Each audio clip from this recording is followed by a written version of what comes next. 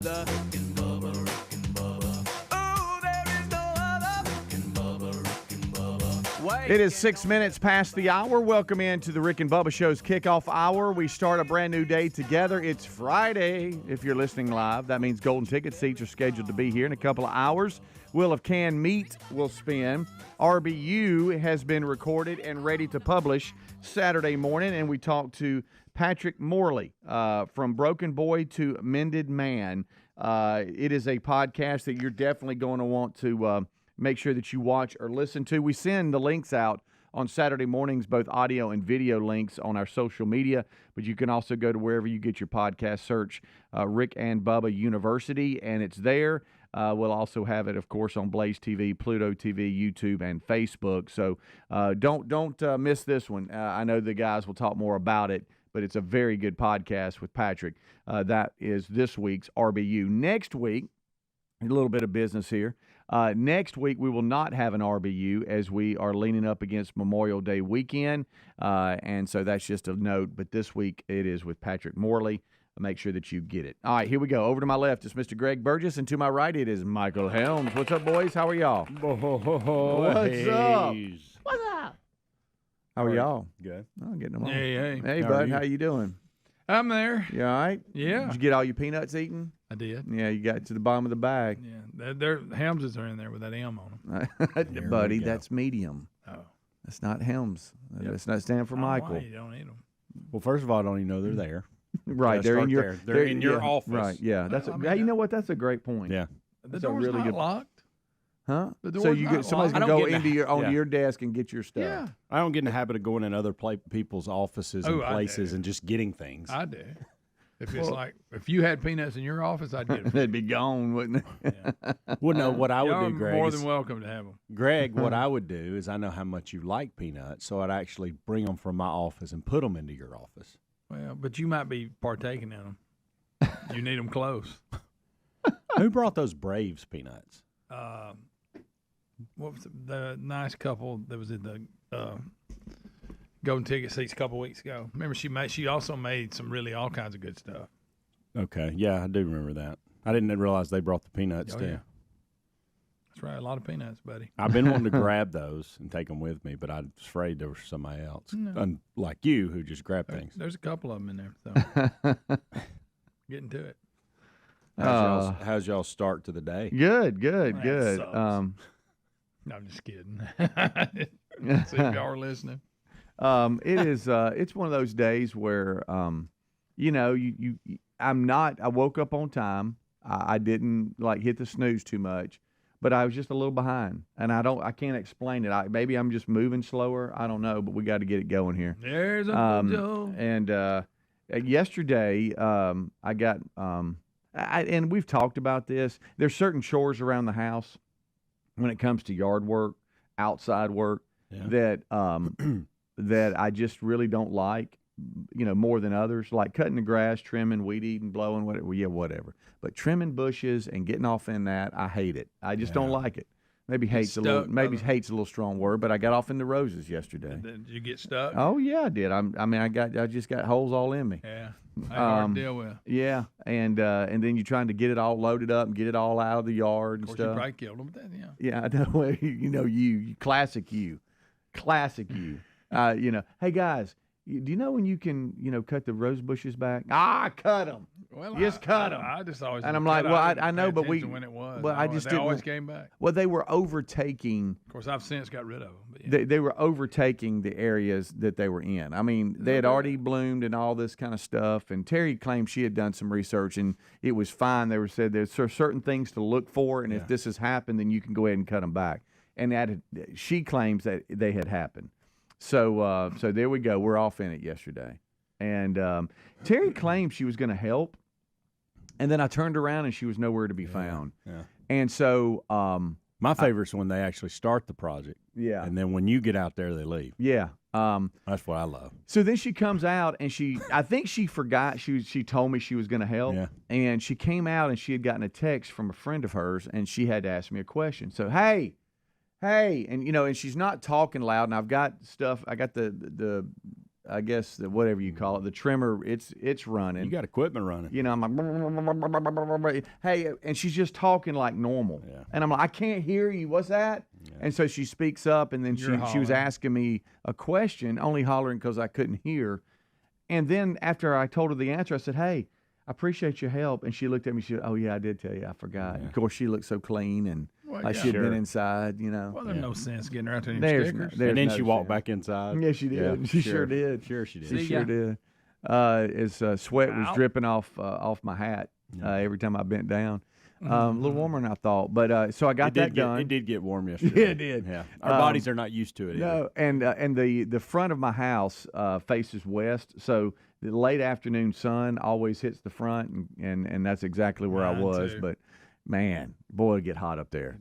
Good night alive. But hey, got it done. There was one section I didn't get done, but that's around the side of the house. We'll get that later, but at least let that go. Probably. Hey, boy, these rose bushes, they were taking over. I mean, good night. They were coming out into the yard. Oh, they'll. I mean, they'll get out of hand. They'll yeah, take they the will. place over and slap you around. I know if they. I mean, but hey, I got off. I got it done, so I'm happy about that. And I was trying to get it done before all the bad storms came in. But are you telling me it's not gonna? It doesn't look like we're going to get near the rain. We're going to get rain, but we're not going to get near the rain we thought we were going to get. Boy, some of you have been, and we're talking about where we're sitting right now, which is Birmingham, Alabama. Yeah, and it's I know a lot of you have experienced a lot of rain. Some of that footage coming out of Texas, Oklahoma, and all that. Good night. Houston area got hit pretty good. But I was in the break room a minute ago. I call it a break room, getting a cup of Joe. Mm-hmm. And all we've heard, up, which is strange. We've been told all week that we're going to have all these heavy amounts of rains and thunderstorms and all this, and button down the hatches. Mm-hmm. And then it was little weatherman in there. Is it batten down or button down? I don't know, Greg. I mean, I don't know. I'm talking about the weather right now. I've heard it both ways. Yeah. I don't know. I think it's actually batten down the hatches. Okay. I don't think it's button. I said button. Yeah, because I wanted to say button, and I can. Well, you want to button if you want to be wrong, sure. that's fine. Yeah. I mean, and I like to button down my I shirt. love that that's what you pulled out of it. Mr. Negative over there. It's every damn day. Look, I got the weather. I mean, we got the weather report. We're going to do a segment on the weather. We were talking about Greg, how it's changed. We're talking about getting yard work. I know you. What do you want to talk about today, Greg? I know you got probably buttoning down the hatches. I know you got, but I know you. I almost said I know you got buttoned down. I know you got money and you hire people to do yard work, not us. Yeah. We do our own. Whatever. No, I was just talking about getting the bushes done before the rain came in, and now it doesn't look like it's going to come down. But at least that opened pressure. How's it? At least that opened up my day today. Now I got it done. You know what's getting me is the dew point. I mean, is it? Yeah. The dew point. I actually woke up to a text from one of my boys that said, "Hey, you want to play golf today?" And so I don't know how to respond to that yet because I don't know if it's going to rain or not. Because we're at that point. Wear a little jacket, you'll be out. Yeah, well, we're at that point where we don't want to get out there and have to be cart path only or dealing with that. Plus, the PGA Championship's on. You kind of want to watch a little bit of that. So, I completely get it. So, as we talk about weather and break it down, what's Louisville, Kentucky like today? It's going to be ugly there, too. Is it really? Yeah. That's where they're playing. So, your boy Xander went off yesterday. He did. I don't want to talk about it. Golly. 62. Yes. Course record, yes. right? Yeah. Wow. Everybody took care of business yesterday on that course. They made it. That course had no chance. No, it did not. Really big crowds. They were saying it was like 10, 15 rows deep. It was cool to see on a Thursday. Yeah. For sure. We'll take a break. We'll be right back. Greg's going to update the forecast for Saturday next. Rick and Bubba. Set immigration policies aside for a moment. New diseases are entering through U.S. borders. Now, you remember medication shortages during COVID? Do you remember not being able to see your doctor? Well, you can get out in front of this with a medical emergency kit from the Wellness Company. This is not, I repeat, not first aid. It's like having urgent care in your home with essential prescriptions and strong antibiotics for infections of all types, plus a doctor-easy guide. Order your kit and get 15% off at twc.health/Bubba. Use the promo code Bubba. Helix Sleep Mattress mattresses are terrific, and right now they're offering up to 30% off all mattress orders, plus a free gift with purchase. The Helix lineup has 20 unique mattresses. How will you know which one is right for you? Take the Helix Sleep Quiz. Find out in less than 2 minutes. Once you pick your mattress, Helix knows there's no better way to test out a new mattress than by sleeping on it. So they give you a 100-day free trial. Head to helixsleep.com/Bubba today to save up to 30% off your mattress order, or visit rickandbubba.com for a link under sponsors. Resolving to eat healthier this year was easy. Actually doing it, not so easy. Well, Field of Greens is our healthy superfruit and vegetable habit in my house. Each superfruit and vegetable in Field of Greens was doctor selected for a specific health benefit. Some support your heart, lungs, and kidneys. Others support metabolism for healthy energy and weight loss. If you resolve to get healthier in 2024, it starts with Field of Greens. Get 15% off your first order with free rush shipping at fieldofgreens.com. Use the promo code Bubba, or go to rickandbubba.com. Patriot Mobile offers the same dependable nationwide coverage we all want, accessing all 3 major networks, but without funding agendas you don't agree with. Switching sends the message you support free speech, religious freedoms, our Constitution, as well as our military, veterans, and first responder heroes. Their 100% USA-based customer service team makes switching easy. You can keep your number, keep your phone, or you can upgrade. Your choice. Check them out at patriotmobile.com/Bubba and get free activation, or find the link at rickandbubba.com. So what are you missing out on that you'd be doing if you felt better? That's where Relief Factor comes in. Relief Factor is a daily drug-free supplement developed by doctors. It doesn't just mask pain. Relief Factor uses a unique formula of natural ingredients that work together to help reduce or eliminate pain, whether it's neck, back, joint, or muscle pain. Relief Factor can help. Give it a try by visiting relieffactor.com or calling 1-800-4RELIEF and save on your first order, or visit rickandbubba.com. Here's to less missing out and more living life with Relief Factor. Debt keeps you tossing and turning at night. You can't get away from it. Insanely high interest credit cards and loans make it nearly impossible to pay off your debt. There's a new way out of the debt trap: Pivotal Debt Solutions. Pivotal Debt Solutions can cut or even eliminate interest. They can find programs to write off your balances. They find every solution possible to end your debt. Before you do anything, contact Pivotal Debt Solutions first. Talk to them for free. Find out how fast they can help you get out of debt. Just visit zapmydebt.com. That's zapmydebt.com. Oh, look, honey, the ants are back.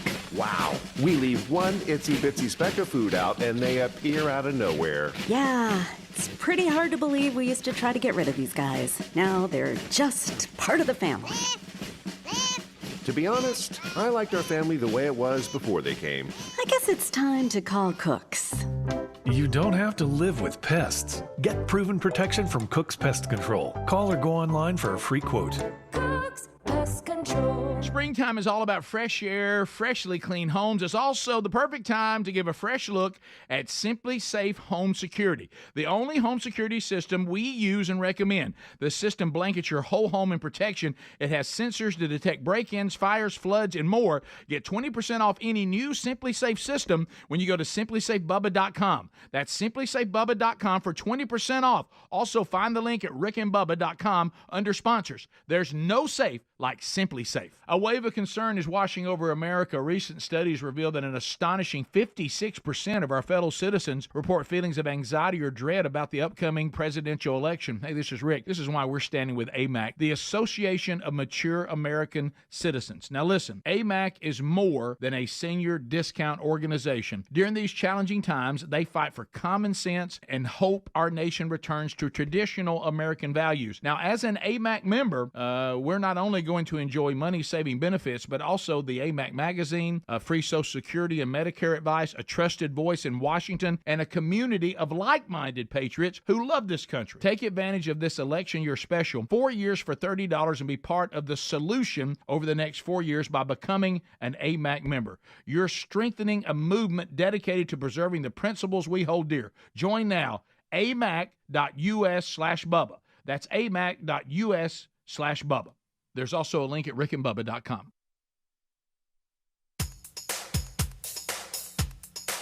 Rick and Bubba's in Ohio. Rick and Bubba. Pass the gravy, please. Rick and Bubba. Ooh, it brings me to my knees. Rick and Bubba.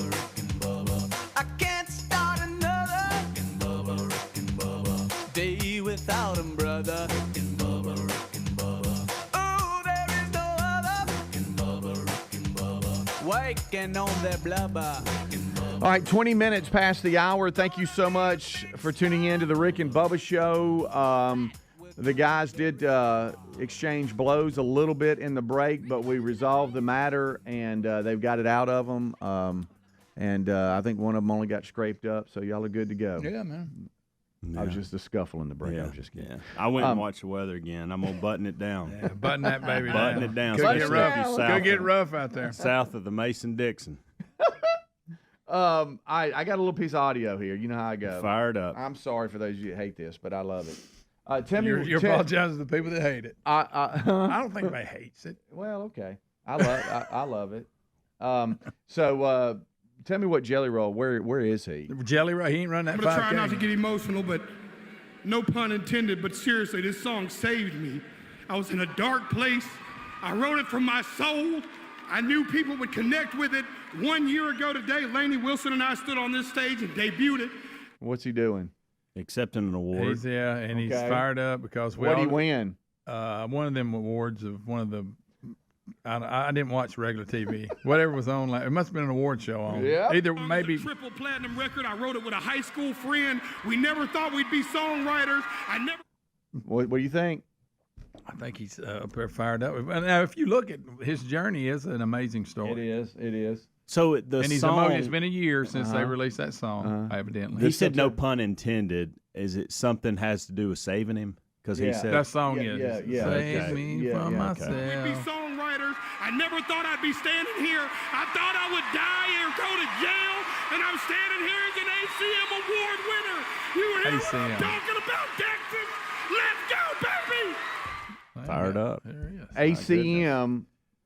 He won American Country Music Awards. Event of the Year is what he won. How about that?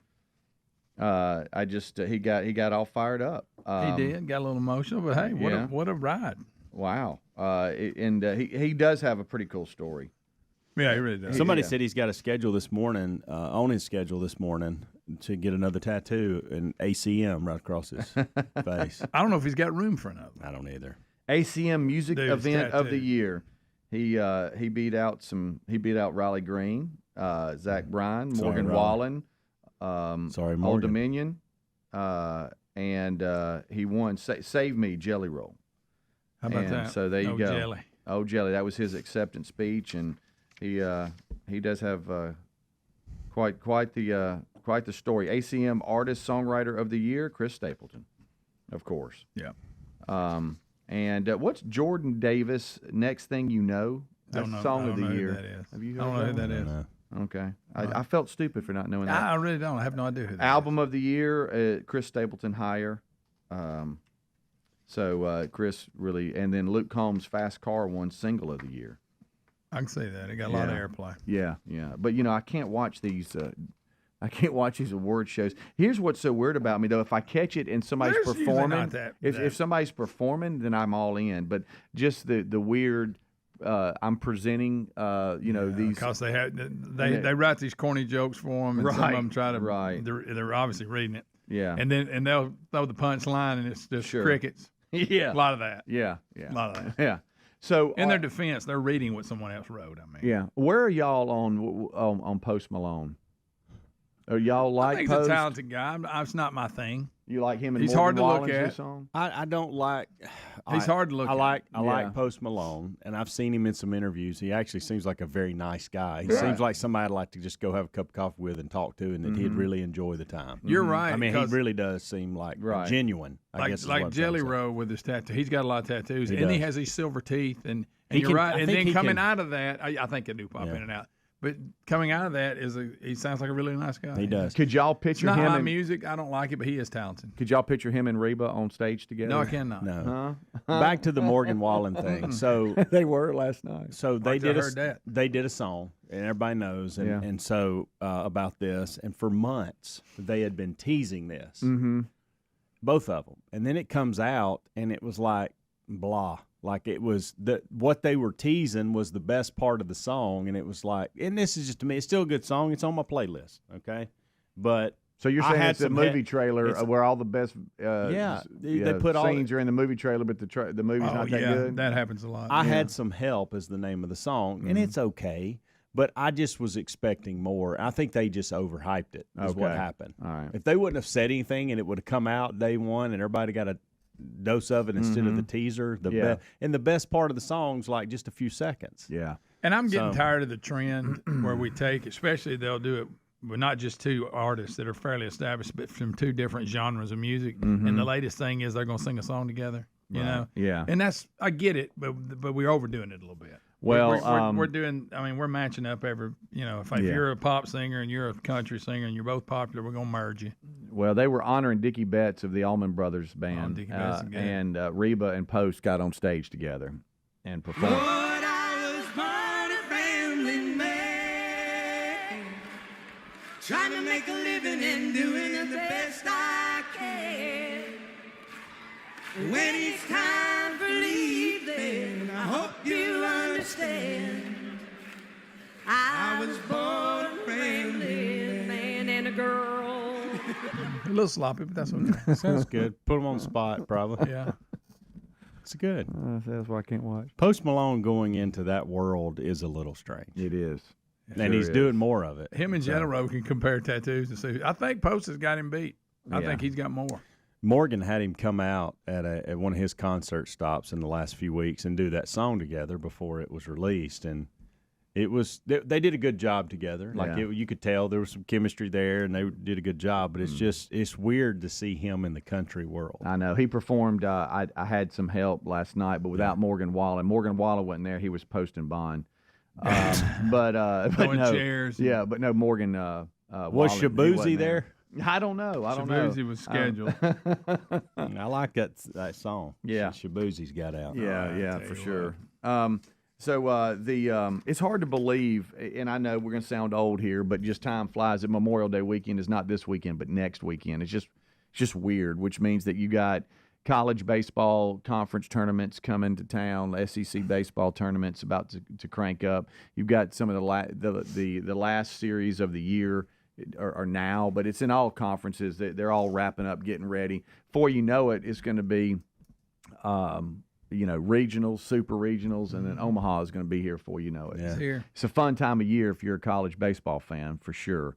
And so last night you had Alabama and Auburn playing, Mississippi State hosting Missouri, Ole Miss, LSU. I think Tennessee, South Carolina. It was a lot of really good games, but they started a little early so they could wrap up to be ready for the tournament next week. But every time I think of that, I think of the sports czars, us being there at the Hoover Met and all the fun surrounding it. That was just a fun time. Yeah, we got to go out and do stuff like that. It was. That was man. We had a blast doing that little sports show, didn't we? We did. It was a long day, but yeah. The fact that we came in and recorded an hour at 4 a.m. and it played back, and then we cranked right back up at 11 live.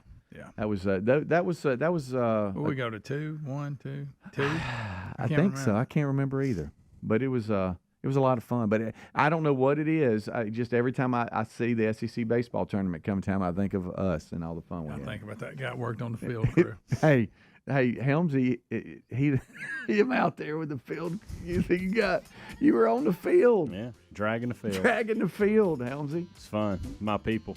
It's hard-working people out there. Getting after it. Between that and you wanting to be a mascot, it's just good stuff. All right, we'll take a break. We'll come right back. We still have a lot to hit. Don't forget, Rick and Bubba crank up the main show at top of the hour. Golden ticket seats coming today. A whole lot to do, and we thank you for being with us. Don't go anywhere. Rick and Bubba, Rick and Bubba.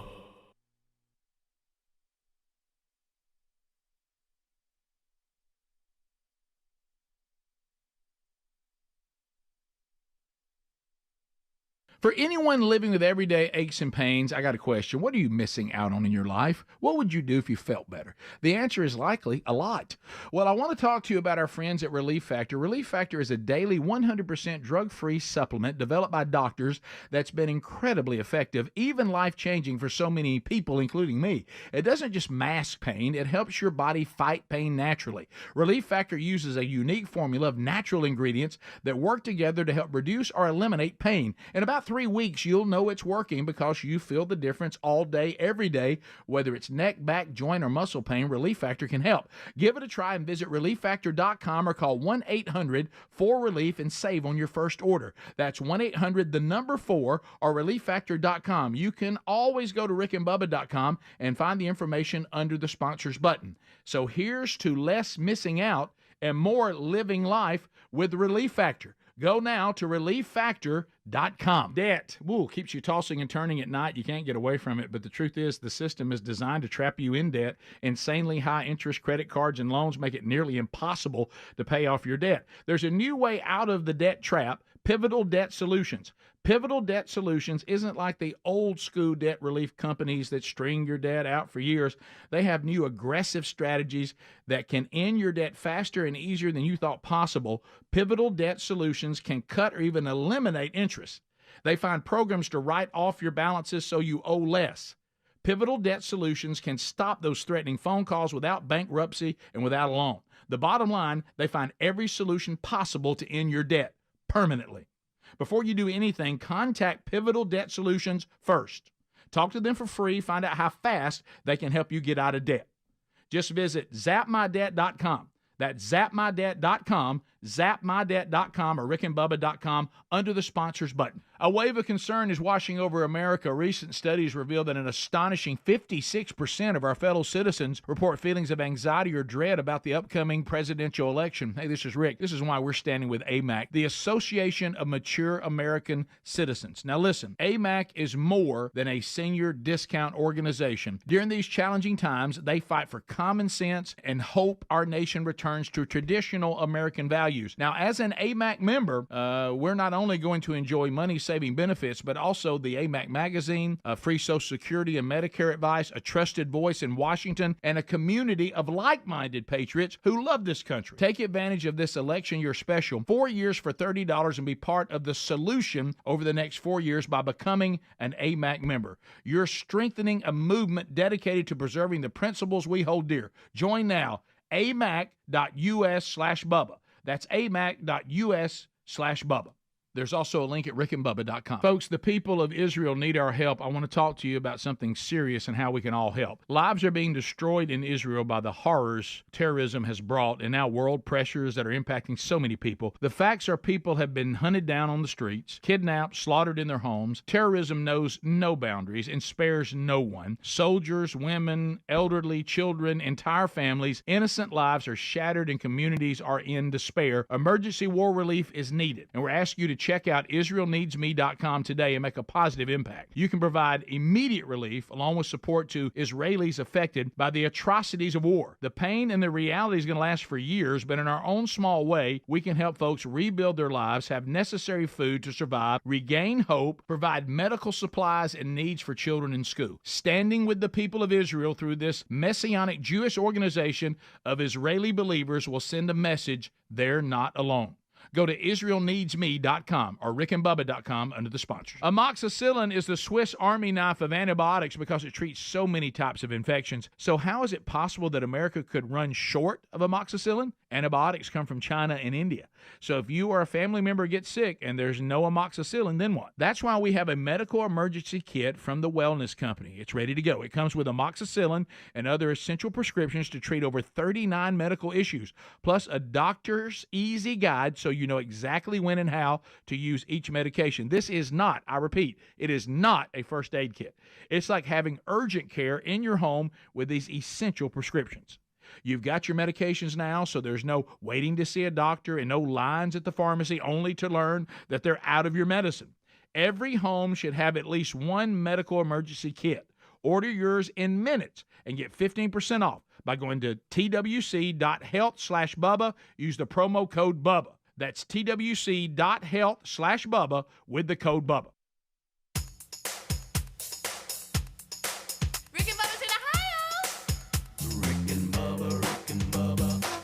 The gravy, please. Rick and Bubba. Ooh, it brings me to my knees. Rick and Bubba. I can't start another. Rick and Bubba. Day without 'em, brother. Rick and Bubba. It's 25 minutes until top of the hour. Thank you so much for tuning in to the Rick and Bubba Show. For those of you headed to the Golden Ticket seats today, drive safely. Look forward to seeing you. I think we got a packed room in here today with our seats, so be looking for that. And starting to get some emails. It looks like some tubers are going to be outside today. Hopefully the rain holds off for all of them. Some of them might have their Raycons in and listen to the show out in the parking lot. Raycon. You need to check them out, too. You can support buyraycon.com/Bubba. You've heard us talk about Raycon's everyday earbuds in the past, and maybe you've thought, wait, it's just the same audio quality, blah, blah, blah. Well, actually, it's exceptional audio quality at about half the price of some of the big-name brands, and they have the best-selling everyday earbuds, and you need to check them out right now. You have features you love and like, optimized gel tips for a good custom fit, 3 customizable sound styles. Now you also get active noise cancellation, and they have a number of different things they offer. And it says here, Raycon's new everyday earbuds are available in a variety of vibrant new colors, too. So you have some colors to choose from. So check it out now if you want to get something for yourself. Maybe you got a birthday coming up. Maybe you want to look ahead towards Father's Day. You got a dad that you think might need them. Check them out right now. There's no better time to get them. They have a 30-day happiness guarantee. You have nothing to lose. Get 20% off today, plus free shipping at buyraycon.com/Bubba. That's 20% off and free shipping at buyraycon.com/Bubba. You'll also find a link at rickandbubba.com under the sponsors button if you choose to go that way. All right, so we are rolling here. It is about halfway through the kickoff hour, and we thank all of you for being with us. The questions, I don't know, it's funny because they all trickle in, but then there's times where it's like we get a ton of questions, and it always is good back and forth with some of these questions. So Helms has some for us ready to go. It's swimming season. It's getting there. Do y'all open your eyes underwater? Ooh, I do. Think. I don't really swim now anymore. Yeah, I don't. But either. I did. I was that guy that did that. I did that as a kid. I don't think I do it anymore. Yeah, I don't think I would have now. No, definitely don't out in the ocean. Definitely did. Well, when I was a kid. no. Do you remember at the end of the day and everything would be just foggy? Yeah, like boy. Chlorine? That's a good question. I don't wear goggles though. Do y'all? No. I wish I could see you in goggles. Yeah, I can't. You wear floaties too? Yeah, I got them on my arm.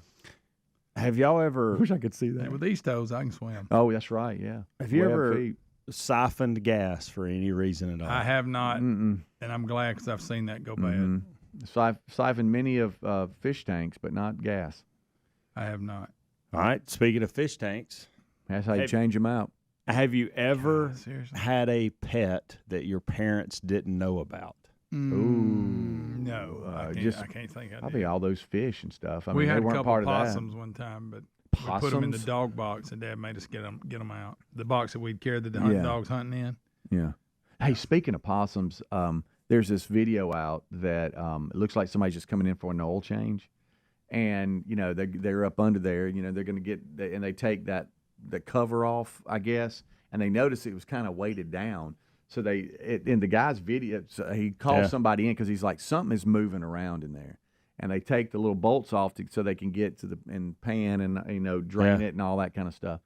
And all of a sudden he pulls it down and there's 2 eyes looking at him. Goodness. And he grabs the possum and brings it out because that's what's in there. And everybody's like, oh, my gosh. And then he looks back in there, and it's like 6 baby possums, and they're all in there. It's like that was their house. And this person was just – car? They were just riding around with it. Good night. And they were just going in there for an oil change. All right, I'm sorry. I've heard about you said possums and I've heard of raccoons. I've heard of getting stuck or not even getting stuck, just having a place to but hang why would out. you want to hang out there? I don't know, but hot. They had a cool little house, One of them said, I almost hit a possum this morning. Somebody said, close the door. Shut it down. When you wake up in the morning, what are the first 2 things you think about? Wow. First 2 things? Or what are the first 2 things you do? You can say think about, but because mine are my first thing is, do I got to tinkle or not? And I usually do, and I go. That's whether you want to think it or not. The second thing I think about is who's texting me in the middle of the night. what's my day about to look like? And so I grab my phone and look. Yeah, I do think about the schedule of the show, and then check my phone. I just get up, and the next thing I know, I'm in the shower. I don't remember how I got. I go straight to get Field of Greens, and then check on the dogs, and then go get in the shower. Sometimes you ever done this? Wake up with like a song in your head? Yes, for some stupid reason. Yes. I've done that too. I do that a lot. Yeah. Real question here. Since y'all get up so early, have you ever fell asleep in the shower? No. No, but usually it wakes me up pretty good. Mm-hmm. When I was younger, I would now I'd lay down. Sometimes just let the water hit me. Like you say, when you get up and use the bathroom, I've almost fell asleep doing that. Oh. Taking a leak, you have to lean against the wall. Yeah, that's why Bubba sits, he said, in the middle of the night. So I'd bring y'all into his world. He's talked about that. I pictured it. I know. When is the last time you've ran full speed? Probably when I blew out my quad and my hamstring. Thought about that when I read this question. I mean, because I've giddy upped a little bit, but I mean full speed, like full speed. Here I go, as hard as you can run. I did that. Okay, it cost you too. Hey man, I'm talking about like one leg up, pop, the next leg up, pop. I came up with a system in blue jeans. Yeah, I got in my driveway. I got Buddy, markers. we know how you far run. it is. We know you. And run. I got in this system where after I ran, I'd walk. Yeah. A certain distance, and then I'd have to run as fast as I could first, and it wasn't far. Please understand that. Right. It wasn't very far, but that. Well, you know, I was running full speed, and again, it wasn't very far and it wasn't very fast. But in my mind, I was full speed. Do you know when Hobie made us do like the magic minute? That's thing? what it was. Yeah. Were we running full speed? Oh yeah. Were we? Okay, I guess that's it then. Now I'm talking about something's chasing you running full speed. Yeah, that'd have to be the 40 then, I guess. Yeah. Two questions. How fast do you think you could run like if a bear was chasing you? Real fast. Yeah. Probably faster than I think I can run. There's a gear there that I don't know exists. That's right. Two questions around smells. Oh boy. What's the worst thing you've ever smelled? Oh gosh. I don't want to gross people out. Because, I mean, there's some. Well, just give me what's the worst thing. Like, you think back. Well, hold on just a second. I know. Hold on just a second. I can't remember last time. Oh, wait, no, not that. Hold on. Bubba, you. Wait, no, hold on. I'm trying to kill time, and I'm just not going to do it because I had something for y'all off air. I know what y'all's are. Well, that was bad. That was bad. I know what you're talking about, and that was bad. Greg, it happened a couple weeks ago. But I will tell you this, cleaning up after. Oh, good Lord! Cleaning up after the dogs. If somebody's made it, had an accident or whatever. But have you ever gone into a porta potty in the heat of a day? Oh yeah, and then just step back out and going, I can't go in there. Yes, I used to have to deal with them a lot. Yeah, and it's like 95 degrees, and it's just it needs to be pumped. Yes, it's disgusting. Yeah, that's probably it. Yeah. And and there was something I think out in the garbage one time that had spoiled, and I opened it up, and I was like, ooh. I think. What about it so bad that when you think about it, it makes you almost smell it again? Yeah, that's bad. Golly, thanks for that, Helm. I think this one is this guy's looking for advice. Okay. He wants to know. This is what they said. Are you around someone every day that has a smell about them that is not good? And specifically, they're talking about breath. And they like this person, they enjoy being around them, but they can't stomach this anymore. They want to be able to tell them how Would does y'all that. tell me if my breath? Yes, yeah, we've all made a pact with each other. Yeah, but I've met those people. I have to. Halitosis. Yeah. I'm around a couple of them Katz's now. Daughter. Yes, according to him. But you're right. I mean, they're clean people. They just got stank breath, burnt booger bear breath, and they don't like there's somebody relatively that I see a good bit. Well, you can call them out. And I don't. I'm now everybody that knows no, you what I'm saying is caution you here. There have been times that I'm like, gosh, I need to say something. Mm-hmm. I don't know. There was a guy we used to work with, and that was his nickname. He didn't know it. He didn't get it. He didn't know why we called him that. And I've gone in my own mind like, really, I hope if this was me that they would come to me and say, hey, look, work in some Listerine. Yeah, and you know what? I mean, they can't help it. Some It's a medical condition. Well, so let me ask you this, Helms. I'll tell you who it is. Is this person? Did they say if they're like married? Can you go to a? I mean, the spouse has to know it. Oh yeah. It's not their spouse. It's somebody they work with. No, I'm just saying, but their spouse, their employees or their coworkers. Maybe they just got nose blind. You know how you think you're around something that stinks. I don't know if See, I wonder about that. Some people too. with BO they can't smell their BO. Now BOs, there's no excuse in that. I mean, you can have bad breath and maybe not be your fault, but if you got BO, you need to take a bath. Well, they might take a bath, but then a couple hours later, they got they're under their pits. There's a thing called antiperspirant. I know. It works. I'm just telling you, but there's some people that won't wear deodorant because they think it's toxic. Well, I'd rather maybe 10 years off my life instead of walking around smelling. I know. If you put I'm this glad y'all don't person, smell. I want to thank y'all for not smelling. Yeah, that's true. Does anybody here think? I don't think. I try to take pride in it. Yeah. Like I brush my teeth like 2 or 3 times a day. Right. I shower 2 or 3 times a day. Oh, I appreciate that. I mean, thank y'all for doing that. I'm a twice a day shower. I am. Oh, I mean, but remember when you were in school and you were around so many people, you were going to encounter those people that stunk. Yeah, and boy, you knew it too. And you always thought, so you just think you don't care. Helmsy, I don't know. It depends on how well they know this person. If they know. They said they know them real well. Then you got to talk to them. Get them some TheraBreath. You got to say, hey, look, let me, Dr. Katz and TheraBreath. This is Give why him some TheraBreath. This is why he created the product. Go get you some TheraBreath. His daughter's breath stunk. Yeah, either that or go. Boy, it paid off for him. I bet he's so glad his daughter's breath stunk. Yeah, because he paid off for his daughter too to have that stinky breath. Yes. Yeah. Look what it led to. Or either go get some and you just leave it on his desk and don't act like you did it.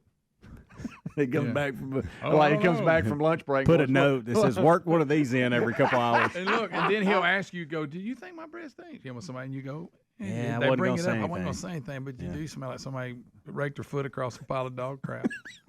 That's a tough one. That's a tough situation. Stir it up. Hey, Greg, let's start. Yeah, I wouldn't say it like that.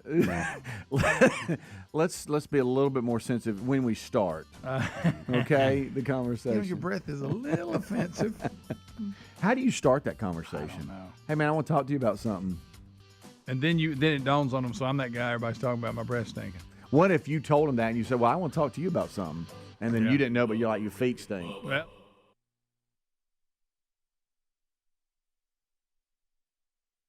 I have diabetes. I'm at risk for pneumococcal pneumonia. I have asthma. I'm at risk, too. If you're 19 or older with chronic conditions like asthma, diabetes, COPD, or heart disease, or are 65 or older, you are at increased risk for pneumococcal pneumonia. Ask your doctor or pharmacist about Prevnar 20, pneumococcal 20-valent conjugate vaccine, a Pfizer vaccine that can help protect you against pneumococcal pneumonia in just one dose. Even if you've already been vaccinated with other pneumonia vaccines, Prevnar 20 may help provide added protection. Prevnar 20 is approved for adults to help prevent infections from 20 strains of the bacteria that cause pneumococcal pneumonia. Continued approval may depend on a supportive study. Don't get Prevnar 20 if you've had a severe allergic reaction to the vaccine or its ingredients. Adults with weakened immune systems may have a lower response to the vaccine. Side effects include pain and swelling at the injection site, fatigue, headache, muscle, and joint pain. For full prescribing information, please call 1-855-213-2138 or visit Prevnar20.com.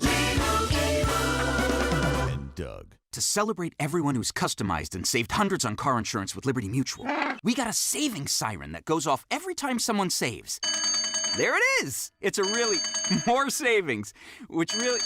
Okay, a lot of savings. Little annoying now. Will you stop saving for 5 seconds? Only pay for what you need at LibertyMutual.com. Savings may vary. Underwritten by Liberty Mutual Insurance Company and affiliates. Excludes Massachusetts. Liberty, liberty, liberty, liberty. Family Talk with Straight Talk. You give and you give. It's time to get with Straight Talk Wireless. You get a reliable 5G network and unlimited data, and you get to choose who joins your family plan starting as low as $25 a line. Does it have to be family? It can be family or people you like. Get more lines and more savings. Switch to Straight Talk for family plan starting as low as $25 a line per month for 4 lines. Find us at Walmart and straighttalk.com. For network management practices, visit straighttalk.com. Family plan discount with 4 lines, all on the Silver Unlimited plan. Taxes and fees apply. Hi, I'm Henry Winkler. My eyes are very important to me. My eyes connect me with everything I love. I loved my late father-in-law dearly. He always lit up a room, but his vision dimmed with age. He had age-related macular degeneration, or AMD. And since partnering with Apellis, I've learned there's an advanced form of dry AMD called geographic atrophy, or GA. His struggle with vision loss made me want to help others know about GA's warning signs. For some, colors appear dull or washed out. For others, hazy or blurred vision make it hard to see details, like fine print on price tags. Many have trouble seeing in the dark, making driving at night difficult. GA gets worse over time and cannot be reversed. If you think you have GA, don't wait. Treatments are available. Ask a retina specialist about FDA-approved treatments for GA and go to GAWon'tWait.com. Resolving to eat healthier this year, that was easy. Actually doing it, not so easy. That's where Field of Greens comes in. Better nutrition is a key to health and longevity, and a healthy diet could even help you avoid health risks that run in your family. Field of Greens is your healthy superfruit and vegetable habit. It's the only fruit and vegetable product that literally promises better health at your next checkup. Your doctor will notice your improved health or your money back. Do your vitamins or green drinks promise better health? No. I love this stuff and definitely feel healthier taking it. Each superfruit and vegetable in Field of Greens was doctor selected for a specific health benefit. Some support your heart, lungs, and kidneys. Others support metabolism for healthy energy and weight loss. If you're resolved to get healthier in 2024, it starts with Field of Greens. And we got you a 15% off first order with free rush shipping. Visit fieldofgreens.com, use the promo code Bubba for 15% off. Or go to rickandbubba.com, find the link under sponsors. A wave of concern is washing over America. Recent studies reveal that an astonishing 56% of our fellow citizens report feelings of anxiety or dread about the upcoming presidential election. Hey, this is Rick. This is why we're standing with AMAC, the Association of Mature American Citizens. Now listen, AMAC is more than a senior discount organization. During these challenging times, they fight for common sense and hope our nation returns to traditional American values. Now, as an AMAC member, we're not only going to enjoy money-saving benefits, but also the AMAC magazine, free Social Security and Medicare advice, a trusted voice in Washington, and a community of like-minded patriots who love this country. Take advantage of this election year special, 4 years for $30, and be part of the solution over the next 4 years by becoming an AMAC member. You're strengthening a movement dedicated to preserving the principles we hold dear. Join now, amac.us/Bubba. That's amac.us/Bubba. There's also a link at rickandbubba.com.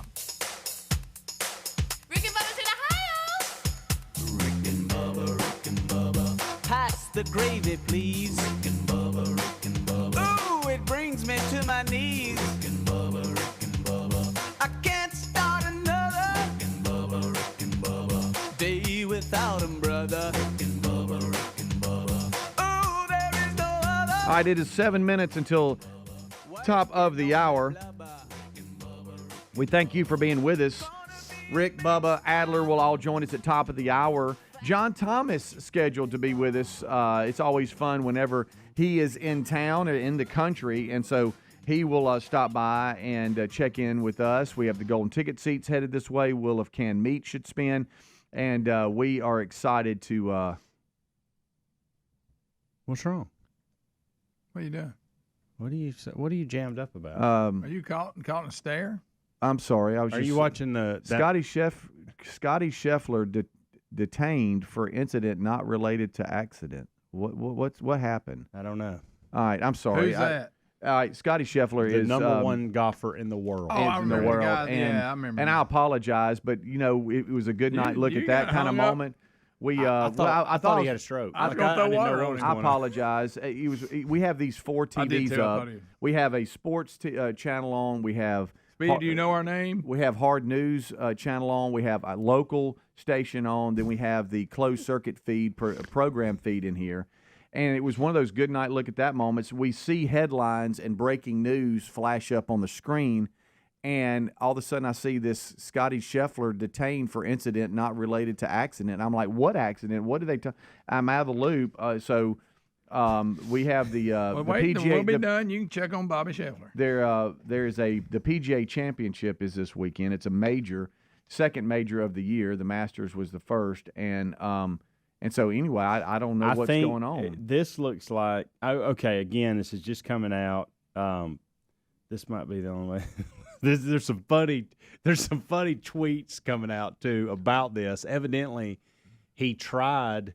They didn't know who he was, and he tried to go into a certain property, and they're on the like walking into a clubhouse or something, and they detained him because they thought it was just he was like, "Hey man, I'm Scottie Scheffler. I'm playing in the tournament," and that seems what's going on. It says accident. Well, I think it may some other things may come out, but I think they're calling it an accident that the guy accidentally stopped Scottie Scheffler kind of thing. Okay, is it a gated community thing? I guess so. Okay, because most of these guys, they'll go in and they'll just rent a house. And these folks, they leave for a week or whatever, and they rent a house with a couple of players or something. I don't know. But it says number one golfer Scottie Scheffler has been detained by police in handcuffs after misunderstanding with traffic flow led to his attempt. Okay, hold on. He got cuffed? Led to his attempt to drive past a police officer in Valhalla Golf Club. The police officer attempted to attach himself to Scheffler's car, and Scheffler then stopped his vehicle at the entrance to Valhalla. The police officer then began to scream at Scheffler to get out of the car. When Scheffler exited the vehicle, the officer shoved Scheffler against the car and immediately placed him in handcuffs. What? He is now being detained in the back of the police car. Shut up. Now, again, these are what in the world? This is from an ESPN reporter. Okay, that just put that out. They're covering it live right now. So somebody, I was tell you this, it yanked Calvin Wilburn right out of his seat. It did. I'm sitting here. Honestly, I'm like Hams. I thought you were having a stroke. I apologize. Anyway, John Thomas is going to be with us later. We're going to have a good time today. Back to Scottie Scheffler. I think that's what I was in the middle of somebody saying. Said. I just saw the headline pop up. Scottie Scheffler has been arrested outside of Valhalla. This might be the only way to stop him from winning the tournament. So wait a minute. So these police officers, whenever they're out in the middle of the road and stopping traffic, they do not like you to. No, they don't. Like if they say stop or whatever, you keep going and drive around them, they are not. They don't care if you Bobby Scheffler or not. Is it something similar to that? Like he went past the traffic. Dan Hicks. We all know who Dan Hicks is. He's been a play-by-play guy for Everybody NBC forever. Right. And you know his voice. Yeah. He just tweeted out. Okay. This Scottie Scheffler story outside Valhalla Country Club with him in cuffs is as wild as it gets. He's there. This guy, Dan, is there. So he must be right on the forefront of this. So this is definitely a first, I'll tell you that.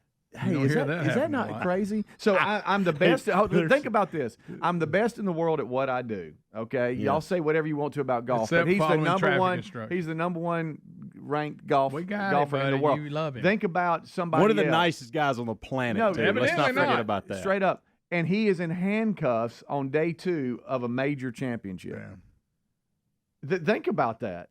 That is not hilarious. That is crazy. Good night. It says so. Anyway, and it's in Louisville, Kentucky. The PGA Championship second round has already been delayed due to accident near course, is what it says. Somebody said, "Leave the handcuffs on him. Maybe that'll give everybody else a chance." Hey, these I love the comments sometimes, and sometimes they hurt your feelings. Yeah, sure. But okay. All right. So there you go. So I'm sorry. So I'm in the middle of promoting the day, and the headline pops up on the bottom of the screen. You see these, how it says breaking news. I saw you. Well, here like it's a tractor beam. I know it's like breaking news, and I'm like, am I reading that right? All right. So evidently so the PGA Championship has been delayed this morning because of this traffic accident. Okay. So there's an accident. So there was an accident. But Bobby Scheffler caused it near Valhalla Golf Club, and Scheffler was detained by the police for not following police orders as a result of traffic flow, and it was a misunderstanding. Like he was actually, I think he was doing what he was actually supposed to do. They just didn't know it was him. With that, and he's had to get to a tee time. That's what I'm saying. He's probably going, look, I got to get around here. Yeah, I know you ain't gonna believe this, but I'm the number one player in the world on this planet. Yeah, could I squeeze by this real quick? Yeah. So that officer, I mean, he doesn't. He handcuffs Scottie Scheffler. Yep. Wow.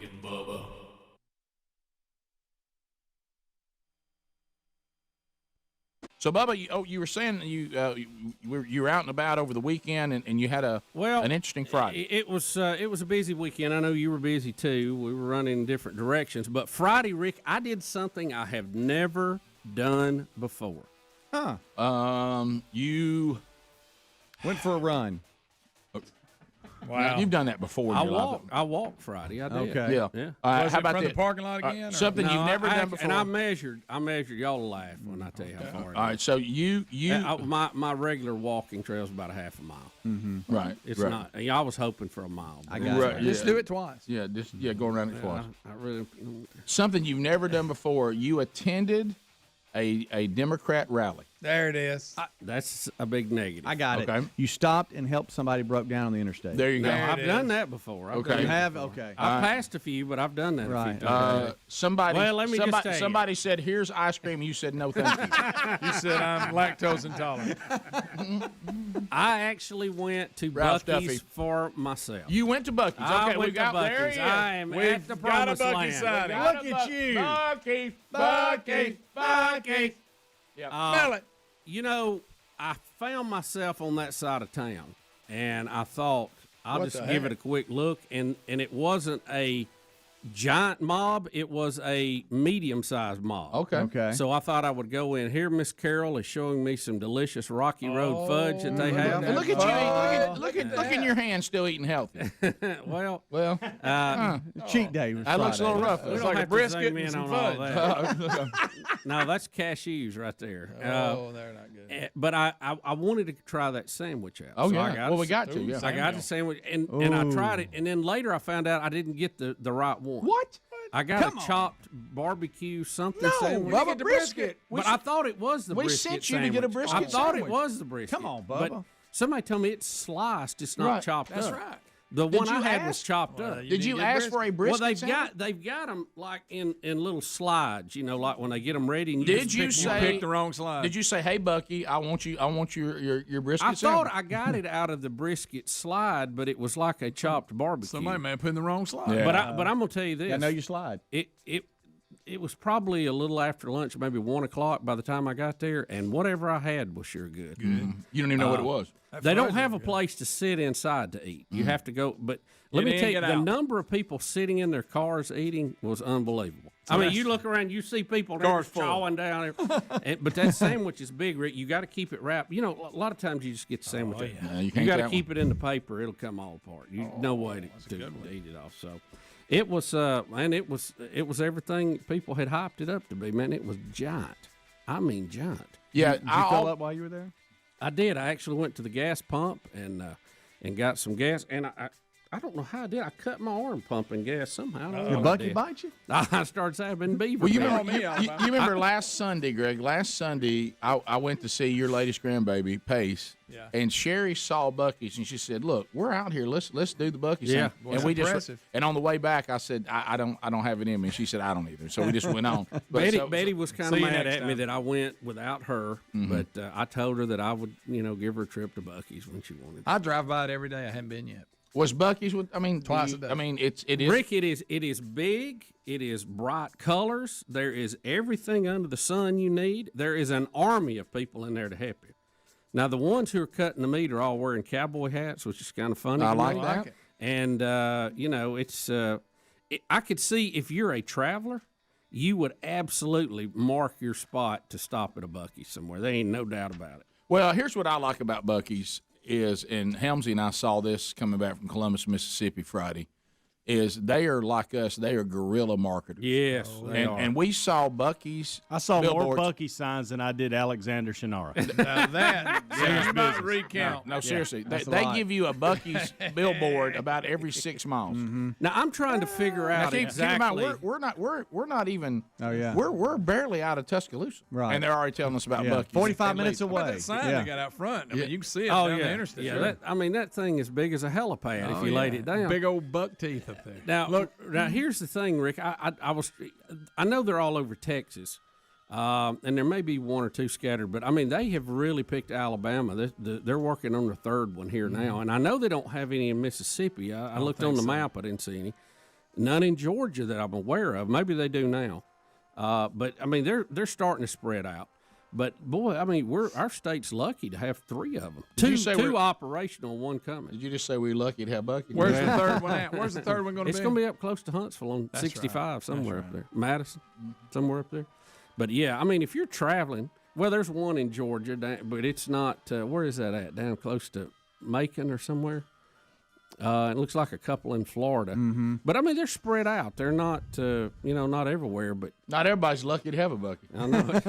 I'm gonna tell you. Hey, how about this? For Leeds, that is a home run, by the way. Oh, look. I mean, you talking about no doubt when it left the bat. There she goes. Well, and it's sitting right next to a Bass Pro Shop. Oh yeah. Well, that's you talking about a 1-2. That's where we actually went, and then I thought, hey, I'll just see what the crowd. And I could see gas pumps that somebody wasn't parked at.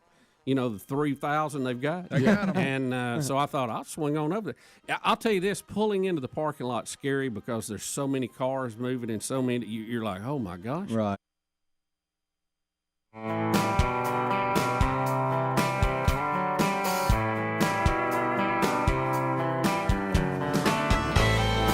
And here we go, 6 minutes past the hour. Rick and Bubba Show. Thank you for being with us today.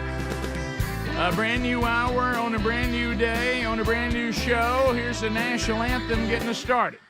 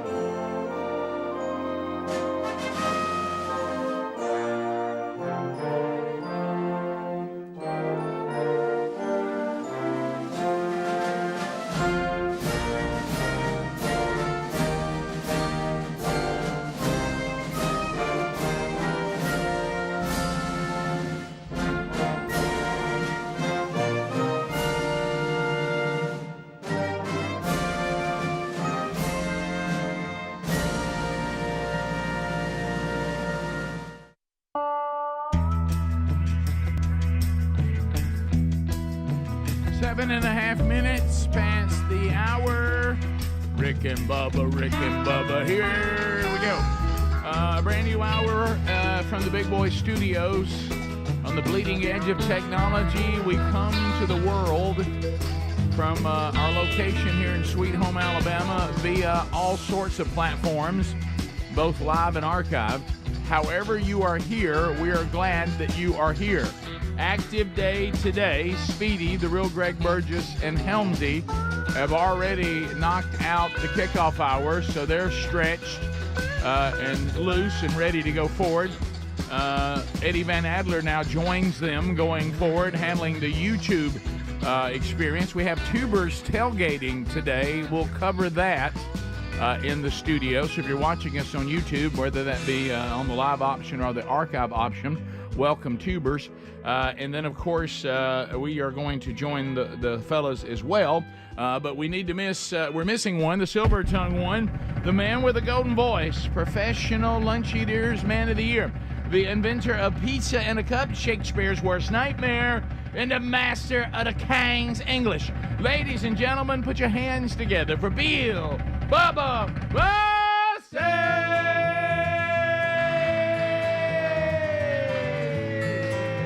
Howdy, Bubba.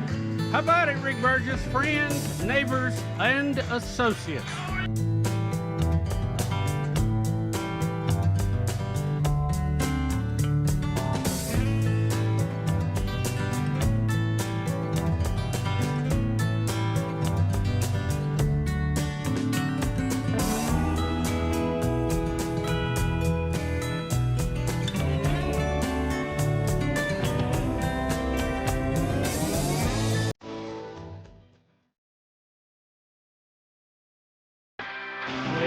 Emotion, yeah.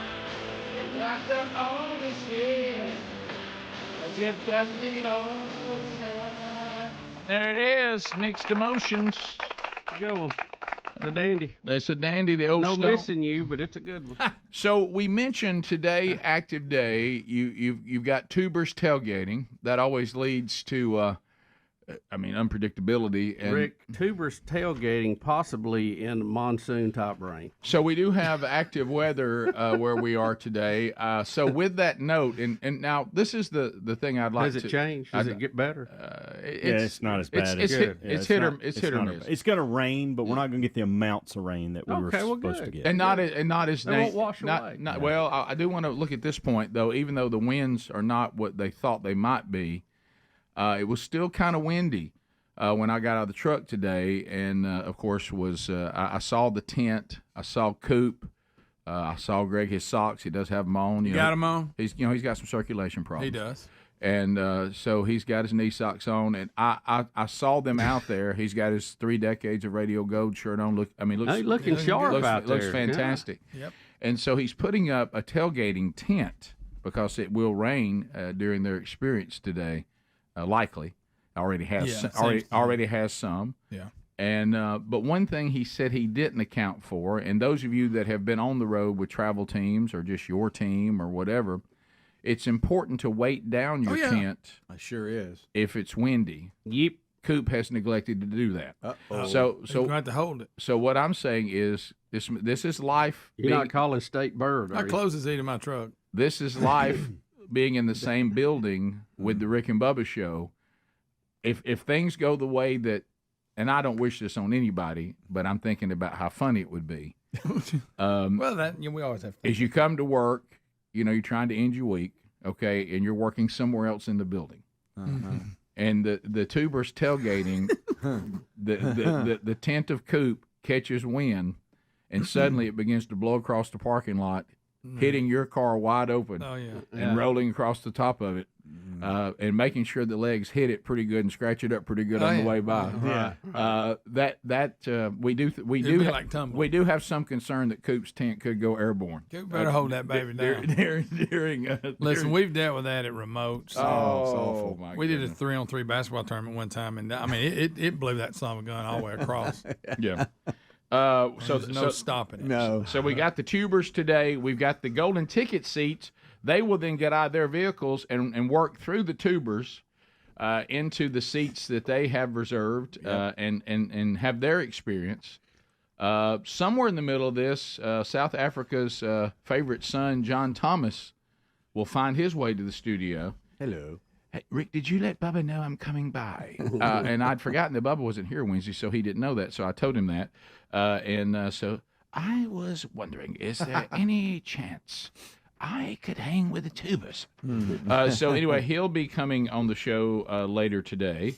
And then we'll spin the wonderful wheel of canned meat. So that's all there. I understand that this breaking story with the PGA it's a pretty big one. Is unbelievable. We will. This is another reason. This may be the most bizarre sports story we'll have all year. Is his name Scottie Scheffler? Is that right? Boy. So Scottie Scheffler apparently is the number 1 golfer right now? Yep. Yes. So he sure is. Been that way for a while. Is he numero uno? He is. Now, this is the reason why golf needs to work a little bit, because if this was Tom Brady, he wouldn't have been arrested. Well, and Rick, if I can just speak to his marketing people, he needs to become an animal. Right. If he was the bear, he was the the walrus, or he was the shark, or he you got to be named Tiger. a tiger. He needs to be an animal. He's a golfer without a name. How about the badger? Is there a badger already? No, Anybody know? I don't think so. I like that. The honey badger. Yeah, honey badger. Didn't really fit his personality. No, it doesn't. No. How about what about Slider? How about inmate? What about a bird of prey? Scottie Scheffler the Slider. What about Scheffler the Slider? What about a bird of prey? It's just hard to say all that. How about with golf, the eagle? Yeah, he would be. He had one of those just on the first hole, dunked it from the middle of the fairway. He did. Since scoring includes eagle, Rick, I don't know if that would be a good nickname. I don't. But know if he's that's the too close. eagle. I did know a bogey one time. Did you? Yeah. I don't think he won't be saddled with that name. Well, blooper. This is him. If you're wondering what we're talking about, he was supposed to start the second round. There was a horrible crash, unfortunately, involving a pedestrian that was run over and killed, sadly. But the traffic was in his way of getting back to the course. He and his wife just had a new baby. He went around, apparently, a barricade the police didn't want anyone to go around, and they've arrested Scottie Scheffler.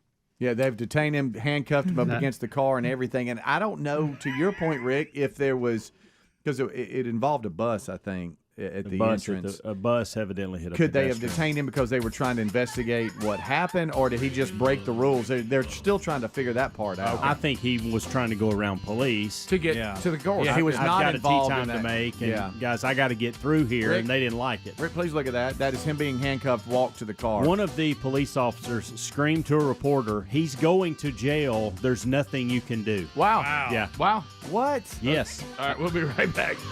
Rick and Bubba, Rick and Bubba. I don't want to be hit here, you know. Well, we got something else happening today that I have to talk about y'all off air. Ton of them. Yeah, because I don't. But anyway, along these lines. Okay. The cashews were great, too. I love cashews. So you wait a minute. So let me be sure I have this right. You ate a barbecue sandwich from a convenience store with a side of cashews.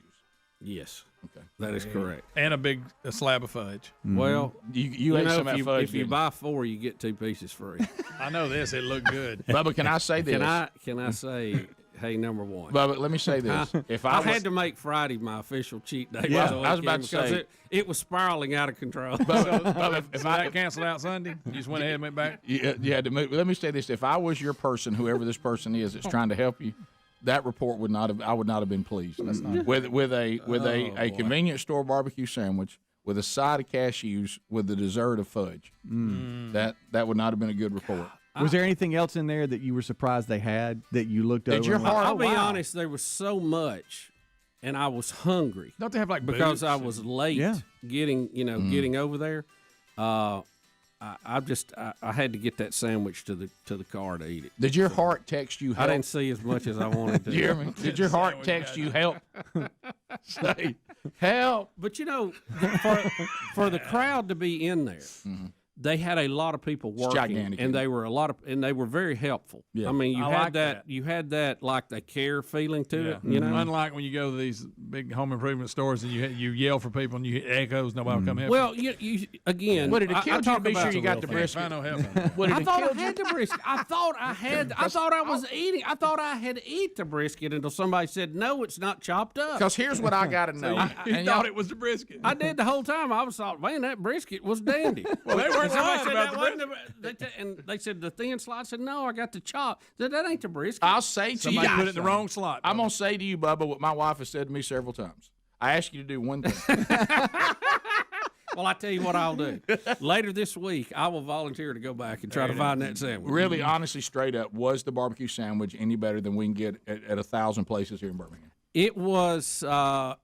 It was very good, but so's everyone. Well, see, we're in I'm Alabama. not- I can I'm go not- get a chopped barbecue I'm sandwich. not- 10 minutes from here. 5 I'm minutes. not one of these people that I can rate all barbecue. Yeah, it's just all good to me anyway. Right. But this was very good. And again, I was real hungry, so you got to play that into it. But it was big. It was big. That's what I like. And there was a lot of it. Portion? No, you don't look at that sandwich and go, "Hey, they were skimping here." Right. Yeah. That's what I like. A lot of pork pouring out of there. You had to keep They that have sauce full. on it? You had to keep that full wrapped up, or it'd have got away from A it. lot of sauce, Hungry. a medium sauce, or not enough sauce. It was just right. Right, just right. Just right. Because some people go too far. Yeah. Some don't do enough. It wasn't dripping off of Yeah. you, but it was not dry at all. Oh, good. Not at all. That's what I got to have right there. It was good. We'll be back. 15 minutes to the top. Bubba's been to Buc-ee's. Rick and Bubba, Rick and Bubba. All right. So when has Cuomo? When did he get in the crosshairs of the left who loved him and was giving him Emmys and he's writing books and there were some who were talking on the air how they were attracted to him, some of the women, and how wonderful he was. But now something's happened and the signal has gone out. Everybody on Cuomo. Everybody on Cuomo. Well, it goes back to the nursing homes, Rick, and you can't defend what he did. And the study that came out said, okay, internal investigation is that you clearly tried to cover up the stats, the numbers, and what you did with the nursing home. Well, let's go back a step. I told Rick, and I think I told most of you guys, when all this happened, his aide, if you would, his right-hand woman, came forward and said we covered the numbers up. And when she came out, I said, Rick, why is she doing this? You did, 100%. What is the motivation to turn on the governor? I said, there's only one. You got to mark off first. This is a scorned woman. Yep. Everybody on Cuomo. Everybody on Cuomo. And then the problem is you have every Democrat on recent video back when we had the Supreme Court hearing with Kavanaugh, saying, if the woman comes forward, you got to believe her. She is right till proven wrong. We're forgetting due process, forget innocent till proven guilty. If a woman comes forward and says you have abused her, she is right until you can prove different. And where do you go? I mean, they set their own trap. And he's been caught in the left's own trap, even though he was beloved for a period of time by the left. There's so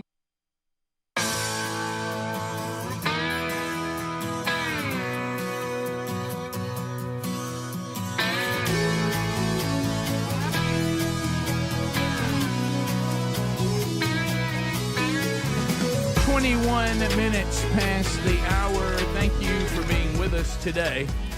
Bubba and I had the honor yesterday of talking to Pat Morley.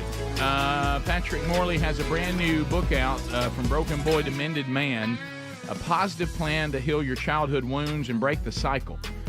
Really interesting, in-depth conversation about maybe you grew up in a dysfunctional home, and also maybe some things to look for, to ask some hard questions. Are you creating another one? And how to kind of deal with that and break that cycle.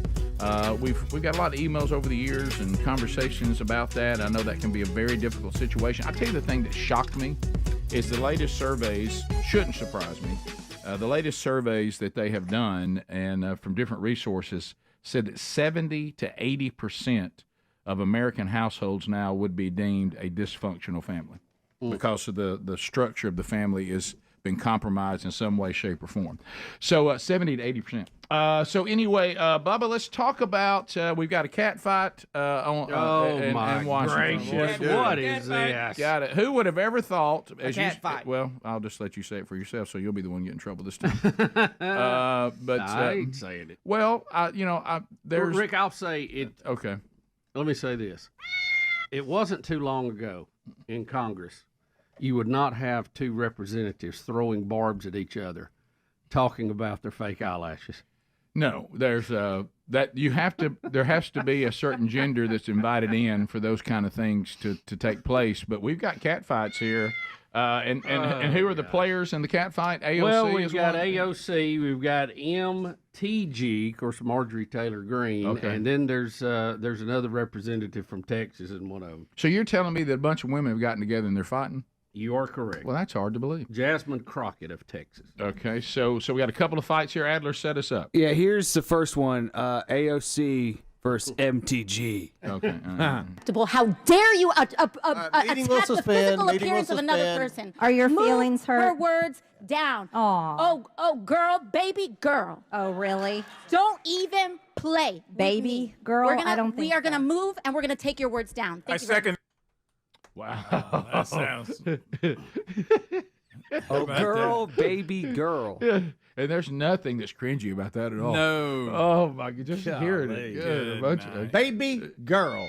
Girl. Don't. By the way, please never forget this is not out the Little League field. This is in Congress. Right. This is in That's Congress. a good point. This is not the Little League field. Right. This is. I've heard that. This same is not fight a. at the Little League field. This is not a family gathering. This ain't travel ball. Wow. So and then the next one. This is the fake eyelash one. Yeah. So Marjorie Taylor Greene evidently has just said that Jasmine Crockett can't read because her fake eyelashes were messing up her reading. That's that. We have a spider coming down right in front of us. Really? Oh, what? Where is it at? Yeah, see it about to land on the console right there. It just did a spider web from the ceiling. And Yeah, I see it. It just dropped below the deck. Yeah, just dropped below. That's going to the floor. That hole. By the way, that is a good one. So anyway, here we go. So Marjorie Taylor Greene just said something about her fake eyelashes messing up her reading, And Jasmine Crockett is going to respond, and they're going to go at it. Ms. Greene for 4 minutes and 21 seconds. Mr. Chair, point of order. Point of order. Who's? So Jasmine Crockett talking. I'm just curious, just to better understand your ruling. If someone on this committee then starts talking about somebody's bleach blonde, bad built butch body, that would not be engaging in personalities, correct? A what now? Chairman, I make a motion to strike those words. I don't think that's Hold a on. part of I'm it. trying to find clarification on what quality. Chairman, motion to strike those I had no idea words. what you just said. We're not gonna do this. Look, you guys earlier literally just said You that. just voted to do Y'all it. did it first, so you don't just wanna talk voted to do it. Order. I'm trying to get clarification. Look at calm down. Calm down. No, because this I is will what let us y'all get do. through proceedings. So I'm trying to get Ms. clarification. Crockett, you're not Y'all wanna recognized. And then Jasmine Crockett actually cusses Rules of order. at the end of this clip. And the whole place is like, oh, come on. Yeah, she drops the S-bomb. She's like, this is a bunch of... Okay. Blankety blank. So is that Play that part. Is that great. Try not to. Where's the fake eyelash part? That was right before this. Okay. It's just back and forth constantly. So they just said that, and It looks like they got everything It actually, going on. Like I thought it started with Marjorie Taylor Greene and the representative from Texas, and then AOC jumped in. I don't know if that's the right order or not, but Right. that's how I was interpreting it yesterday. Well, but I may Bubba, be please wrong. don't waste the word order on this mess, because it is the other end of the spectrum. I feel better about Congress, don't you? Oh, isn't this Yeah, great? isn't that great? Isn't it? Kid. Greg, the word Good job. the word that keeps coming in my mind, classy. Oh, that's a classy bunch. Classy. Well, we've lowered the bar, haven't we? Oh, Bubba. So yeah, but who would have ever thought this would happen? No. I don't Never saw it, Rick. No, Never saw it. no. Women that tend to get along just wonderfully. That little clip right there, I think, set women back in a lot of people's minds for a long time. Well, I mean, there is, and whether it is fair or not, doggone it, whether it is fair or not, and I don't want to live in a world where things like this are said, but I've heard some people say, and I don't know why they would say it, that if the women show up, there's going to be trouble. Who said that, Rick? I don't know. Spoken like true misogynist. You're right. You're right. That's yeah. Well, just, you know how one thing you can cause people not to think that is to make sure things like that don't happen. Right. Don't be a prime example of it on the floor of Congress in a subcommittee room. Yeah. Marjorie Taylor Greene also asked AOC, why won't you debate me? AOC said that's self-evident. And Marjorie Taylor Greene says, because you're not intelligent enough. And here that is. Yeah, the chairman. I am not apologizing. Now let's go. Come on, guys. Come on, guys. Why don't you debate me? Mr. Chairman, the minority. It's pretty self-evident. Chair you're not. Yeah, you're not. Out of order. You don't have enough You're out of order. intelligence. Chair recognizes Mr. Perry. Okay, move to strike I'd like to I strike move to those strike the words lady's as well. words. I would like Order. Wow. That's two requests to strike. This That's is your two requests country, to strike. Oh, America. they cannot take the There's words. another motion to strike her words again. Please All right. get Okay. your members under Here's the control. correct apology. I feel so Ms. bad for this Greene, guy. Do you ask unanimous? Do you agree to unanimous consent to strike your words? I repeat again for the second time. Yes, I'll strike right. my words, That- but I'm not all right. apologizing. Without objection. Without Not objection. apologizing. No, she's asked Poor old AOC Comer. to debate Poor her. old Comer. At one time, I think he Good says he night. has 2 hearing aids and he can't tell what everybody's saying. Oh, that's funny. Well, there is a frequency that goes along with sure. that. Well, there's a tunable notch. Yeah, you know? but let me tell you something. Oh, gosh. Poor old Comer. But that guy is in a bind. Can you imagine trying to oversee? Oh, he thought the Hunter Biden thing was a mess. How about refereeing that? I think he should have just cleared the room, made them all go back, come back later, stay late at night. America, this is your country. late. This is your country. Well, come back tomorrow morning. America, this is your country. America, have you heard? This is where we are. America, have you heard? This is where we are. We got a brand new dance. Do you realize there was a time we have men and women that are in these offices, that there's a time because of who they are that had never had a remote shot and would have been laughed out of the room at the notion to run. Now they win. I found the fake eyelashes line. I'll just play that in the break on YouTube. I don't know if we could Well, no, handle that on the air anymore. Yeah. Is there language? I mean, it's just the same frequency. Oh, you that know, a lot of the frequency, same. yeah. Well, let's hear it when we come back. Let's let everybody share in it. Bottom of the hour. We'll be right back. Rick and Bubba, Rick and Bubba. Of their own traps that he's now in. I knew he was in trouble the first time that I saw a CNN reporter taking issue with him claiming that he was the example of how to lead through the pandemic when the pandemic wasn't over and the nursing home stuff. He was like, are we just going to ignore what happened to the nursing homes? And I thought, am I watching Fox? I was like, am I on Fox? What's happening here? So now you're right. Now the other sin, and if this is true, obviously this is not the behavior that any man should portray toward women in the workplace. We now have a second, back to Bubba's prediction, aide, meaning I've worked with him, accusing Cuomo of sexual harassment. And it says that people are asking, why was Hillary Clinton, Kamala Harris, Elizabeth Warren, why were they all silent on Cuomo after a second woman, back to your point, brings sexual misconduct allegations? Why are these women not talking? Why are they not saying these women need to be heard? Why are they not saying, as you said, Bubba, which they said is the new thing, if a woman alleges until proven differently, you know, not innocent until proven guilty. Yeah, it is we just trampled due process just because it was a Republican, but they set this on trap. It was ridiculous to do it for political gain, and that's all it was. This is just a political football game. Look, these things are wrong. They shouldn't happen, but there is due process, and it has to go through that process. I even heard one the other day, and I can't remember who it was. Gosh, I remember. She said, well, this is an isolated incident. If others come forth, then that'll show we have a problem. That's not what y'all said. And the minute she said that, I said, get ready for number 2. That'll be out by the weekend. And sure enough, here she comes. Bubba, listen to this one. Now, listen to this line in a story about Andrew Cuomo. Are you ready? New York Governor Andrew Cuomo attempted to explain his past interactions with staffers as the embattled Democrat is facing, here comes the word that you were looking for, Bubba, multiple accusations of sexual harassment. He's now saying, look, I was being playful, but I now admit I might have been insensitive amid these claims. These things that I was doing may have been misinterpreted as unwanted flirtation, and I am truly sorry about that. Well, that's not enough. I'm sorry. I am so sorry. That is not the world we now live in. You must be canceled, my friend. Because and, you know, they love to throw up Kavanaugh in this. This was the example. Well, Kavanaugh had one accuser, and she had no corroborating evidence. Exactly. Correct. Matter of fact, I think it's pretty much been proven she was crazy. You know, bless her heart. Well, I'm sorry she thought that, but that was not the case. So now let's do this. Let's talk about this. Do any of you, because we you realize not one person would back her story. And she couldn't even tell you the details of anything. And this all took place when they were high school students, right? Yeah. And we're going that far back to try to remember details. 40 years or something. Cuomo wasn't a high school student when all this was going on, right? No, this was like a few weeks ago. Guys, all of us have been around the Andrew Cuomos of the world.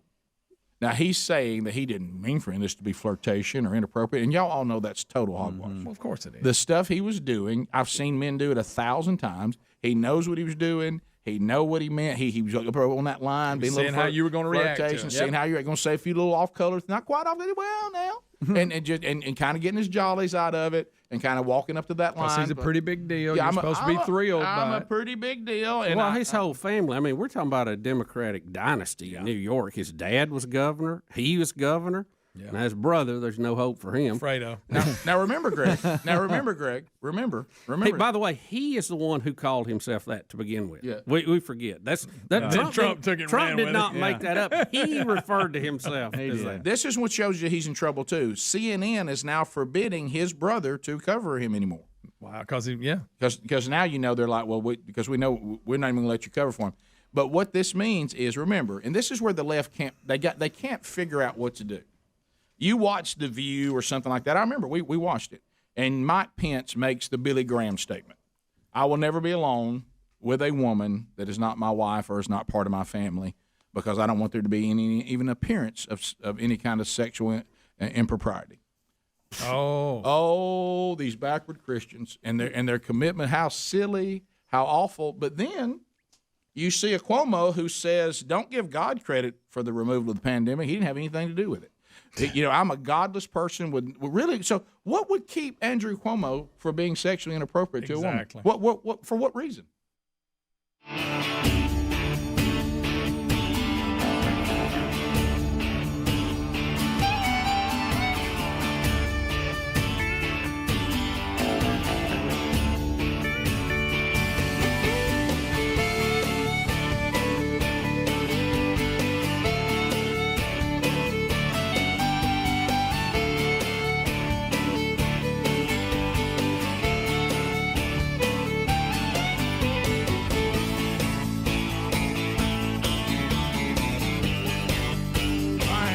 Back 35 minutes past the hour. Adler has now gone through the cat fight that's going on. Remember, this is our country. These are people that if they hand you a business card, it will refer to them as the honorable. Why don't we just take? If you're a politician right now, could we put a line through that on your card, on your business card? Not a lot of honorable people there anymore. So here's the cat fight as it happened chronologically. Adler was able to find what is called in his circle a supercut. Yes, there's a supercut of the cat fight. Meaning somebody has now put it all together, and we can follow and get every bit of the cat fight, because I know we can't get enough of this. This is, by the way, this is your government. Just sure. So you know, these are the folks that are supposed to be representing the current state of the people. And really, if you think about it, if you've been around people, represents it pretty accurately. So here we go. Here's the ladies having a bit of a cat fight. Here we go. And you're going to hear Jasmine Crockett first and Marjorie Taylor Greene going after each other. And then AOC is going to weigh in, too. That's the main voices. Wonderful. You'll hear. Do you know what we're here for? You know we're here about AG. I don't think you know what you're here for. Well, you the one talking about. I think your fake eyelashes are messing up. No, ain't nothing. Hold on. Wait a minute. Order, Mr. Chairman. That's beneath even order of your committee. I do have a point of order, and I would like to move to take down Ms. Greene's words. Okay. That is absolutely unacceptable. How dare you attack the physical appearance of another person? Are your feelings hurt? Her words down. Aww. Oh, girl, baby girl. Oh, really? Don't even play. Baby girl? We are gonna move, and we're gonna take your words down. I second that motion. So who will have to fail? Ms. Greene agrees to strike her words. I believe she needs to apologize. No. Perry, okay, hold on. Then after Mr. Perry's going to be recognized, then Ms. Greene I'm not has 4 minutes and apologizing. 21 Well, seconds. then you're not striking your words. I am not apologizing. Now let's go. Come on, guys. Why don't you debate me? Mr. Chairman, the minority. It's pretty self-evident. You're not. Yeah, you're out not. of order. You don't have enough You're out of order. intelligence. Chair recognizes Mr. Perry. Okay, move to strike I'd like to strike those words as well. I move to strike the lady's well. words again. That's two requests to strike. That's two requests to strike. Oh, they cannot take the words. There's another motion to strike her words again. Please All right, get okay, your members under here's control. the correct apology. Ms. Greene, do you agree to unanimous consent to strike your words? I repeat again for the second time. Yes, I'll strike right. my words, but I'm not apologizing. Without objection. Not apologizing. 21 seconds. Mr. Chair, point of order.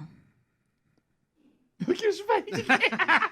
See, point of order is the highest. I'm just curious, just to better understand your ruling. If someone on this committee then starts talking about somebody's bleach blonde, bad built butch body, that would not be engaging in personalities, correct? A what now? Chairman, I make a motion to strike those words. I don't think that's I'm trying to find clarification on what quality. Chairman, motion to strike those words. Look beside him. We're not gonna do this. Look, you guys earlier literally just said You just voted to do Y'all did it first, so you don't want to voted to do it. Order. I'm trying to get clarification. Look at calm down. Calm down. No, because this is what y'all do. So I'm trying to get Ms. clarification. Crockett, you're not recognized. Ms. I can't hear you if you're yelling. Don't want calm me down. To be, Can you please calm down? Don't tell me to calm down. Calm down. And then she cusses. What a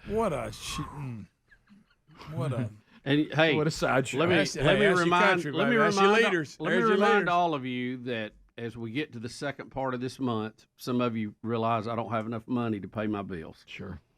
That you are paying all of their salaries. Yes. And will. Their pension and single all. one of them. Every dime. They don't have a You gonna dime. pay for What do the they rest of make their now? life. What do they make in Congress? I now? bet Do they you do know? all right. And most of them, Are you talking salary or stocks too? Yeah, just the right. first part. You talking speaking fees, Benefits. books? What are you talking? But what we pay them, I think that, of course, remember what you paid them gives them the opportunity to sit on the platform that they then double down on all the other ways that they use that platform to make even more money. As you are But you put 'em there. struggling to pay your grocery bill here at the end of the month, all of those people are making $174,000 a year, and you Base. are paying their. That's just base. Yeah. That doesn't count all the other stuff. One term, don't you get pension? You get all that Mm-hmm. Oh yeah, when you're done. mm-hmm. And it's Yep. and this is what we get. There's no one in there that for a moment thought this thought. I need to worry about the good of the constituents that I represent and not get involved in some silly catfight about our personalities and our dislikes of each other. Yeah. Members also get an annual allowance averaging $1.27 million in the House and $3.3 million in the Senate to staff and manage their offices almost entirely as they see fit, as well for travel and other expenses. So they're making $174,000. They all of these people have $1.27 million to pay their staff, and a lot of that finds their way back to friends and relatives. Mm-hmm. The House averaged working 138 legislative days each year since 2001. How many? 138. They have been in They session. getting after it. That's wow, pretty good gig. And that's what you're getting, folks. That's what you get. I just want you to know what you're getting for your money. That's all. And keep in mind, this argument isn't about you, the constituents. They're not fighting for you. They're just fighting amongst themselves. About over somebody's eyelash. over eyelashes. And They're not bleach arguing about blonde an and abortion issue that Right. you may be very passionate about, or about taxes or how tax money's spent. They're fighting about how they look and how they speak to each other. Yeah. Yep. You can strike my words, but I'm not apologizing. Bleach blonde. And y'all know what they mean. They want their words taken off the congressional record. Of course. Right. They said them. Yeah, they said they meant them, and they had the They effect meant them. that they You wanted. heard them. Now they just don't want it to be documented. It's like the lawyer that gets something struck, but the jury still heard it. Oh, Yeah, yeah. and he Yeah. knows it's going to happen, and that's why he did it. Right. Yeah. But bad built, what was it? Bleach blonde, bad built, butch body. That is correct. I mean, that was love pretty his good. reaction. He was like, he goes, I don't know what any of that means. Well, it was bad enough, and then he asked her to repeat it, basically. I'm just asking for clarification. Yeah, I Look, don't he know was what so you were saying. confused. He had like a parliamentarian telling him what to do. He I had didn't the know what to minority do. leader there. He had All his staff leaning in. people whispering in, and he couldn't hear anybody. He couldn't hear anybody. At one point, I know he said, "I've got 2 hearing aids. I can't hear anybody." I don't. I mean, he's there going, how did you ever been in a situation, and we all here have, and you begin to say this to yourself, how did I end up here? Yeah. Well, what am I doing? Why am I here? How am I in this with these women? I thought we were here to do the things that you said, Bubba. Right. How did this happen? And, he has to watch everything he does, because if he gets too heavy-handed, then he's going to get ostracized for not being They'll turn and jump on him together. because it's the classic move. Right. We're here to be treated just like the men. Unless you do something we don't like, then we're going to play the woman card. Yeah. Suddenly, how can you do that? That you didn't treat us right. Oh gosh. So Think about this too. The 1.27 million that they have.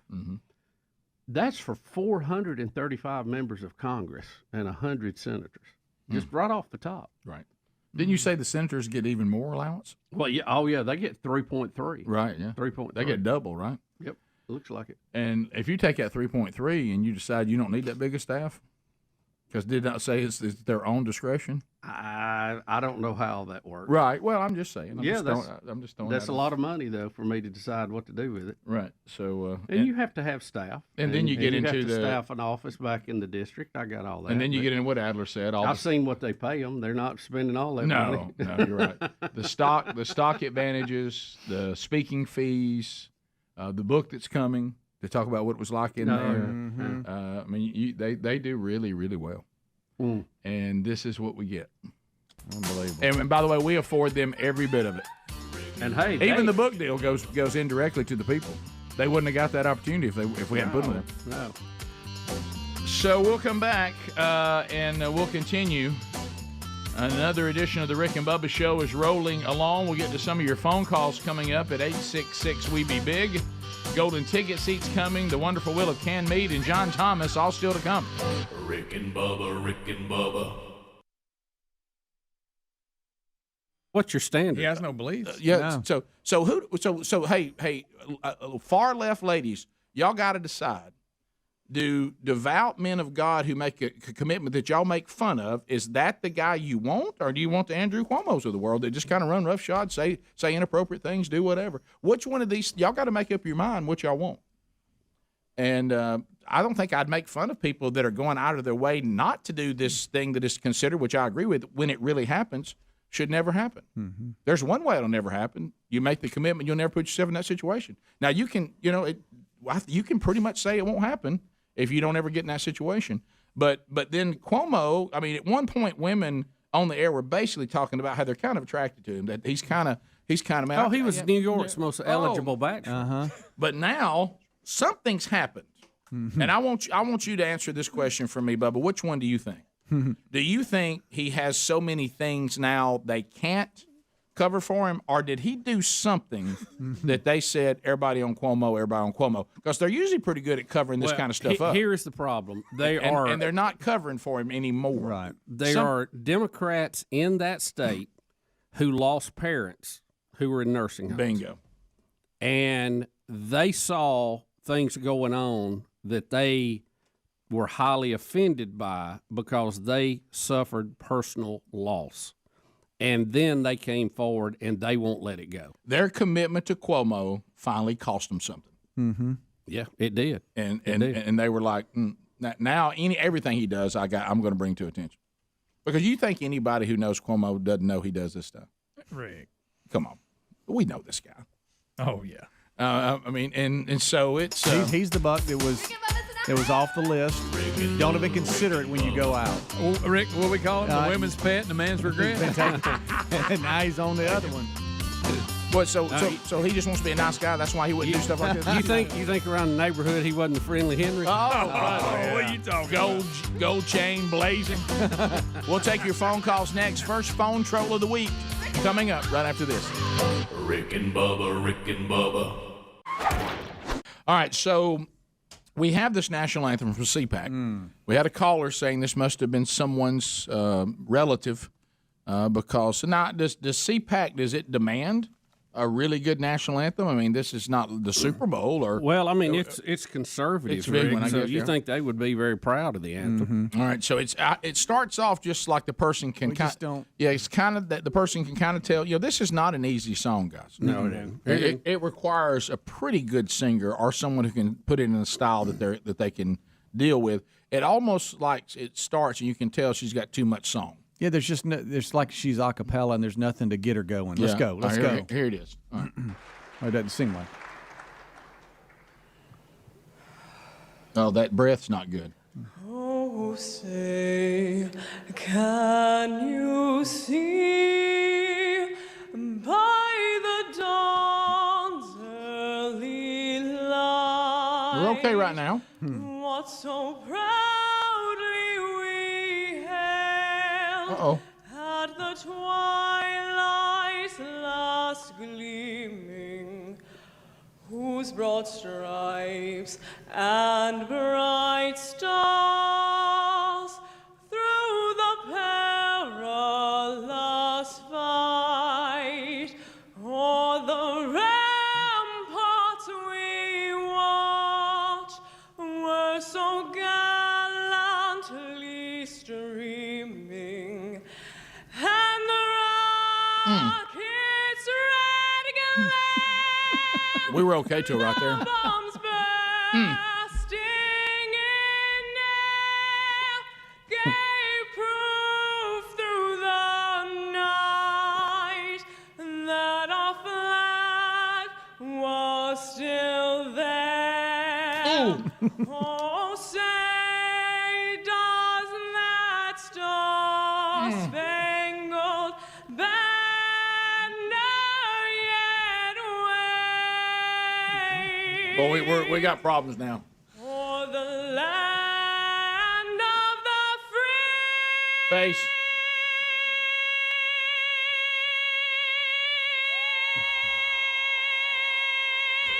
Oh boy. And Did you hear breathing?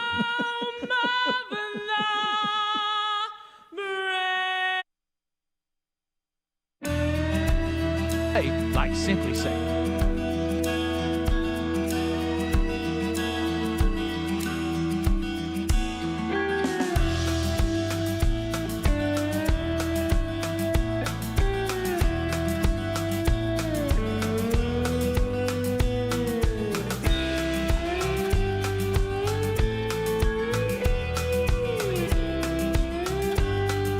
Just grinding through it. Glad you're here. ZapMyDebt.com is our sponsor. And let me tell you something.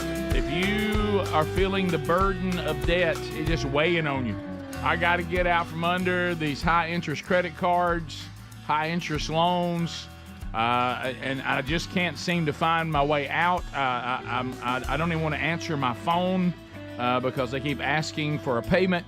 Well, why don't you get rid of this dark cloud by going to zapmydebt.com? The system is designed to trap you in that debt because they love that interest. They love it. So why don't you get with a group, zapmydebt.com, that's aggressive. They will be an advocate for you. They'll get out there and help you not just get rid of your debt, but get rid of it permanently. And we're not talking about the old school, stretch it over multiple years and try to lower the payment. We're talking about getting on that principle and getting it done. So talk to them now by going to zapmydebt.com. You talk to them for free. And then find out, they'll lay out the plan and say, here's what we do with your situation. And they've got all kinds of strategies to get rid of the debt permanently. ZapMyDebt.com. There's also a link at rickandbubba.com under the sponsors button. So hopefully they can help you and you can reach out to them today. So, Bubba, a couple other things. Scottie Scheffler, as we mentioned, there apparently was a horrible, horrible crash. Which tournament is this? This is the PGA Championship in Louisville, Kentucky. Louisville, Kentucky, PGA Championship. So he is the number one golfer in the world right now and has been, as the guys informed me. So unfortunately, a pedestrian apparently was killed by a bus, and this caused an incredible traffic jam for the police investigating what happened. I understand they have their hands full. And apparently the golfers and people with the tournament, we're now discovering, right, that they were given access to get in by police, and the police just did not know who Scottie Scheffler was. They're saying that they don't that these two incidents are completely separate. Okay. That this one has nothing to do with the other. And yes, there was some rerouting and traffic issues, but Scottie just rolled up to what many people had done that morning, other players, and for some reason they didn't like him going through this particular spot. There's other players that have said, didn't even have to roll my window down. I did exactly what Scottie did. They let me in. Don't know why this incident with him. And so there's also, it's very chaotic right now there because you have what you just described with the bus and pedestrian and that terrible death. Accident. Yeah. And you also have weather that's in the area. And so you have delays and people are not sure when I'm teeing off and how much is the delay and my schedules. And so there was a police officer that said there's nothing you can do. He's going to jail. So all this has been unfolding in the last hour and a half, and I don't know where Scottie's at the moment. I don't know if he's. But I've seen him taken and put in a police car in handcuffs. That we've seen. Are you so saying we can stuffed confirm and that? cuffed? Yeah. Yes. All right. So according to an ESPN reporter, Jeff Darlington, who witnessed the entire thing, said that Scheffler was trying to drive around the crash scene on a median, and a police officer instructed Scheffler to stop, but he continued to drive about 10 to 20 yards towards the entrance of Valhalla. At one point, an officer attached himself to the side of Scheffler's car, and so Scheffler stopped the car as he turned into the entrance of Valhalla. It says after 20 to 30 seconds, Scheffler then rolled down the window to talk to the officer. The officer then grabbed Scheffler's arm to pull him out of the vehicle, according to the reporter. The officer reached inside the vehicle to open the door, and once Scheffler was pulled out, he pushed him against the car and placed handcuffs on him. It says that then he was detained, handcuffed, and put in the back of the car. Stuffed and cuffed. And Scheffler was at one point asking people, "Can y'all help?" I mean, like, he didn't even know who was, I think, arresting. Well, no, he didn't. And matter of fact, the guy confirmed it on ESPN. The gentleman that on the TV up there, I know our audience can't see it, but the gentleman in the middle of the conversation is one of the ones that's been involved with this all morning. He said that he knows. For a fact, he didn't know who he was because after he was arrested, he walked over with a notepad and said, "Who did I just arrest?" That was the police officer. Yeah. So he didn't even know who he was And arresting. according to the ESPN reporter, who then got right up against the scene trying to figure it out and help, the officer told him, "You need to get out of the way. There's nothing you can do. Scottie Scheffler's going to jail." That's what the guy told the reporter. I've seen that video. That's pretty funny. And so now that has, on top of what you just mentioned, Rick, of someone unfortunately losing their life, being hit by a bus, now you got this, and traffic's backed up. And Helmsy was even talking about stories about golfers trying to get into Will Zalatoris was one of them. Yeah. He walked nearly 2 miles from where he's staying because he was afraid to get in the car because of the traffic. Right. And it's raining. So he was carrying a bunch of stuff and walked like 1.5 miles to get into a golf cart and go the other half a mile so that he could get to the golf course. When things like this, and I know there's been a tragic issue there as well, but when things are going wrong at events like this, do y'all know what I think about? Why are they not calling Gene Hallman? First thing pops in your mind. You think Hallman wouldn't have got this under control the fixer? in no time? The fixer? Yeah. But, it's just such a chaotic scene. It is. Now, apparently the pedestrian that was hit by the bus, it was in a lane that was dedicated to the buses. So I don't know what happened there, but that backed everything up. Now you got the rain, you got the bad weather, and everybody trying to get in. And so here's the ultimate. This is why this is important, and it is tragic deal as well. But for Scottie Scheffler, who is T. Green, the best golfer in the world, he's been number one. They have talked about him like they did Tiger and Jack and all these things, and they make comments like if he's putting decent, he's in contention. If he's putting good, he's winning.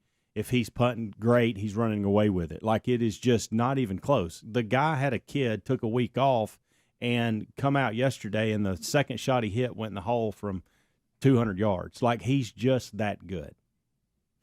So this happens this morning. He's so quiet. And here's what's. Do y'all want to see that shot? By the way, here's what I want to say about this. This, if he's arrested, and he is currently in the police department, he has a tee time to get to at some point. And if he doesn't make that, he's disqualified. Mm-hmm. Right. And so that's the big story right now is he going to get back in order to play? Right. wow. You can't push these things. You can't go, I know you had an 8:48 tee time. We're going to push you to that. That's not how this works. Well, his be And later so- because no, they they this is can't. the first round. If he doesn't make it, he's disqualified, right? Correct. He's there this morning early because he's got to tee off soon. Now the delay because of the wreck and weather is helping him, but who knows what's going to happen at this point. Think about all the millions of dollars that's been betted on him. Think about these world rankings. He's in contention. The guy's probably going to win the tournament. I mean, this is unreal, too. Just think about this. All right, here's the shot. Watch Here's the shot he's from a yesterday. lawbreaker. Here's the shot from yesterday. He's a criminal, but he's good at golf. Bennett. Nice.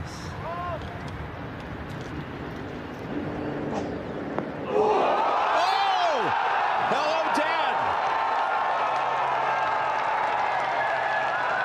That's a shot right there. Okay. Was this the practice round? No, Bubba, this No, was Bubba. the first round yesterday, the first hole. Okay, so today, the rate where they go off, if he's in the lead, he'll be toward the back. Not today. The first 2 days is you play early one day, late the next. Okay. So he went off later yesterday, so he he'll probably go off got early. early. No, he so does have reports are that his tee time has now been changed to 10:08 local time. But So that's I don't know. because of the Everything's been weather. pushed That's back. because of that. So they won't move him to the afternoon because of this incident. I'm sure it'll be worked out by then. Now he might. He may be wearing an orange jumpsuit Yeah. while he's teeing off. Wow, what a bizarre story. So here's Scottie Scheffler. He did get back out of an incident this morning. What is that around his ankle? I believe that is some sort of device the police put on him, Bob. So couldn't have rested a nicer guy. Yeah, he is by far the nicest person on the tour. Evidently, he's a little out of control. We'll be back. Rick and Bubba.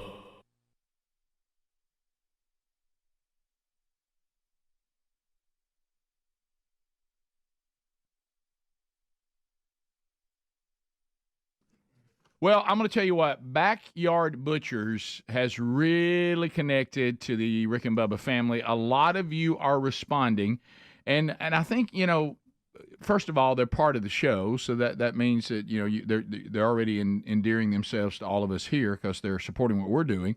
But they're also a Christian conservative Texas-based company, and they're dedicated to delivering the best deals in the market on high-quality beef. Now, this is one thing you need to know.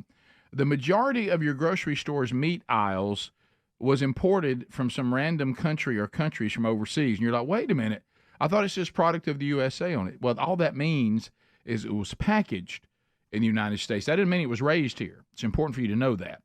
But when you're dealing with backyardbutchers.com, American-raised and harvested meat from right here in our American backyards to the dinner tables across the nation. Backyard Butchers will only source beef and chicken from American farms, and they'll deliver the cuts right to our doorstep every month. I've already tried their fillets. I've tried their hamburger meat. It is fantastic. Grass-fed, grass-finished, grain-finished, grass-fed and grain-finished. And the meat, you'll taste it. It tastes amazing, and it's all done right here in our country. Now more than ever, that's really important. So go to backyardbutchers.com/Bubba. If you use the code Bubba, you're going to get 20% off the entire order.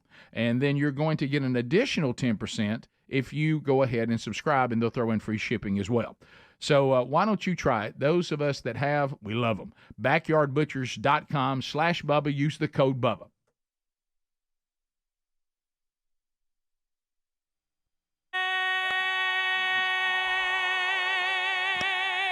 It's too much song. When she said "Bridget Bridge," well, it's just too much. It wasn't a train wreck like Carl Lewis. No, and the guy said it wasn't as bad as Carl Weathers, yeah. and we took that as Carl Lewis. But and she starts out okay. Yeah, it was. I guess if you were on American Idol and you were Simon, you'd say it was a little pitchy. Boy, but when she got in a bind there in the middle. Can we see Carl Lewis again, just for point of reference? Well, can we just see Carl? Do we all not agree that Carl Lewis is the worst? Now, I don't like. We had one that got close to it. Yeah. What was it? Who? And she's not in that category. God love her. Now, this girl is not good enough to sing it. Okay, and it's too much song. But it's not Carl Lewis. No, and it's not. No. And here's what I don't like though is when people. Who's got Carl's? Coming from you or look? And the person said, pulling it up right and the person said it was Carl Weathers, but we know he meant Carl Lewis. Sure. And he clarified. I bet Carl Weathers would do a nice rendition. Yeah. He might. Guys, look, I just have to comment. When you of she course started you do. out This okay, is your area. But once she got off into that caterwaul sound. The last thing you do is hold the note at the end. You're right. Finish this thing and get out of there. But remember, so it was make bad. up for it, though? It was bad. Now I'm going to go, so I can't hold a note. Look, but I'm going Greg, to try But to you hold remember, Carl Lewis tried to make up by over-singing the rest of it. Remember? She knows she messed up. Bubba, Speedy, and Helms are all over it. And she thought, this is the moment, though, that y'all will remember this. Oh, yeah. And you'll forget. But what they don't understand is just you weren't capable of doing this other part, which means you're not capable of this either. Once you feel it going off in the gravel, get to the finish. Yeah, really out of breath, hold too. the note. It was bad. Yeah. But when she held the note, it went from bad to awful. Well, she had one really rough moment right before that, rough.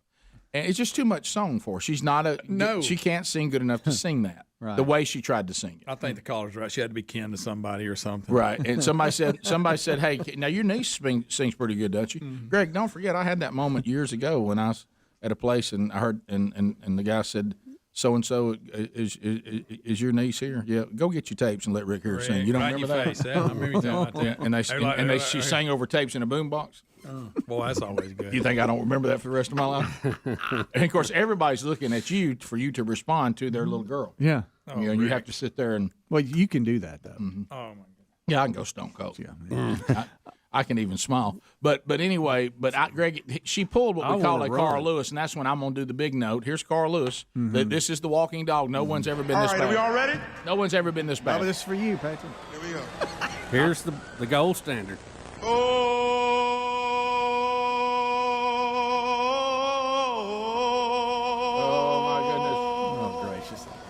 Oh, say, can you see? And the rockets, red flag. Oh, my God. I'll make up for it now. Oh, my God. For the land That's the second-hand embarrassment. Sorry, national anthem. Forgot about him. I did too. You know what? No hope to catch him in a track meet or the triple jump or the long jump. But that was by far the worst national anthem performed in public I think I've ever seen. He was at the NBA All-Star game. Oh, it was a big on national television when you didn't have all that many choices. And big audience. And hey, a bunch of guys who excel in the NBA who will get on you.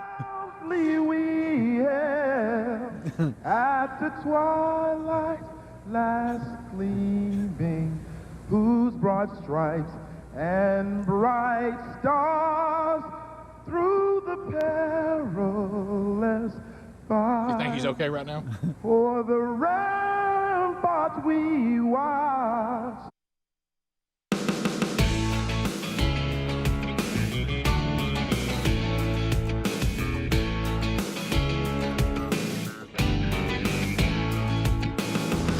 Thank you for being with us for another hour.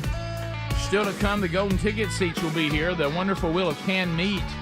They'll get a chance to spin that baby today. South Africa's favorite son, John Thomas, will be stopping by. So we have that. Also, don't forget Rick and Bubba University, the podcast out this weekend. Our guest, Patrick Morley. So catch that coming up this weekend. Also, Speedy will be with the Stallions tomorrow for their home game at Protective Life Stadium if you're coming in. Also from the manchurch.com, Gil McKee in Calera, Alabama tomorrow for their man church at Hope Mountain Church. On Sunday, two man churches, Brian Dawson, First Baptist, White Plains, Alabama in Anniston. And then I'm fired up about going to West Mobile Baptist, and I'll be speaking at their latest man church, and we're going to have a little gumbo. We're all going to have a little gumbo. So you can find all those details either at themanchurch.com under events or go to rickandbubba.com under events. Speedy, Greg, Helmsy, Adler, all here. There's Bill, Bubba Bussey. Rick, glad to be here, and thank you for joining us. Bubba, we have an update that we think that Scottie Scheffler has been released. Yeah. The lawbreaker? The lawbreaker, the menace to society. We think he has been set free. And will he make his tee time there on the Eastern time zone? If he hustles, I think he will.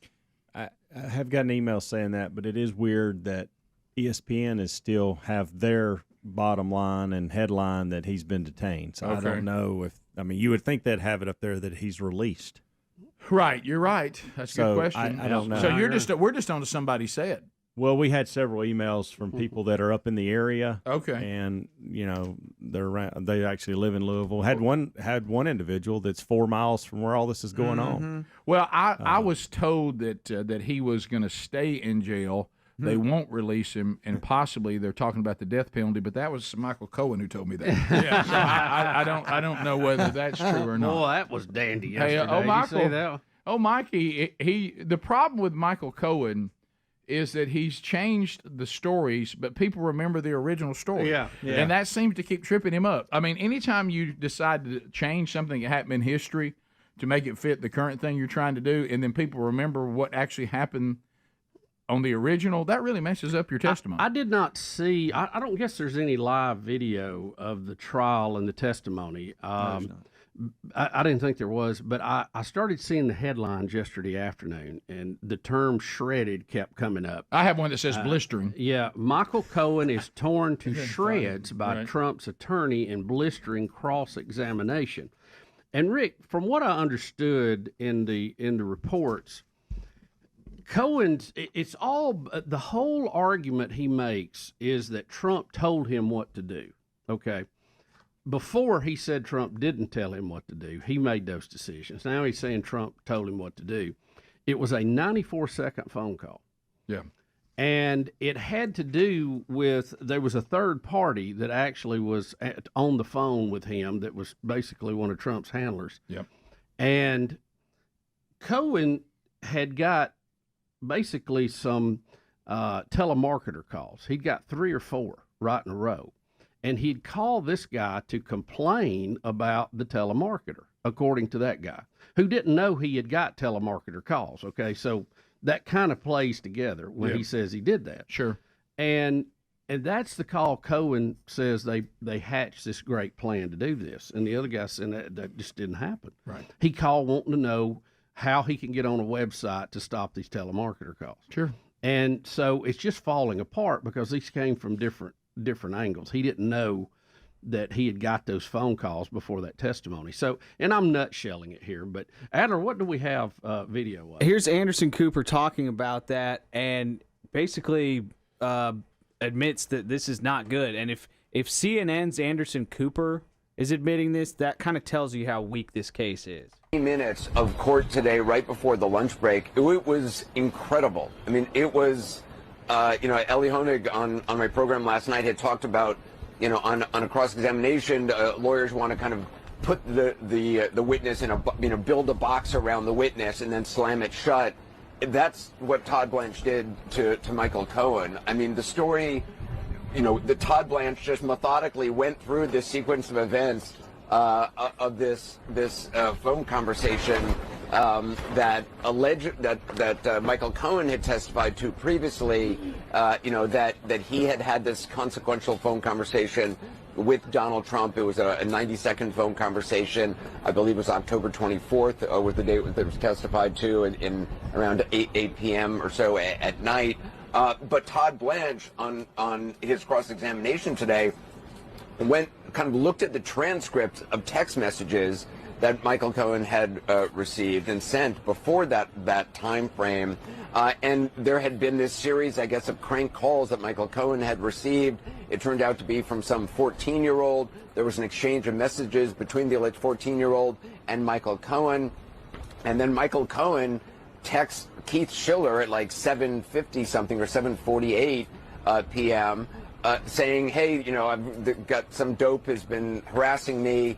I got the person's phone number. Who can I talk to? Keith Schiller texts him back saying, call me. And Michael Cohen calls Keith Schiller. This is the conversation that previously Michael Cohen had said he was calling to speak to Donald Trump to tell him that he was going ahead with the Stormy Daniels arrangement and that Trump approved it, which was crucial to Michael Cohen's whole raison d'etre for being on the stand. He's the only person testifying to direct involvement by Donald Trump in the Stormy Daniels payments. But according to suddenly now Michael Cohen's refreshed memory, he now says, oh, it was a call about this 14-year-old making crank phone calls to me, but also about the moving ahead on Stormy Daniels. Todd Blanche was incredulous, his voice cracking, his voice raising up, moving around the courtroom, speaking, saying that what the jury doesn't want to hear, him guessing, it wants to hear facts. It was an extraordinary cross-examination by Todd Blanche, and Michael Cohen's. Throughout the day, Michael Cohen, when he found himself in a corner, he does have a pattern of suddenly not understanding the question that's being asked, or seemingly one could say buying time to try to figure out how he wants to answer. So, a long path, and my mistake, it was not telemarketers, it was a prank phone call. I misspoke on that. But you see what he's talking about. Oh, sure. They're going through these text messages, and then the guy on the other end had already testified, hey, he called me about these prank phone calls. But that's the call all along that he said was when Trump gave him the go-ahead. So it really doesn't wash. Again, everyone's calling this a disaster for the prosecution. Okay? They're saying this is like one of those movies, like A Few Good Men or whatever, where the witness breaks. Yeah. And you go, aha, This is the aha moment. Now, will the jury see it as that, or are they just going to vote to convict Trump no matter what? Yeah, well, we call that the O.J. Simpson. Right. But it may be the jury is going to nail Trump no matter what. But it sounds like you're confirming. It sounds like what I'm hearing from the very conservative news source CNN that everything that the whole case hinges on was completely undone by cross-examination yesterday. Yes, that the star witness, Michael Cohen. They need someone to say Trump ordered this. Trump told me to do this, and he was the witness. And now he's got trouble. And the very phone call that was supposed to prove that has now been proven that it was not. Proven it was. Yeah. We'll come back. Phone calls from America next. The real Greg Burgess goes to the phones. We'll chat with you. All 10 lines are available. A lot of topics already out today, but you certainly can bring up others when we come back.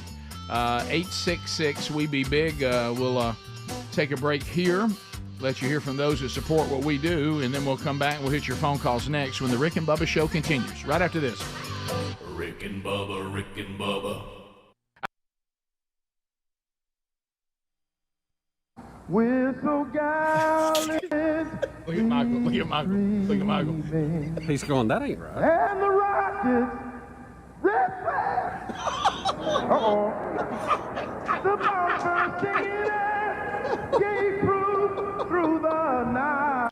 Oh, make up for it now. That our flag was Don't forget making up for it now. There. I'll make up for it now. Oh, say does that star-spangled banner get waved? He knows he's in too deep. For the land of the free. And the home of the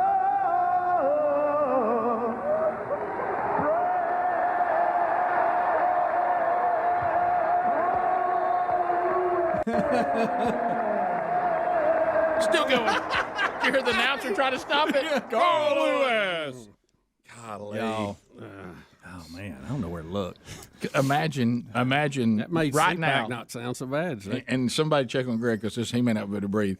Imagine right now, Monday just started, and that happened, and it was one of us on Saturday. It was one of us.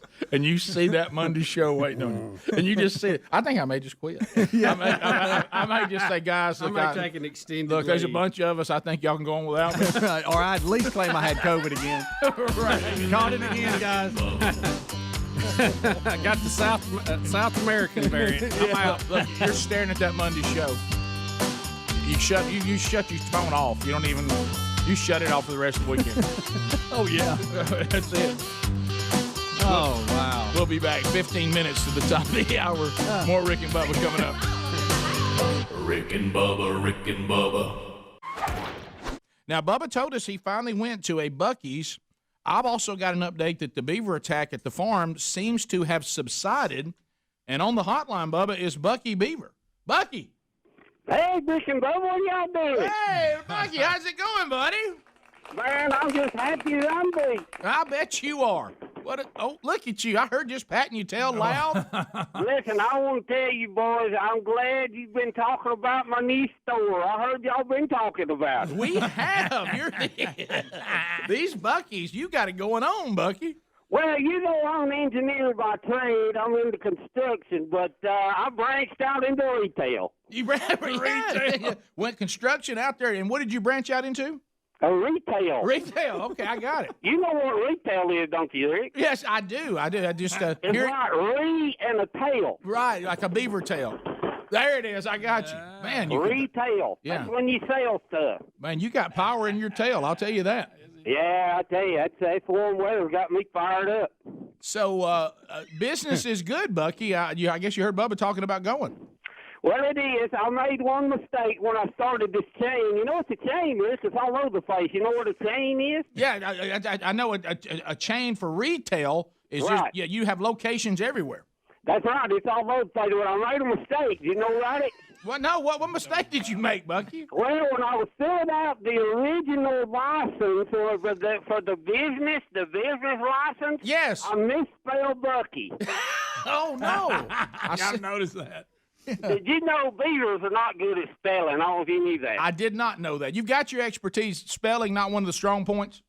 Well, we're good at construction and now retail, but not spelling. Not what? Spelling. Well, you know what spelling is, don't you? You know where you write letters down. Where you write letters down and make words. I got it. I tell you, this is quite a show. Don't know what retail and spelling is. You boys have done good. Hey, look, Bucky, you got to be proud. We work what we got, just like a beaver. Well, listen, I'm glad to hear that, because that means you got your nose to the wood. You know what I mean? That's right, nose to the wood. That's right, Bucky.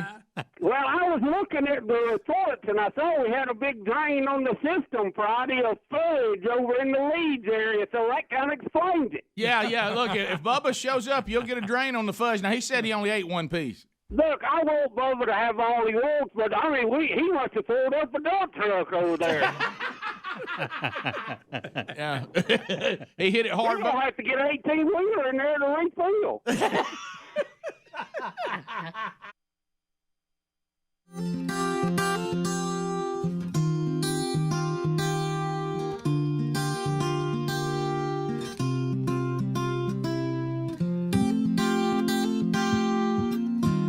The lines are open, and we'll chat with you at 866-WE-BE-BIG.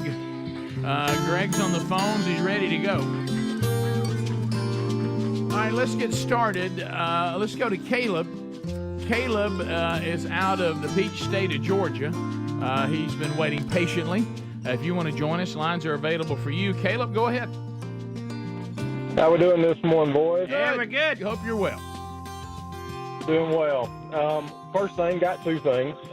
First thing, I don't know if you guys are old enough to remember, but I am. You remember how Caitlin Clark was supposed to be the greatest basketball player on the planet? Well, I don't know if y'all saw her second game in the WNBA. Not only did they get routed by 36 points, but she didn't even score in double figures. So, you know. Well, that's one game. Not saying anything, but, yeah. He's a rookie. Yeah, in all fairness, that's one game. There's a lot of games, and I don't think anybody is going to doubt that she's one of the greatest women's basketball players to ever play. Second point, go ahead. Well, the second point is obviously with the Scottie Scheffler debacle this morning, you know, as somebody who bet the field against Scottie Scheffler, I would just like to be the first one to say, lock him up. That's good. We have footage of him being locked up. There it is. Started over there. Listen audio. Listen to audio. He's like asked for help at one point. Right. Guys, dude, step back. Back up. I'm back. I'm back. They're walking him across the street in handcuffs. You're getting one, right? Yeah, that's a 15. Okay.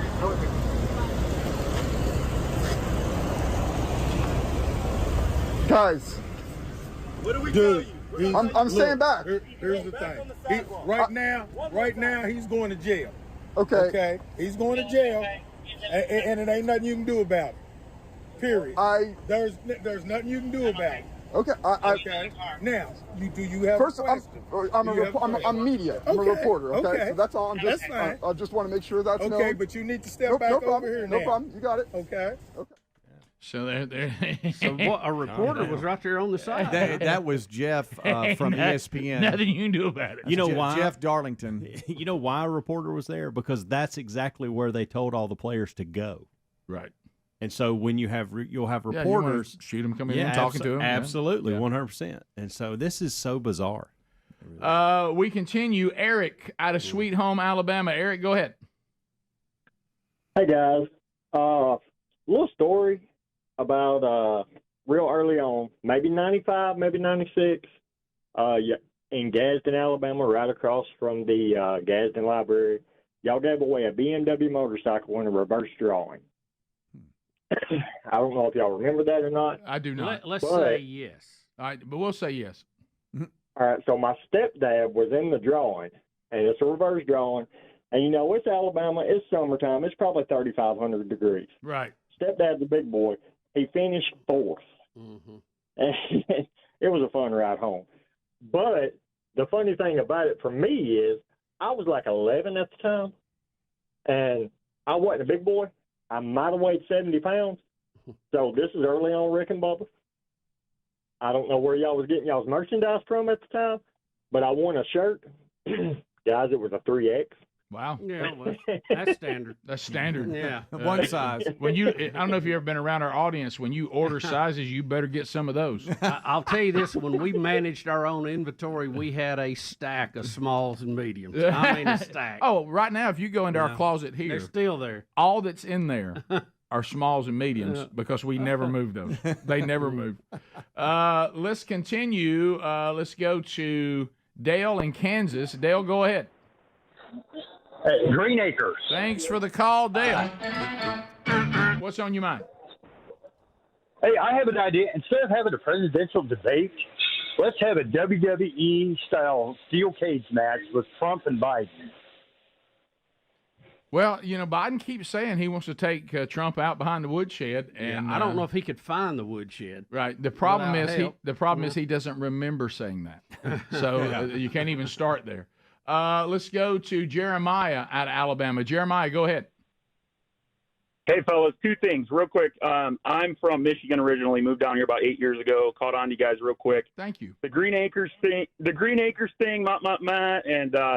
and all that. There is a reason, like, you guys use it a lot, but it's not defined a lot. So give people grace on that. Maybe you have a Wikipedia or something on your we do on your website. You know what I mean? So we actually do. All you have to do is go to the Rick and Bubba dictionary, and you can get every phrase you want, anytime, any day, any moment. Yeah. Okay. The other part is I used to be a congressional aide on Capitol Hill. Got out of that after about 7 years. Yeah, it was terrible. It was terrible. Yeah. Yep. But the big thing that y'all, with the finance part of things, it's campaign money. They live on their campaign money. And the longer they're in, the less they have to spend on their campaign, but the more money they're given towards their campaign. So if I want a vehicle for my wife and I just chalk it up. I buy vehicles, but I chalk it up to campaign because I just drive that vehicle. Wow. If I want to put a place in my house, an office, it's a write-off because for the campaign, if I need some clothes or my kids need clothes, it's for the campaign. If we want to go out to dinner, it's for the campaign.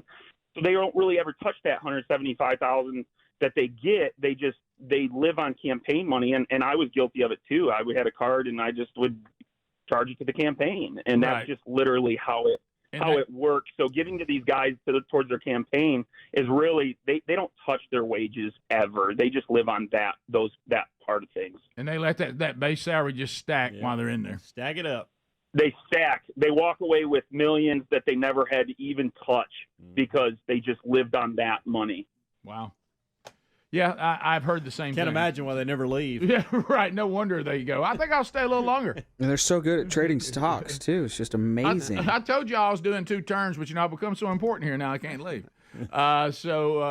We continue. Yes, Speedy? Scottie Scheffler, breaking news. He has been charged with assault of a police officer, reckless driving, disregard of signals, and maybe another one.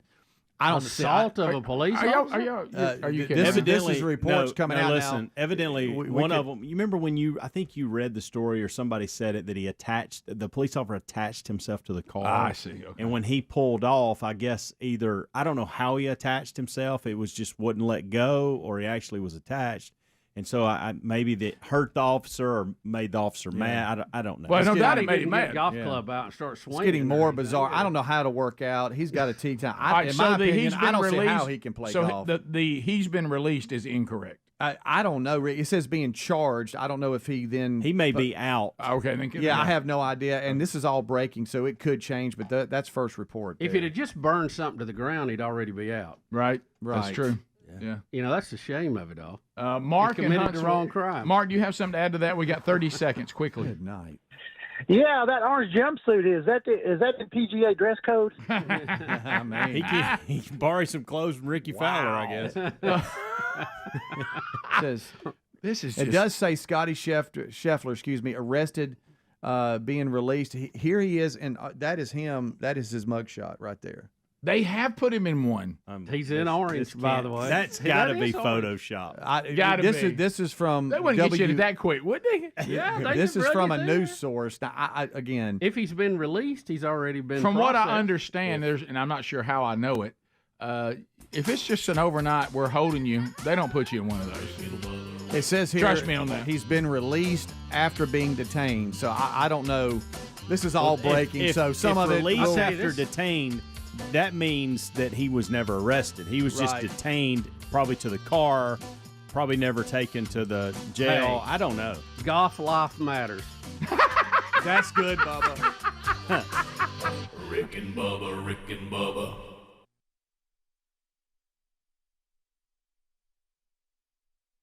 You know, we can't spell what to think, but we're good at logistics. Yeah, your spelling's a little off on Bucky, but logistics are through the roof. Look at that. Yeah, man. I'm good at logistics, but don't ask me to spell it. No.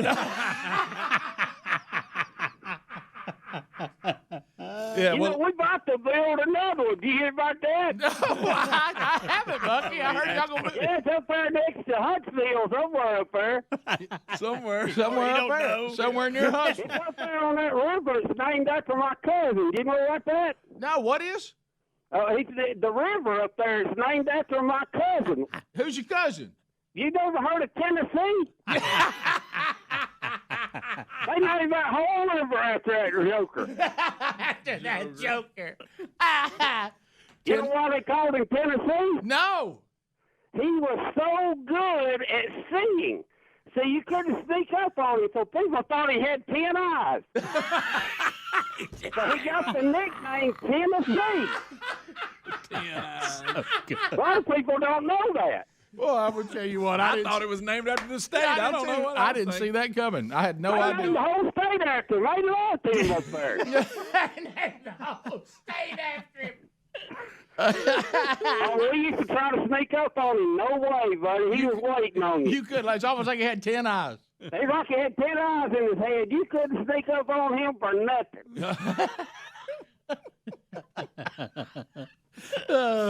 Well, Bucky, I got to tell you, and also thank you for calling off your friends at the farm. Thank you for that. Rick, I want to apologize. That's some branch kin of mine. I ain't responsible for that. All right, so you're not involved in that. No, listen, I got my whole family in retail, baby. You ain't got time for farm ponds. Yeah, Rick, you know what retail is, don't you? Oh, yeah. You cleared that up. What is it now? It's Re and a tail. Right. I got it. That tail got out of hand there. Stuff flying over the desk. I was about to say, you might want to hold back on that tail. You're going to break something. Well, it's good times at the Bucky house, I'll tell you that. Well, congratulations for your success, Bucky. We're having a big day. Rick, I want you to get one of them shirts with my picture on it. If you got you one of them shirts, Rick, that's good. Get what? A shirt with my picture on it. And you boys not here, I swear it's going downhill. How about them beaver nuggets? Yeah, you can't hear the phone callers. You boys don't know what's going on out here. I know it. Look, I'm going to get a shirt with your face on it. I'm going to do that, Bucky. That's what I said. You shirt with my picture on it. Now I got it now. And Greg said he's going to eat some of the beaver nuggets. Yeah, some beaver nuggets. I love them beaver nuggets, but don't dare ask me where they came from. Don't dare. Oh, Bucky. Good to hear from you, man. You sound so excited. Hey, it's good to hear from you boys. Look, I'll catch y'all the next time I'm through, all right? Y'all get on out there to one of them gas pumps and fill it up. Thank you, Bucky. There's Bucky Beaver now in retail. Bucky's everywhere. Go to one of his 300-something pumps and fill up. Go in there and get you some food. Because now the Bucky Beaver family, they are in retail, and they are doing great. Oh, my gosh. More Rick and Bubba coming up right after this. Rick and Bubba, Rick and Bubba. Getting on me on the way over there. Well, it was actually was it on the way over there? Yeah, it was on the way over there. And this is going to bother Speedy too. Greg probably not so much. Greg's possibly, it's going to make Greg like me more. Yeah, well, probably so. But I couldn't let it go. Right. It bothered me. Do you know how many unread text messages that one has? I can't imagine. 530. Come on now, Rick. Hey, 530 unread text messages. Rick, hey, Burgess, I'm looking how at far his back phone. do they go? So we had our phone. I don't know. We have our phone sitting in the people on red. I get a lot of texts. Cup holders, and I looked down and I thought, that's weird. That's his text. 500. You have 530 unread text messages. I get a lot of text. That doesn't bother you? Wow. That's what I told him. It would bother me. I see what they say. I just hadn't replied to them. It bothers me. My wife's bad about Or this. you didn't look at it long enough. It marked it as I red. guess. I let people have the final word. that you never see. Right. So you see the notification He does come see up, the and then it goes, notifications. In that defense, he does see the notifications. Do I miss some texts? I do. Yeah, but, I mean, Rick, let's just throw it out Hey, there. my wife does this, okay, and it bothers me. I look at hers, and she's got 25 unread. 530? That's gracious. Think about that Rick, number. that's a lot.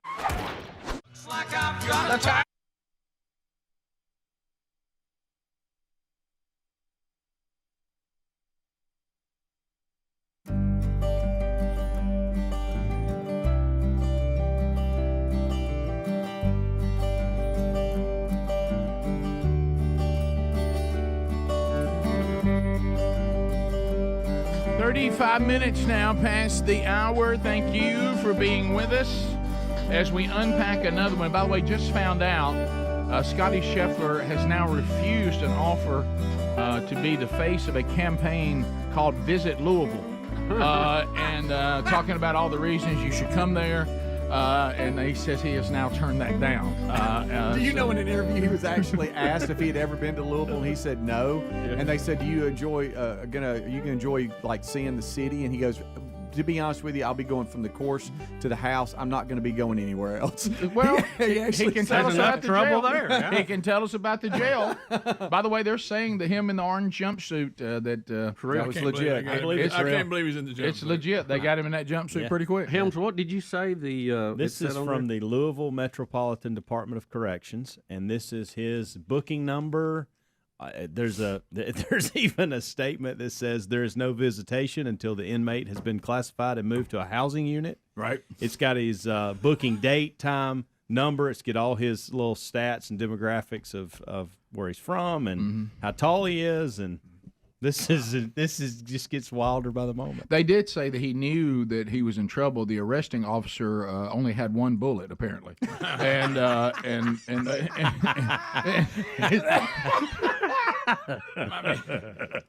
by the way, Louisville is safe tonight. Scottie Scheffler is not a threat. Oh my!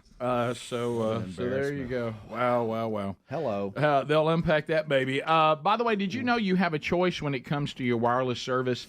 If you are, using that phone and you're thinking to yourself, man, I am funding some whack jobs and it just feels bad. I don't like the things these companies stand for. But what am I to do? Well, I'll tell you what you could do. You could switch to patriotmobile.com/Bubba. Well, Rick, I don't want to be with some, cheap setup. Well, you're not. They have access to the same 3 major networks as everyone does, same coverage that you've been accustomed to, but you're not funding things that you don't agree with. And you can keep your same number, your same phone if you want to. If you want to upgrade, you can. They'll help you with that too. International calling, not a problem. Find out everything they have to offer by going to patriotmobile.com/Bubba. Patriotmobile.com/Bubba makes switching free. There's a free activation for all of you out there in Rick and Bubba land. You can also call 972-PATRIOT. Mention the show and the code Bubba, and you'll also get free activation. So they're standing by. Their U.S.-based customer service team is the best in the business. Bubba, we do want to talk with our friend Neil Cavuto now. This is what we were saying yesterday, that our current president, President Biden.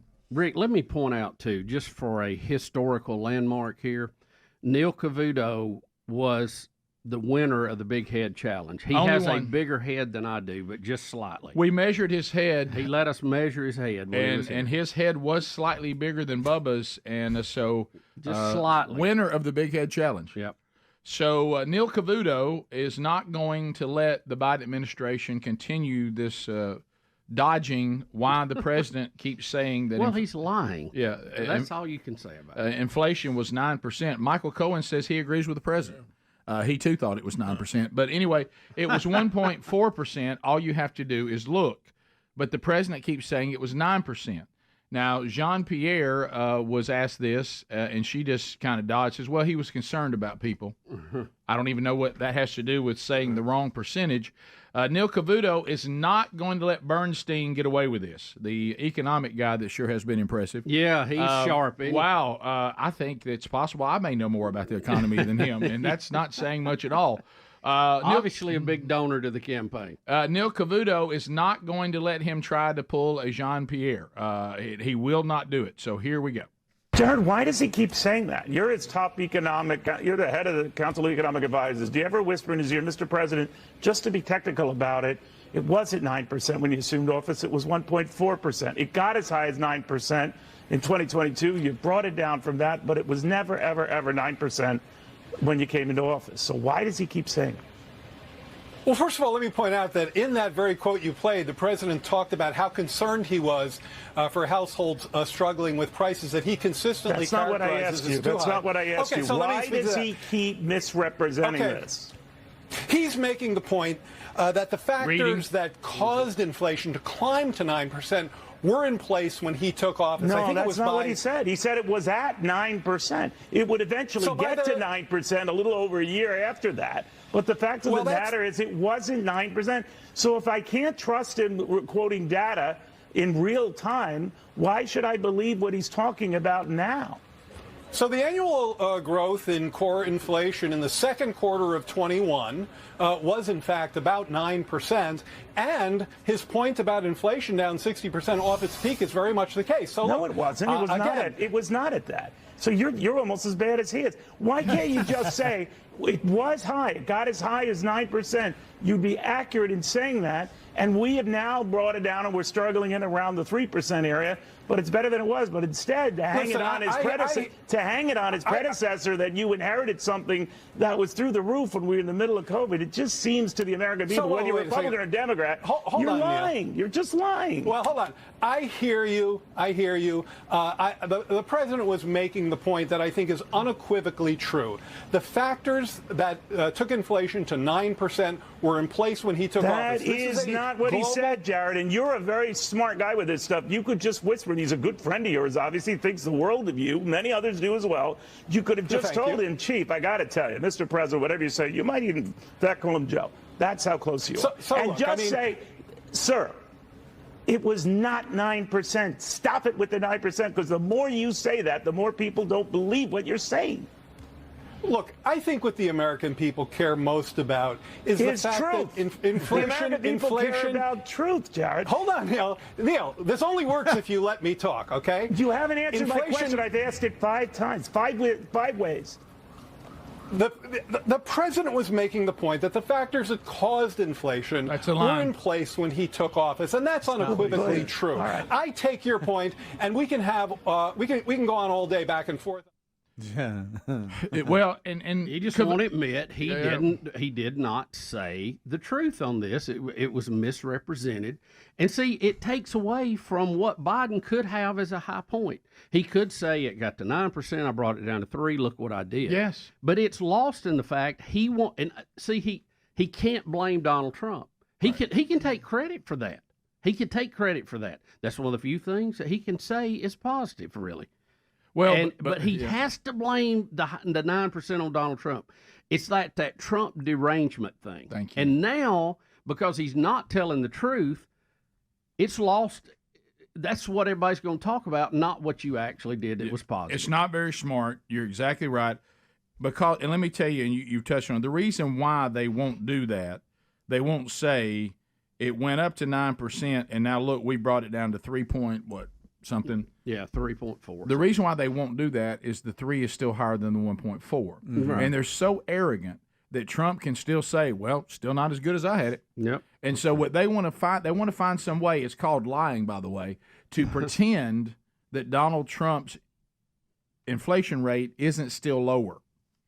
They want to pretend that it was 9 when they got in, so they can now say, look at 3.4. No, it was 1.4. Under your guidance, we went to 9. You can blame it on the pandemic. You can do whatever you want to. It got to 9, as Bubba just said, and then you can say, and we now have it down to 3-something, and we're working to bring it back down to even lower. But see, that won't work because Trump can still say, higher than mine. And that's what they can't, because of the derangement that you just said, because of the derangement that you just said, they will not allow, even though they have a pretty good thing to say, it's not enough because they're deranged. We must pretend that Donald Trump took us to 9, that we didn't go there. You can even say it got to 9 for whatever reason and we brought it down. Not enough. We have to still pretend that Donald Trump did not have an inflation rate lower than what we have right now. It's just too much. Yeah. They're just cannot accept they it. can't accept it. And they have coming down from 9% to 3%, that's something you could talk about. Look, we're doing better. You could do that. But then Trump's going to come up and say, but not as good as I have. Not as good as 1.4. They do the same thing with gas prices. The same exact it's thing. the same deal. They're like, oh, it's down 20 cents or whatever. I'm just making something up. But what they don't say is that it's not as low as it was. It's just down from the highest point. And this guy can't. They do the this same guy thing. can't say what Neil Cavuto wanted. Neil, you're right, and we need to get his message correct. You are correct about that. We need to be talking about how well it's going. And it did get to 9%. We're bringing it down. That needs to be our message. And the president misspoke about that. But we do have a lot to celebrate, and we got to get back on that message. Mm-hmm. But can't do it. Can't do it. It's not 1.4. Too deranged, as Bubba said for that. We'll be back. Still to come, Golden Ticket Seat guests will be here. We'll spin the wheel of canned meat. John Thomas joins us. And the tubers are tailgating outside as we speak. As far as we know now, Coop's tent is still intact. More Rick and Bubba coming up next. Rick and Bubba, Rick and Bubba. By the tail. Tiger Woods had the car wreck. He's beat up. He is going to recover, but he's got a long road ahead of him. Oh, he does. Oh, boy. He does. And so, okay, Coach, got in the wreck. Turned his car upside down. Crushed his legs. It's early. So they were golfers. What they did a tribute to him. And this is going to bother you, but a lot of the nice. golfers on Sunday. Tiger was famous for wearing the red shirt, black pants on Sunday, and a lot of the golfers, as a get well wish to Tiger, all dressed in red tops and black pants. Did you see the picture of him? I did not. It's his Sunday attire, and so they all, as a tribute to him, dressed like him because he always wears red on Sunday. He said he was very touched by it. Rick, a lot of the strippers went to red and black G-strings. We were doing we were doing so good there for a while. What happened? Well, I mean, it's just in honor of him. And just a tribute, right? A tribute. Yeah, he said he took notice of the gesture, and he said, what did he say? Something. He said a long way back. Said it meant a lot, Rick. That you have no idea. Well, he how said you something that was a little. I was pulling him through, or something. Yeah, you're literally helping me recover. Of course, I can't literally be doing that. Yeah. But it's basically said you're laying here with me. Wow. Back Well, to no, I mean, what I like said you're earlier. with me. You're with me. Right. So as a tribute, Did you to Tiger, find the picture of them all together? As a tribute, you can't as a tribute to Tiger Woods on Sunday. We all dressed in the same colors of the devil. I mean, okay. black and red. Tiger's known for his Sunday black and red. Yeah, well, Yes. look, Pretty much a tradition. what I wear on Sunday. Usually close a deal. Okay. All right. What is the last name of the tournament? Is that him up Greg, front? hello, No, my it's name not. is Tiger. So you see the group of them Yeah. down there all dressed. Yeah. That's a lot of them. Wow. Rick, I know that guy up front doesn't play. Well, you remember, Speedy, when we were doing Sports Czars, we were at the Regions doing the show, and there was this guy that came up, and all he had on was a red shirt and black pants, but it wasn't even the style or anything. He goes, look who I'm dressed like. And we were like, I don't know. Tiger Woods. It was like a red T-shirt and like a black pair of shorts. And we were like, no, you're not. No, that's red and black. It's a little more He than had that. an accent. We couldn't understand him good. Okay. Made it even better. Yeah, right. You remember that. Yes. Oh, of course, Greg. Greg remembers those details. We were like, His what are you accent trying and to say? everything. And then when we figured it out, we were going, well, that doesn't apply just because you got a red shirt on. Well, it's Not even a golf shirt. A tribute to Tiger. Tribute to Tiger. Rick and Bubba, Rick and Bubba.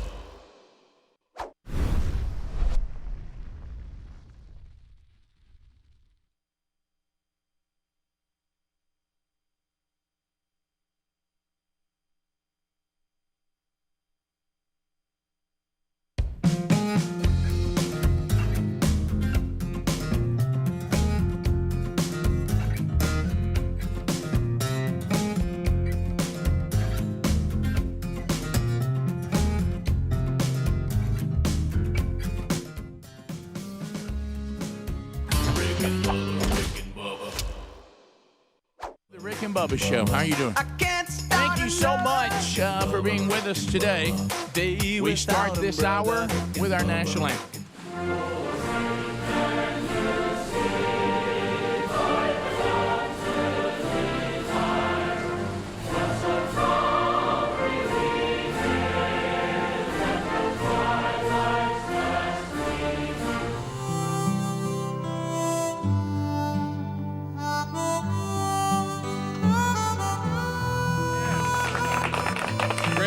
That's by all sons and daughters. Bubba, today, if we can, watch out. Can I even say read across America? Am I allowed to utter the phrase read across America? Yes, but not Dr. Seuss. I cannot say Dr. Seuss today. All right, so this world and this country has lost its ever-loving mind.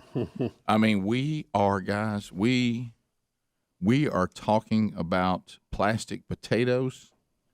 We are saying that Dr. Seuss characters have ethnicity. What are we?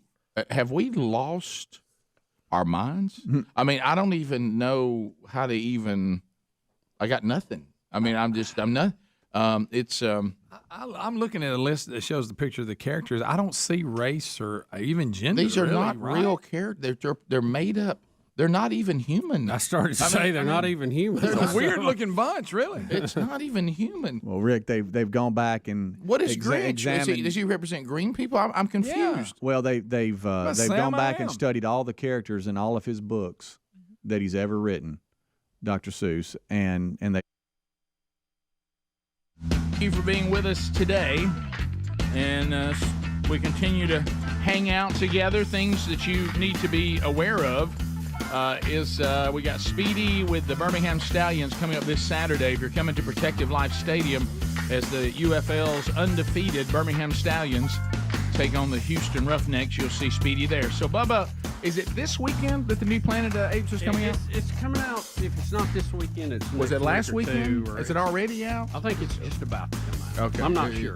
So I don't know. I love the old Planet. I thought it was already out. Yeah, maybe it is. I think maybe it was last weekend. Maybe it is. Maybe it was last weekend. I think you're right. Seems like Brody. I love the old Planet of the Apes. Oh, we grew up with Charlton Heston. Yes. You cut his brain out, all that stuff. Bubba, I pretended to be sick. My dad was coaching a high school game. My grandmother had to stay with me, and I pretended because I wanted to watch Planet of the Apes. I remember. So when they came out with this reboot of the whole Planet of the Apes, I thought, well, I didn't know what to expect. Right. And I remember, I think we had a premiere somewhere we went to for something on the original Rise of the Planet of the Apes. Isn't that the one where Marky Mark was the astronaut? Yeah, that was the last.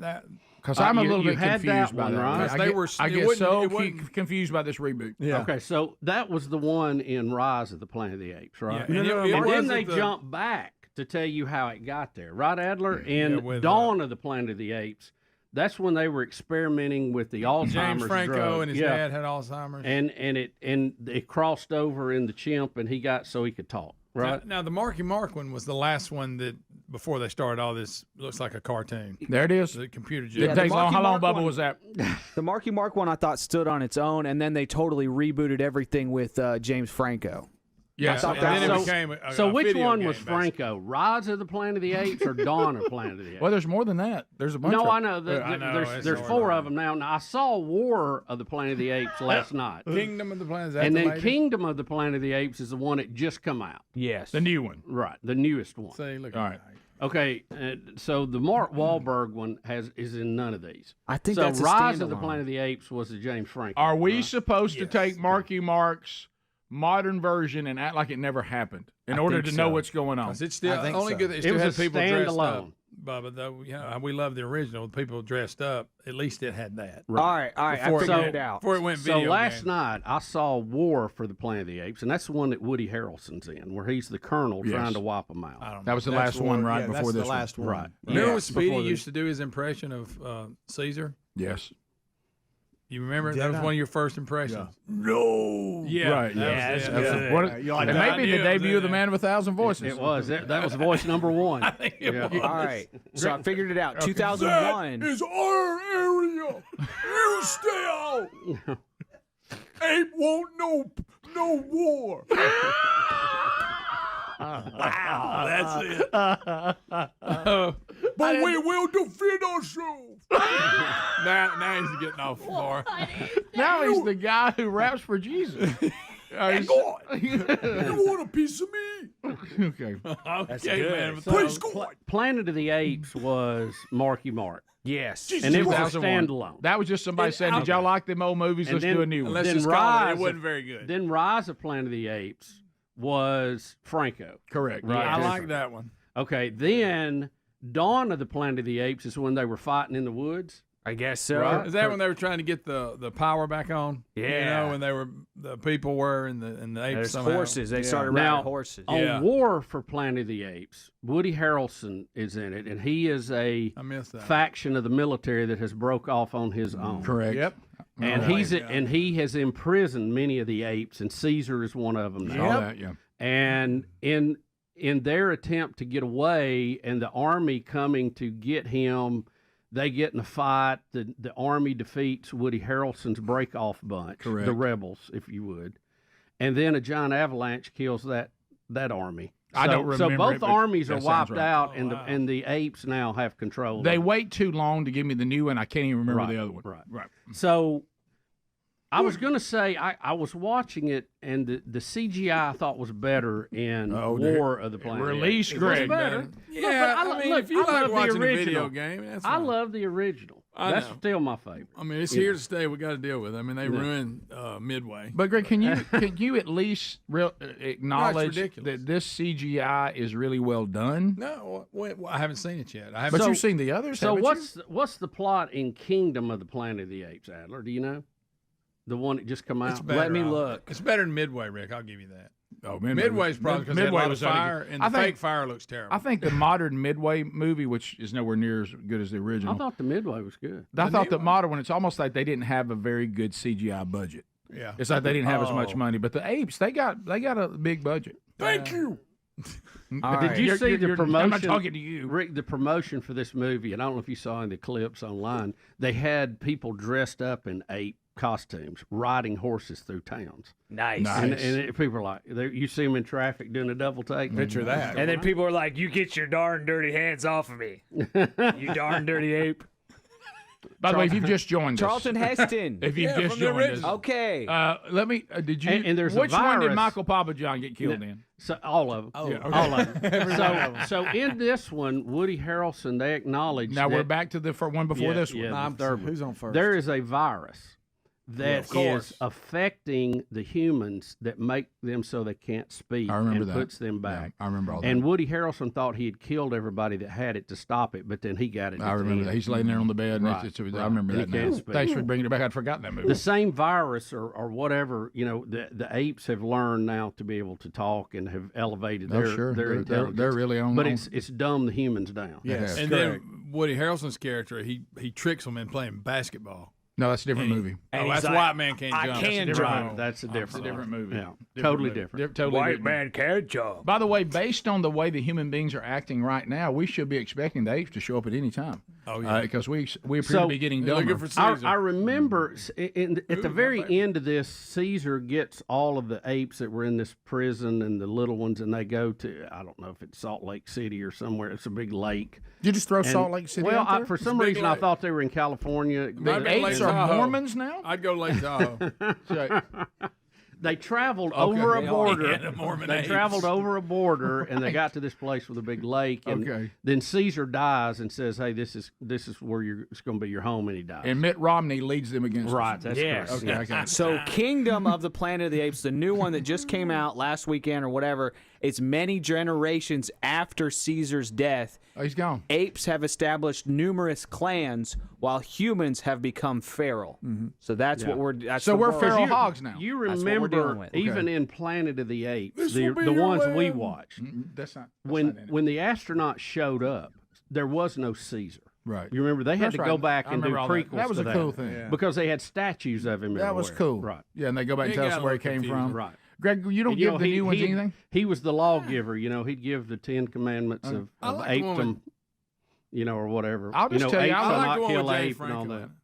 That's what we're talking about, Greg. That's even gotten better now. I will tell you, I'm talking about I like the story better. I'm just going to tell you, I enjoy these movies. I know they're not. You just have to live with it. I hate this. Okay, this is my confusion. One of my favorite ones when we were kids, because you had the series, then you had movies, but they didn't line up in order. I was always confused. Very confusing. There was one where they're living underground, right? And they're worshiping a missile. Yeah, that and was creepy. It's a stainless steel missile, real creepy. and right at the end of it, the astronaut shoots it to blow them all up. You remember that? Oh yes, Beneath. Real creepy. Was that Beneath Planet X? It was really no, weird. I know it seems like it should be Beneath, right? Because I said they're underground, but is it really? I don't Beneath? know.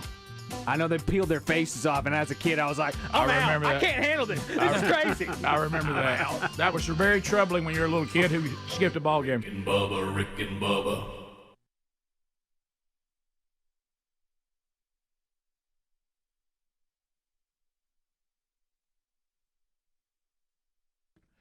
This hour of the Rick and Bubba Show brought to you in part by our friends at firstcup.com. Delicious, delicious coffee.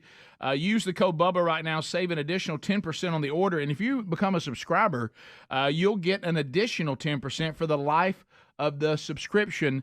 You also get to enjoy American history while you sip on this delicious coffee. Every single roast represents a historic moment in American history. It's a Christian-owned patriotic coffee company.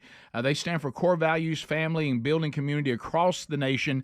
If you're not a subscriber, you need to become one now by going to firstcup.com. Use the code Bubba.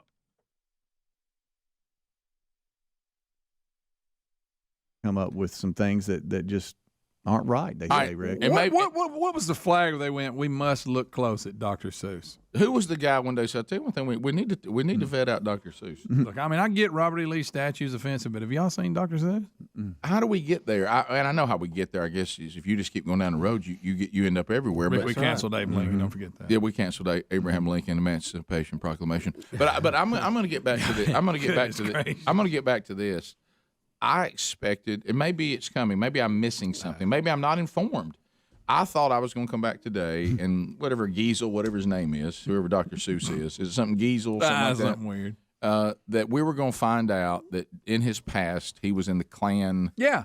He did blackface. The sins. All right, Rick, he may have sang a rap song and used the lyrics that they actually wrote. Right. Recorded. These sins, like we said yesterday, like Prager said, of the current of the religion of the left. Yeah. But all I'm getting, am I missing something? Is that these characters that are not even human, that they don't think the characters, the made up non-human. I'll read you what they're saying. I don't see race on these funny looking people. What Bubba, are help they? me. Just help me. I thought they were animals. Help me. I'm gonna push through and read Green Eggs and Ham, so I may not be back on the Rick, show. I think I may not be on the show tomorrow. Cat in the Hat is a cat, right? I think he's a cat. I mean, so Bubba, help me. We're dogs, man. He does have one of his early ones. It was a human, and it has like an Asian caricature. Yeah, in your story. What? Ooh, whoopity doo. Whoa! Is that bad? It says a Chinese man who eats with sticks. Well, okay. He's describing what. So what? You can go in any Chinese restaurant today. There's going to be a guy there with sticks. You can eat with sticks with Chinese people. Chinese people are going to cook it. If you go to China, there's a lot of folks eating with sticks. Chopsticks. I ate thing. with sticks yesterday. Yeah, I mean, but it's not some kind of disrespectful representation. I know. Look, y'all have got a very. I don't know what to do. Y'all have got a paragraph that says why it's controversial. So why it's what? Controversial. I don't agree with it, Greg. I was just pointing out that it's a human, not a cat. You know what's coming. By the way, Adler, what are these other things that are not cats? Are they're just okay? We found one Asian in every book he's ever written. Like, how about this? What is Sam? Like, what is he? I mean, it looks like he's kind of a dog. I don't know. Thing one and thing two. What are they? I don't know that they necessarily in your house. have trouble. Have a problem with Green Eggs and Ham. What they're saying is it's all of his other books. I know, but I don't. And again, I'm no expert on. Yeah, but Dr. that's Seuss. one of the books. I know.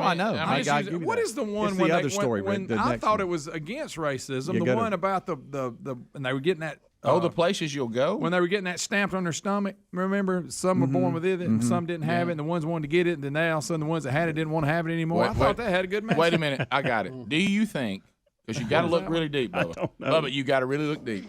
Do you think at the heart of all of this is his story, Horton Hears a Who? Because it says a person is a person no matter how small. Is that ultimately what they're out to get? Because I've always thought that story was also speaking to the greater where life begins. Or Rick, is there a bigger thing here of anything that is an institution, tear it down? Yeah. Anything that we've done for years, tear it down. There's some of that. We need to completely remake the country, and if you do this, tear it down. If we do these holidays, get rid of them. I'm if waiting. you do these special events, get rid of them. Yeah. All right, we'll come back.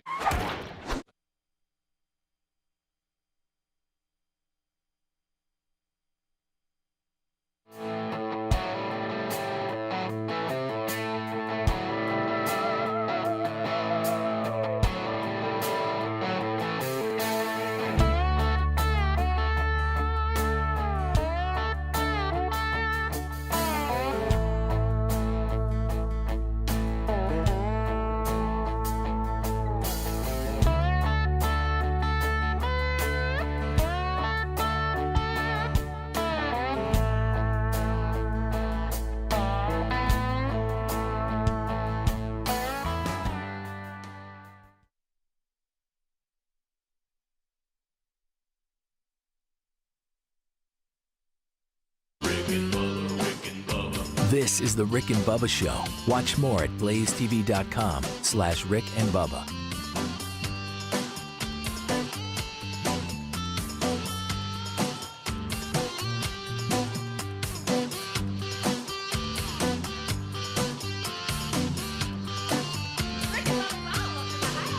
Rick and Bubba, Rick and Bubba.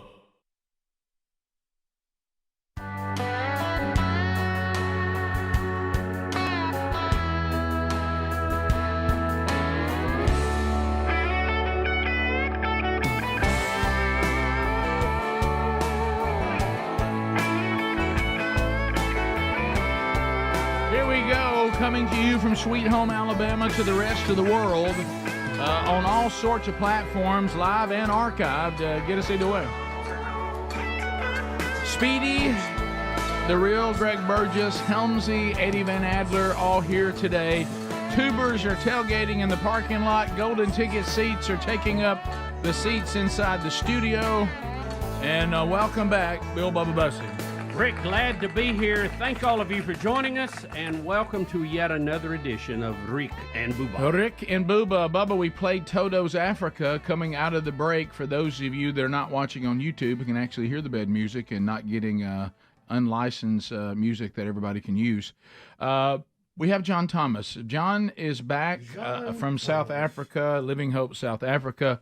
He's our favorite South African, and he has become an icon for the Rick and Bubba audience, and anytime that he finds his way to the United States, he pops by. John, hello. Hi. How are you today? I didn't give you the South African hello. Okay, yes, you have to. And John, while we have you, we always have callers that want you to do their voice message. They want you to leave them a message. Every man in the audience wants you to leave them a birthday message.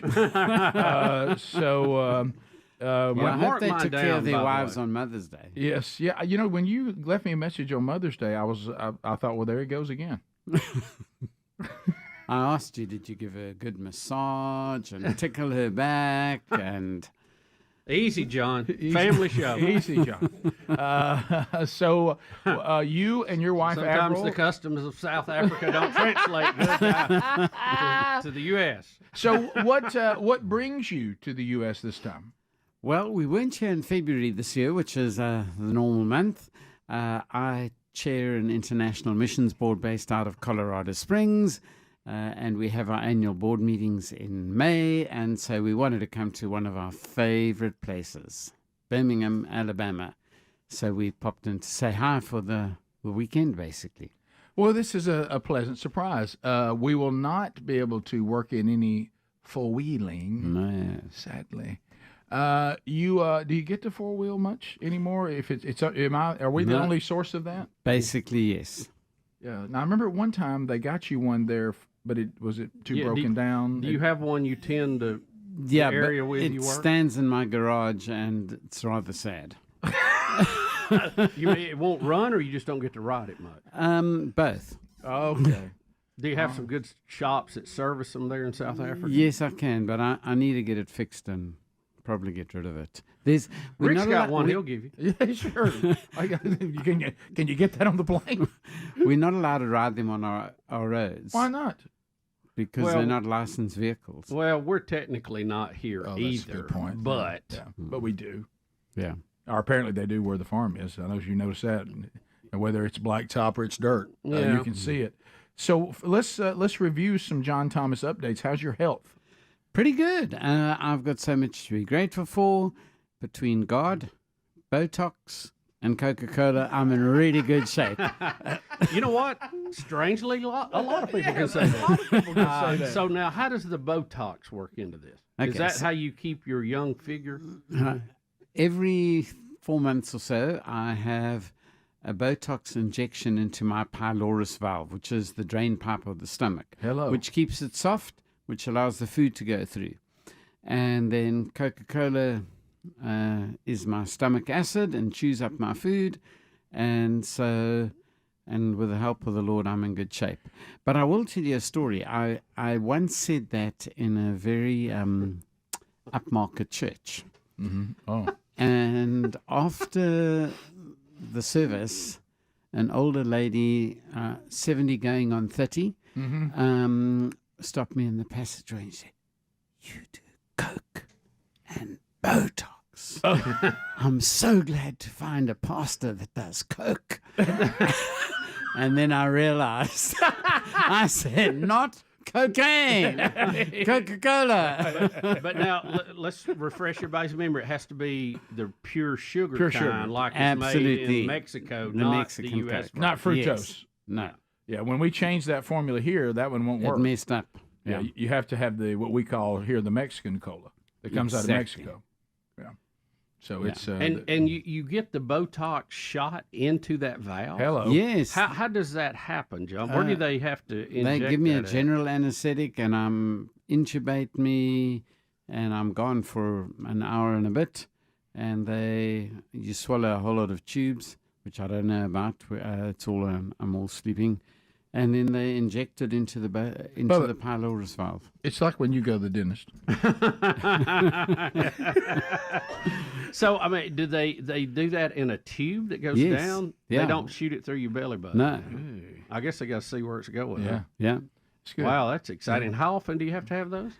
It was 3 months. I've gone to 4 months now. Oh, good. A whole 4 months. Yeah, every 4 months. Wow. Yeah. How about that? That shows up quick. So take us. I know that you are in a bit of a different role with Living Hope South Africa. Your son is kind of doing what you did for many, many years. Doing a better job of it, yeah. Well, I didn't want to say that, but he's doing a magnificent job. But you, of course, have so many contacts all over the world. You're kind of the face of Living Hope South Africa.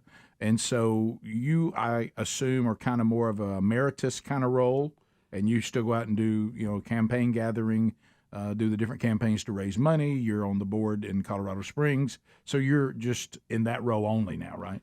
Fancy title, Global Ambassador. Global Ambassador. Yes. That means, Dad, go get the money. 100%. You hear that? Development officer. Yeah, So I preach around, talk about Living Hope, and hopefully people are stirred and moved to give. Well, I will say, we've said this so many times, if you've never been to South Africa, there is no place on earth like it. I mean, there's, when somebody says, so what would you compare it to? Well, then you just don't say anything because there's nothing to compare it to. Caribbean on steroids.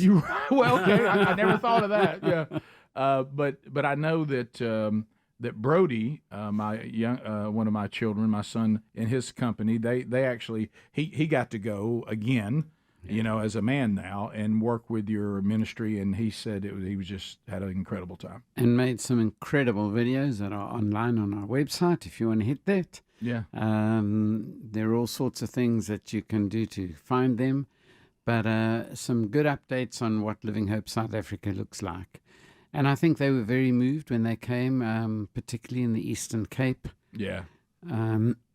We went into a clinic there, and there was a lady lying in a wheelbarrow. Yeah, he told me about this, yeah. Because there are no wheelchairs. And somebody from her family had pushed her, and she was as thin as you can get, and she was probably 40. And I think it was her mother who actually pushed her to the clinic in a wheelbarrow, covered sort of in a blanket. I mean, heartbreaking stuff. And this is a new area that you guys have now taken ownership of to try to do there what you've already done in Cape Town, and provide these clinics and medical help and occupational job training and all the other. And that area, unofficially, 80% unemployment. And so it's poverty on a whole different scale. Yeah, when he talked about how far they had come with their loved one in a wheelbarrow because they did not have a wheelchair, but they made it happen and got her some help. So, but just to see what they had to go through to get there, it's amazing how many things we complain about. Yeah, the challenges of poverty are, and I think I've said this on the show before, but what Americans know as poverty and what we see as poverty, ours is destitution. It's just a different scale. Yeah, it's no doubt. We'll come back. We'll chat a little more with John, and then we got some other things to cover because it's good to see you, good to have you here. And I want to unpack a little bit some more details of some updates. And I know that many of you out there are trying to record John's voice, so we'll try not to interrupt him so you can get a good recording of listening to him speak every time he comes by. More with John Thomas here from South Africa when the show continues right after this. Rick and Bubba, Rick and Bubba.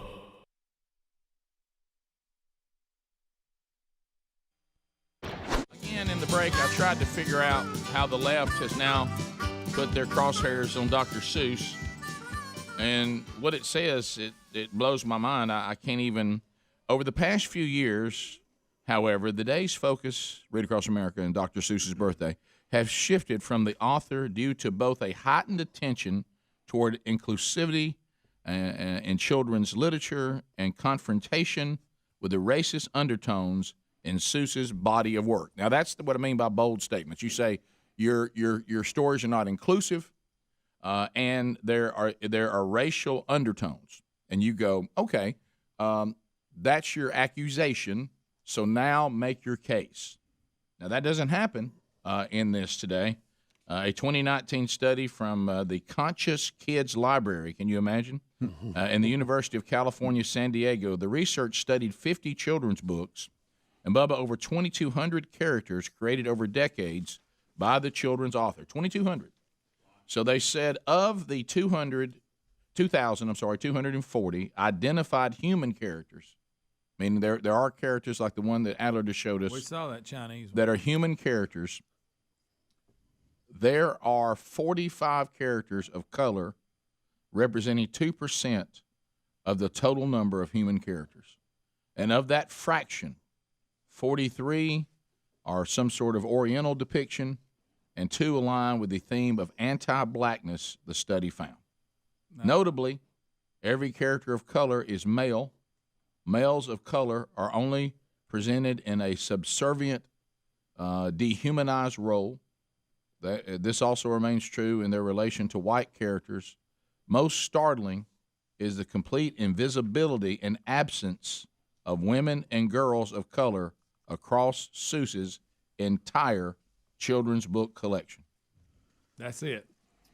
All right. So when he did use humans... Did you say Oriental in that? I did. I think that's an improper term. Yeah, it's Asian. They even use the wrong term when they're describing him being wrong. Because we were told that's offensive, right? Yeah. Oriental. Oriental is a rug. It's a rug. It's not. It's not race. Well, I hate to say it. Well, there's only one. I hate to get technical. There's only one race, human race. Thank you, Bubba. Mm-hmm. Now there's different ethnicities. You're right, but there's only one. Yeah. So even when we say different races or race relations, we're in technical error. Yeah. That is not a correct statement. But I have a hard time finding if there was any negative intent by Dr. Seuss's. Well, I mean, come on, guys. Yeah, I think you're having to dig real hard here to find something. But keep in mind, too, when you have art or you have authors or writings or whatever, it's it's reflective of the time they lived. Exactly. And the things that were going on around them. I'm not saying it was right or wrong, but it was reflective. They can't assume right and wrong for 50 years in the future, just like we Great can't. Point. So you look back at history and it's fine to say I don't like the way this was done or that was done, but that's not what they were dealing with. But you can just disagree and work to change and look the and future. go, we've evolved from that. But we're quickly falling into that old Soviet Union thing where we just erase history that we don't like or we don't. And theirs was political. They had some leader that didn't measure up. He didn't die because he was sick. We just kind of do away with him. He never existed. Yeah. So it's just a dangerous part of humanity to erase history. There's nothing wrong with looking at your history and go, you know what, we had that wrong. I mean, that was Or I can't believe we thought that way. Yeah, then. yeah. I can't believe that people actually looked at things that way. Well, They probably would look at us and say, we can't believe you're looking at the things the way you're looking at it. So I think it's okay just to say, look, this is where we are now. That's where they were then. I don't think we have to make statues about it, but we can certainly just move on and say this was wrong or whatever. I don't know how. Just doing away with the history of it, I don't feel like you're accomplishing anything. Yeah, I don't know why you couldn't simply, like you said, when we start become revisionist and as you said correctly. That's the right word. Yeah, grabbing people from a different time and then pulling them into modern day and judging them against this current environment. It's impossible, and where does it end? And we would want the same thing for people in the future to do us that way. No, well, and what I'm saying, because who only knows? And it could be any direction, by the way.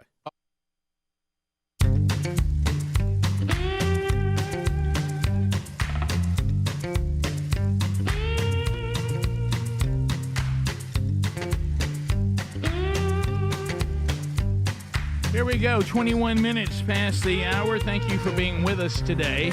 And we got a lot going on, and still to come, the wonderful Wheel of Canned Meat will happen. We'll say hello. Somebody in the Golden Ticket Seat is going to win a $50 American Express gift card today. Tubers are outside tailgating. We'll celebrate with them when the show gets toward the end as well. And I want to remind you some things that are going on. We got man churches going on this weekend, 3 of them. One of them coming on tomorrow. That'll be in Calera, Alabama at Hope Mountain Church. Gil McKee will be there. I'll be in West Mobile, West Mobile Baptist. We're doing a little Cajun gathering, some gumbo, and then we'll address the men and plug them back into the men's discipleship strategy in Mobile. Also, Brian Dawson will be at First Baptist Church, White Plains in Anniston, Alabama. That's also Sunday at 5 p.m. If you want to find those and find a man church near you, go to themanchurch.com. Also, coming up in June, a unique opportunity, Minor Baptist Church in Sikeston, Missouri. We got a real history there in southern Missouri. They are really, this is the weekend of the 7th, 8th, and 9th of June. They're going to do a men's event on Friday night, a women's event with Sherry on Saturday morning, and then Sherry and I are going to do a marriage event Saturday night, and then I'm speaking at the church on Sunday. They're taking quite a bite. You can get a ticket to any individual event that they have that weekend, or you can get them to everything. But if you want to find out more about that, go to rickandbubba.com under upcoming events or burgessministries.com under upcoming events. And Sherry and I are very excited about being in southern Missouri coming up that weekend of June 7th, 8th, and 9th. John Thomas is with us, Living Hope South Africa. He is the global ambassador. So we got it right now. Yeah. So John, let's talk a little bit. The Golden Ticket Seats, just then, they got a little card that gets them a pound of BuzzBox coffee. That's one of the ways we raise money for evangelical ministries all over the world through the Bronner Burgess Memorial Fund. And for those of you that are part of that every month, either through the coffee sales or you're picking up the books and your the things from the Man Church and or you're just donating on your own.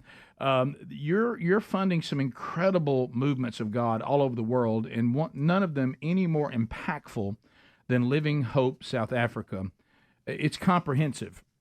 I mean, there's so much you guys do, and as you mentioned a minute ago, you're the hands and feet of Jesus. That's the name, the living hope. No matter how dire everything may look, as Jesus told us in John 16:33, be at peace because he's overcome it. Ultimately, he's overcome our most important problem, and that is in our need of redemption. But then, there are the physical problems of eating, clean water, education, medical help, job training, and you guys do it all. So give us an update.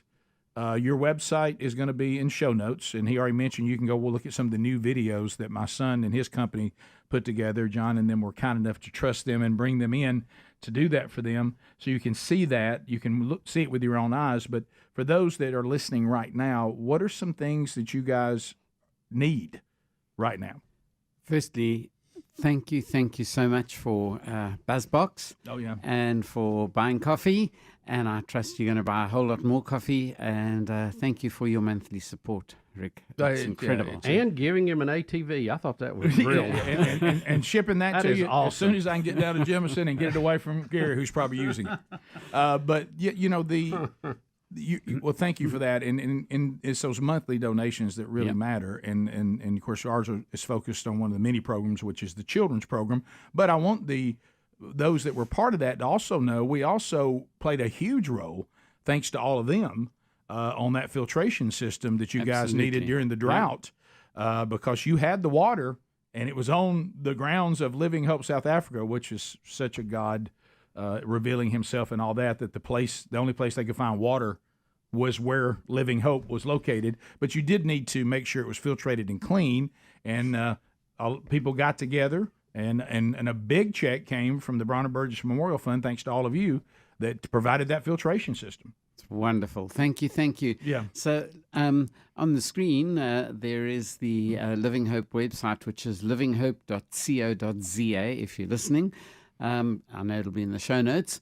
We have 6 major areas, 53 programs. We served 151,000 people last year, 2023. My goodness. And so we do healthcare.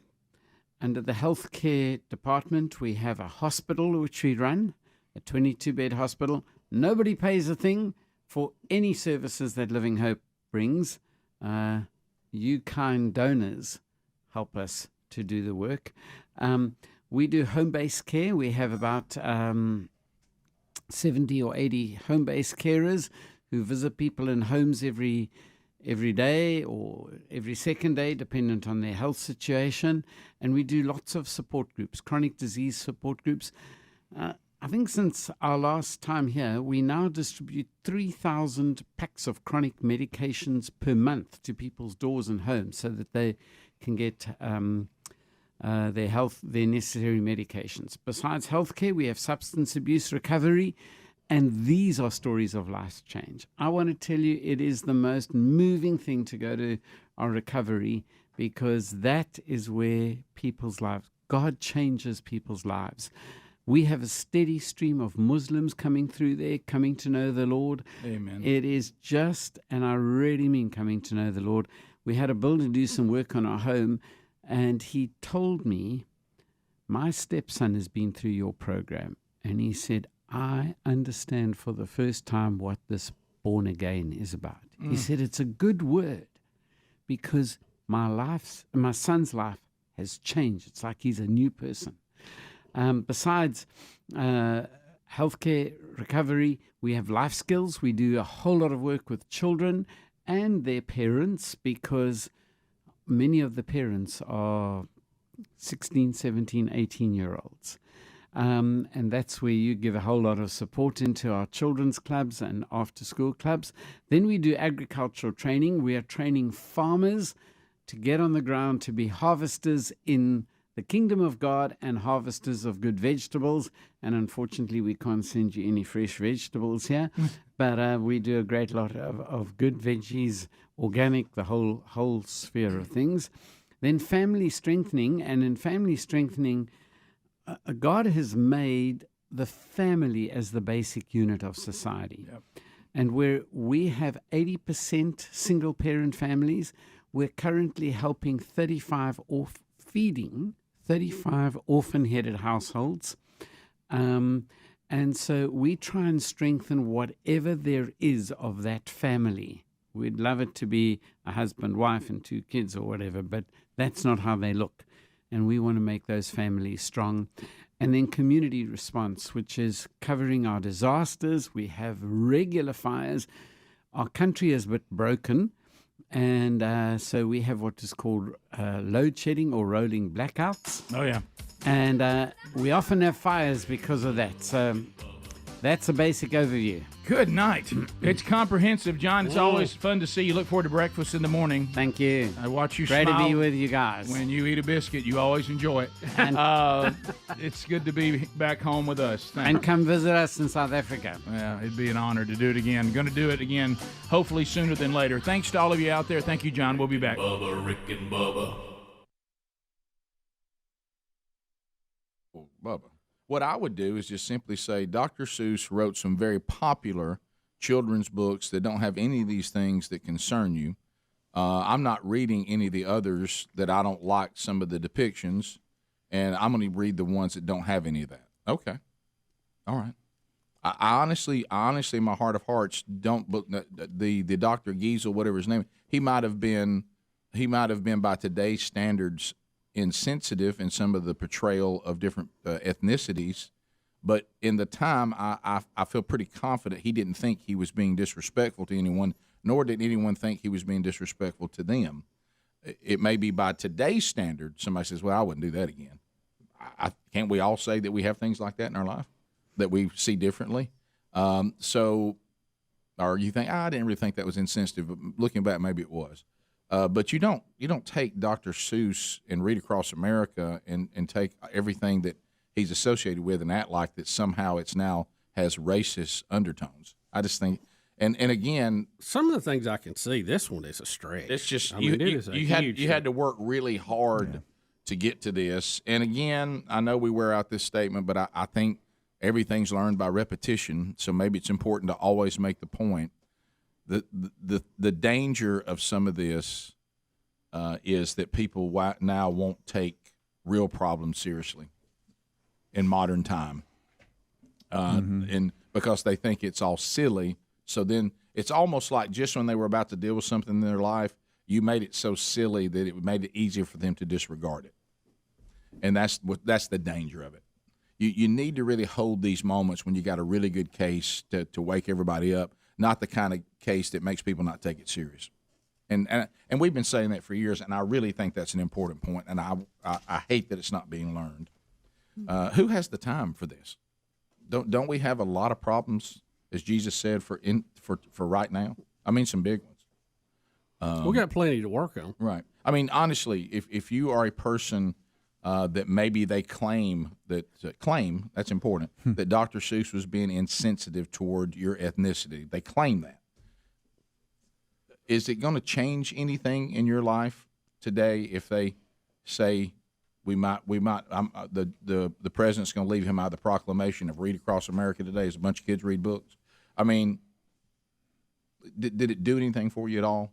I mean, wouldn't you like for somebody to focus on like how you're going to get through today and pay your bills and the issues you're having in your community like today? Well, let me ask you this. This didn't do anything to help that. No. In 2015, 2016, President Obama, in his proclamation, had all kind of praise for Dr. Seuss. I know. So how has it changed since then?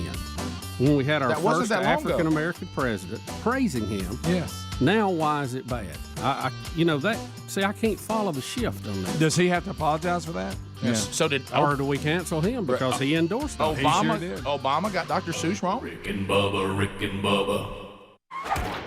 So, did you see there is a news story today about some of the books are not even going to be published anymore? Yeah. Did you see that? Yeah. You know what I say to that? Whatever y'all want to do. Yeah. Welcome to Germany.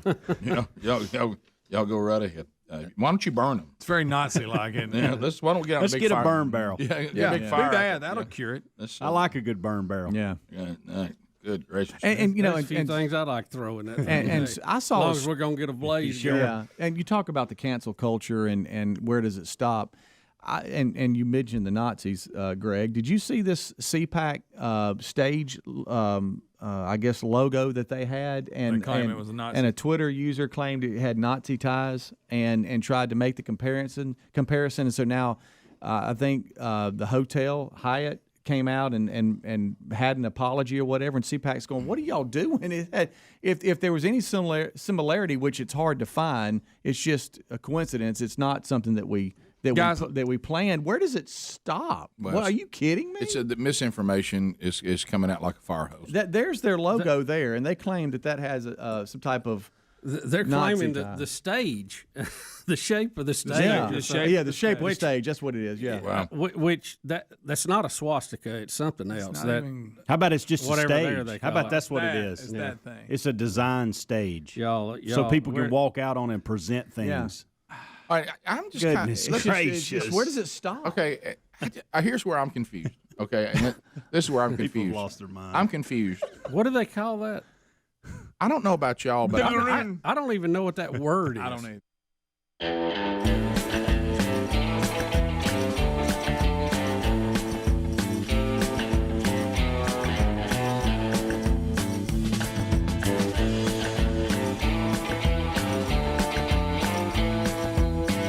Past the hour, the Rick and Bubba Show. Thanks for being with us. The Association of Mature American Citizens. Bubba and I both got an email in the last 24 hours. And the guy has gone back and he's listened to the old Rick and Bubba CD, How About That? And that's the one where Bubba and I do an impression of ourselves as old men doing the show. And the guy claims we were talking about being in our 50s. Isn't that funny? And of course now you were doing an old voice. We were doing an old voice.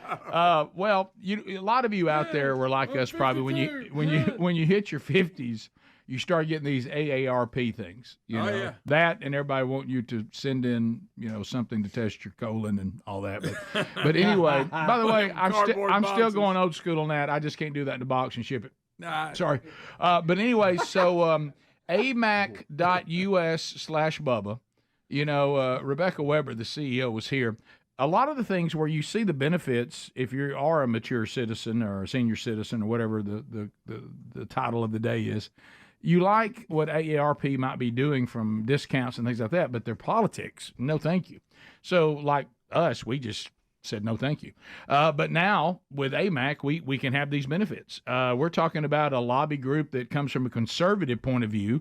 They do not support Obamacare. They do not support bigger government. They do not support the Inflation Reduction Act and some of those disasters. But at the same time, we still get the discounts that you like. They've got those too on cruises, rentals, hotels, travel, rental cars, theme parks, shows, movies, food, dining, and also insurance discounts. They also, with our membership, get us free Social Security and Medicare advice. So if you would like to look into AMAC, you have a choice. Do that. amac.us/Bubba. Right now, get for the election year special, 4 years for $30. Or if you still want to go 1 year, that's $16. Yes, you get the magazine too. So go to amac.us/Bubba or rickandbubba.com under the sponsors button. So before we move on to our updates, I always enjoy this. Bubba was mentioning the four-wheeling with John Thomas before he left. I have so many pictures like this. Here's how much, look at him. Yeah, is that guy happy? There's a picture of him on the four-wheeler. Rick, I just love its power, the four-wheeler. Are we going to be able to ride four-wheelers? What did he just wear the one out he had? Well, Bubba, remember what he just said about poverty? Yeah. The one they found that they could afford. Really, probably a little used. It was not. It was on his last leg. It was a nice, kind thing to do, but it was in pretty bad shape. Yeah, I guess did they have a lot of space, or is it real crowded there where he is too? No, they have space. Yeah, so he can get out. It's not the open outdoors. It's not all that. Yeah, it's just a big area, a lot of acreage. Right. Hey, if I was down there, I'd fix it for him.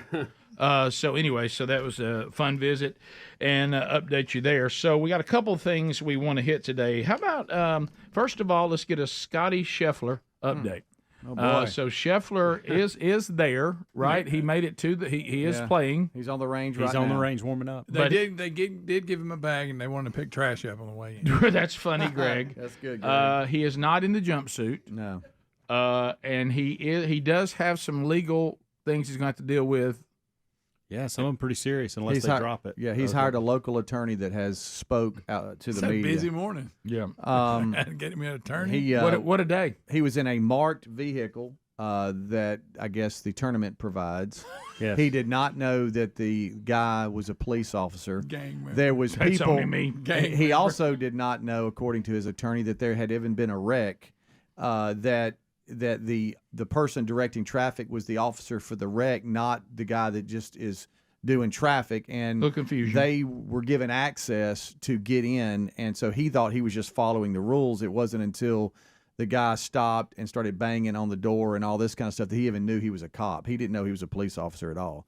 So he does have some charges to get through. He's got second degree assault of a police officer, which is a felony, third degree criminal mischief, reckless driving, disregarding traffic signals from an officer directing traffic, and his local lawyer that he hired there in Louisville said that that's going to go through the process, but he was released, and now he's on the range. He tees off in 28 minutes.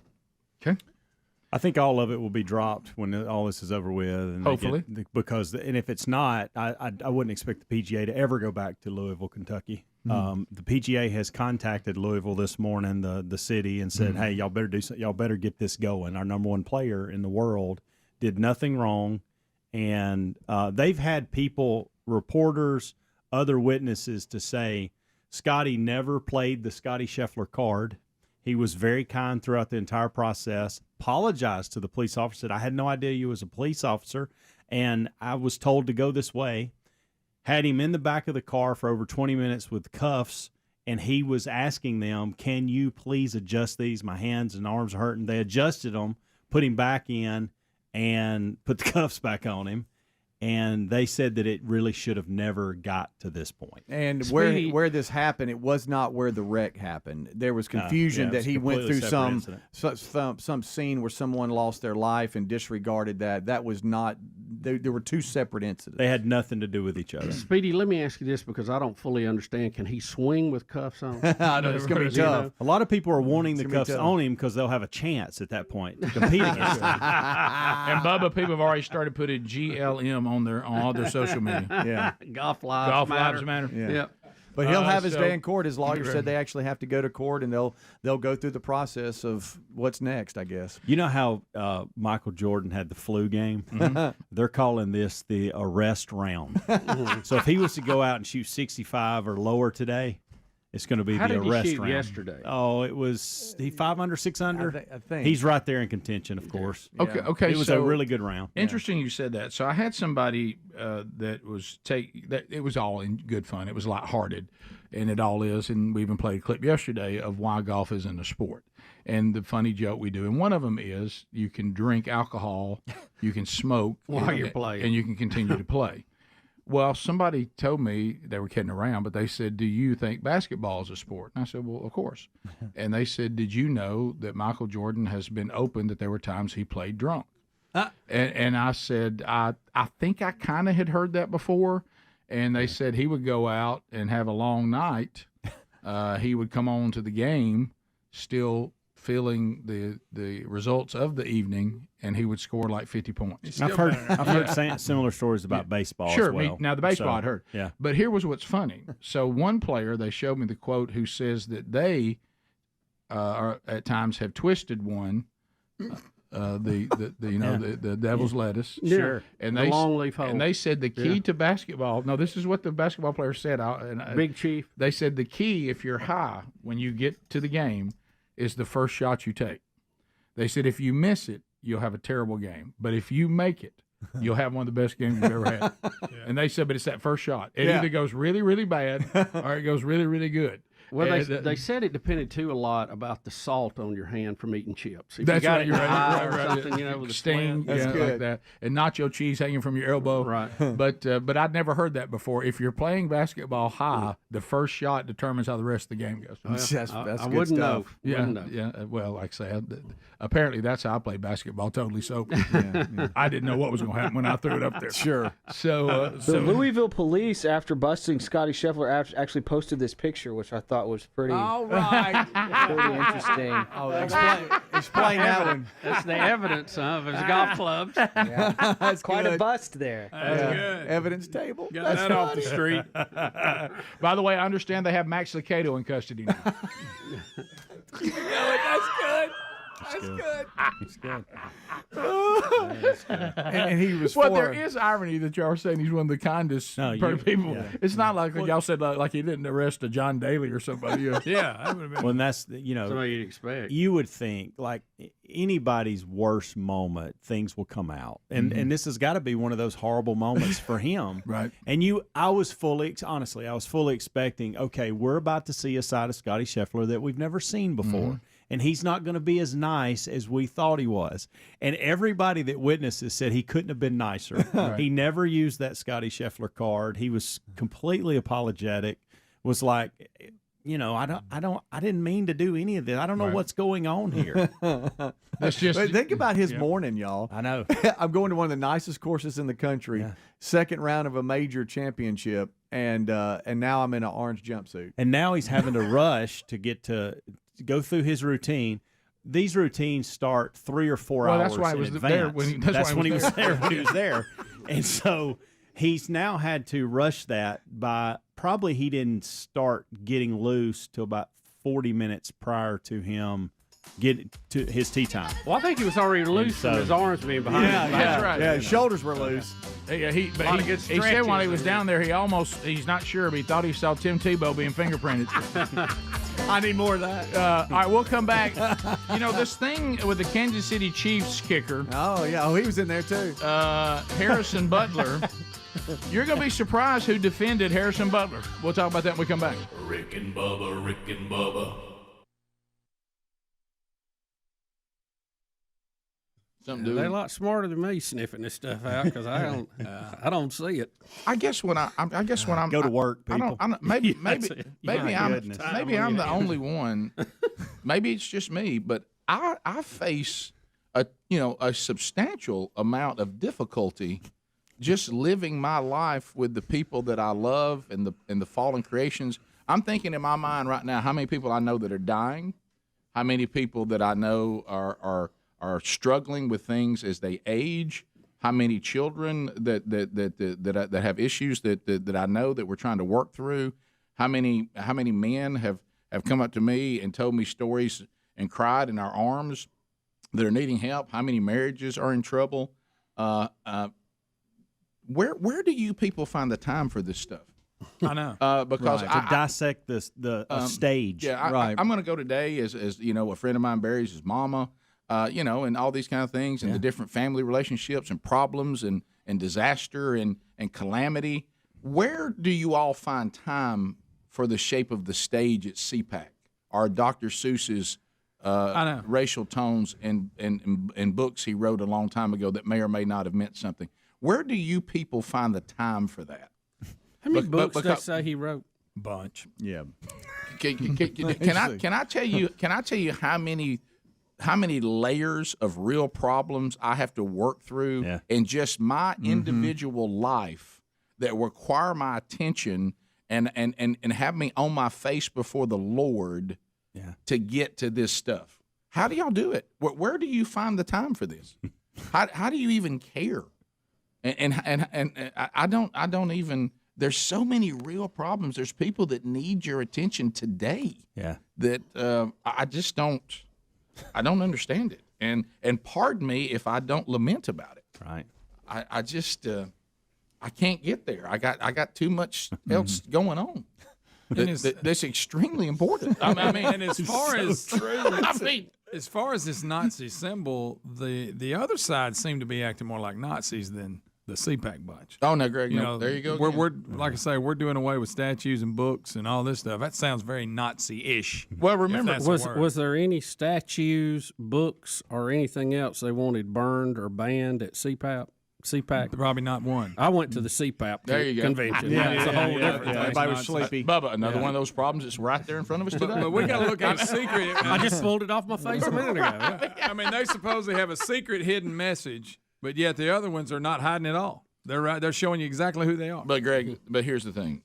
That's paying attention, because what the enemy loves to do, and I say enemy on a very broad, dark, evil reference. This is not new.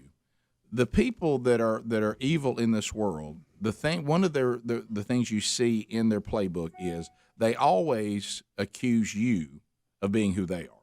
Yeah, always. Exactly. Always. That's been around forever. Mm-hmm. And one day we're right. going to teach how to turn notifications off in here. And have a whole lesson on it. And I turned yours off. Well, evidently, I don't know. That can't be. That's not you. Yours is off. Right. What was funny is last night. It was funny because Sherry and I were on a Zoom call last night, and it was so funny because we were using her laptop because I left mine at work. I've tried to be sharp to see if I eventually use this laptop that Sherry got me, but I just never use it. Unless the pandemic's going on, it's of no use to me. Now if I have to do the show from home, it's huge. Yeah. But as far as daily, it just I can't figure out a way to use it. Yeah. But anyway, so it's just a little bitty tiny, and now my big computer's old and worn out. But I like that keyboard over this right here. I feel like I'm gonna break that laptop trying to use it when I try to type stuff in it. But anyway, so. I was shocked as well because Sherry, does Zoom stuff all the time and whatever. So we're in this thing, and I notice it all of a sudden, boom, and I reach up and I start moving to take her notifications off. She's like, and slaps me on the hand like, stop it. I said, you need to take your notifications off. And she's like, what are you doing? And then I realized we're on the camera. Everybody can see us. Everybody can see us, and she didn't know how to turn them off. Really? And y'all had to teach me how to do it. But I mean, just one will do all of them. In my mind, it should default to off, and if you want them, you can turn them on. I know that would make sense. That makes more sense because who really needs that? No, I don't. Don't you see it when it comes up? Yeah, I don't need a sound. Yeah. And I don't go, it went off. Let me run look. There's a lot of people they love to know what's going on. Well, then they can turn it on. They can go click on. Nobody.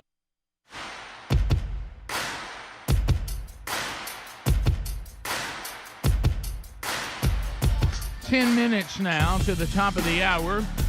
Rick and Bubba Show. Thank you for being with us today. A brand new Rick and Bubba University, the podcast, out this weekend. Wherever you get podcasts, Patrick Morley is our guest. Talking about dealing with the scars from maybe growing up in a dysfunctional home, how to deal with those, and also steps to take to break the cycle that you don't just create another dysfunctional home. Patrick Morley, Rick and Bubba University this weekend. All right, so this Harrison Butler thing that we're having to deal with, it's unbelievable. So Harrison Butler has had the audacity to actually be with some of his fellow brothers and sisters of the faith, and as a devout Catholic, it looked like he was. Did we ever figure out what he's doing? It looks like a commencement from a Catholic school. Is that what it is? Yeah. So Babylon B, Harrison Butler, after just standing on what his faith would require, by the way, of him, and speaking what is his faith, the NFL has already, in a very gutless move, they've already criticized him for standing on his faith, by the way. The Babylon B's not going to let that go. Here's the Babylon B. Harrison Butler does not reflect our values, says League of Woman Beaters. Yeah. So anyway... yeah, good point. What the NFL, they might want to stay out of all this, trying to be above the fray. Yeah. The high standards of the NFL. So, let me ask you this: why do they even issue a statement on it? Right. Yeah. Thank you. Just leave it. Because we have NFL players that come out on their own personal time, their own personal social media that say things all the time that's highly offensive, but they never issue apologies for that. They sure don't. Isn't that funny? Yeah. Well, but Bubba, this is all. If you're a person of faith, and I say faith, I mean Christianity, a follower of Christ. He said all this was coming. And this is all straight out of Scripture. And there's a lot of places in the world this has been going on and worse for a long time, and it's now here. This is it's not to the level in other places, but when I say persecution now, I'm meaning things like you're ostracized, you're called evil, you're called hate speech, we don't want you here, you're not allowed to say what you want to say. But I think that Whoopi Goldberg, of all people, realizes this is a dangerous path. Interesting comments on The View when they're ready to rip Harrison Butler. Here comes Whoopi Goldberg actually defending him. So the NFL released a statement that he gave this speech in his personal capacity, and the NFL does not share his views. So, listen, I like when people say what they need to say. He's at a Catholic college. Yeah. He's a staunch Catholic. These are his beliefs, and he's welcome to them. I don't have to believe him. Right. I don't have to accept them. The ladies that were sitting in that audience do not have to accept them. The same way we want respect when Colin Kaepernick takes a knee. Right. We want to give respect to people whose ideas are different from ours, because the man who says he wants to be president, you know who? Yeah. He says the way to act is to take away people's right to say how they feel. We don't want to be that. We don't want to be those people. So I'm okay with him saying whatever he says, and the women who are sitting there, if they take his advice, good for them, they'll be happy. If they don't, good for them, they'll be happy a different way. Yeah. She has to throw in a dig at Trump, so you knew that had to be there, even though the party that she will vote for, they're the ones that want to take away people's ability to express themselves, not Trump. Trump's never had Trump said anything. has never said that. Never wants to take that away. That's crazy. That doesn't even make sense. She's right about him, but her comparison to Colin Kaepernick is totally apples to oranges. It is. That he didn't Butker. How do you say his name? Harrison Butler. Butker. It's not Butker. Yeah, it's Butker. It's spelled weird. Is it Butker? Yeah. Yeah, that sounds like I don't want to do that because it sounds like Greg will harass me the rest of the day. He did not do this in uniform on the field with the national anthem. That's true. Totally different. Well, I will say one thing that she is right on. You certainly can't be pro Colin Kaepernick and anti Harrison Butker. You can't say he has a right to express himself, but Harrison Butker doesn't, even on in his private time. Yeah, so she's right about that. That's crazy inconsistent. So hopefully this. But now this is the thing where the NFL is out of touch with those that actually buy tickets, sit in the stands, and watch it on TV. The Harrison Butker jersey selling like crazy. Yeah. To see they're really out of touch. It's the most popular in the jerseys right now. Do you hear that, NFL? Who buys kickers' jerseys anyway? Right. You know what I'm and saying? you know why they're buying it? Yeah. They're buying it now as a show of support. That's right. And Yeah. what are they saying, though, to the NFL? I hope it's the highest selling jersey they've got. They're saying to the NFL, you are way out of touch with us. Yeah. Now, so far, you people forced us to buy a kicker's jersey. Yes, this of course, some office of DEI That's a good line, had to Greg. hustle in there and get a statement out. You know what that was. Oh yeah, it was, and it's that's all them afraid. I don't know what they're afraid of. As a matter of fact, who are these people in the NFL? The players. That's who they're afraid of. The players' union that would be mad at one of their fellow players expressing his spiritual convictions on his personal time. And let me ask you this too. I think some of it's being misrepresented. What he said, I heard most of it. Granted, I did not hear A to Z on it, but some of them are claiming he said that women should stay in the home. I mean, basically the barefoot and pregnant speech. That's not true. That isn't what he said. His own mother worked outside the home, so that doesn't make sense. Why he would not have said that. You might want to go listen to his statements because we played them and I didn't hear that in it at all. I didn't either. Yeah. Now, if he's up there talking about that we're destroying God's plan for a family and we don't have the right to murder people, even if we find them inconvenient, well, yeah. I mean, that's and that does bother people when you say that, but that is accurate. But I will say this is probably one of the most misunderstood things about the westernizing of Jesus and this attempt to make Jesus more palatable. There is nothing when you go to Jesus, there's never a point that Jesus ever says, ever, to anybody who opposes him, the ultimate goal is for us to be liked. He never says that. He says the ultimate goal is to be right in a right standing with God.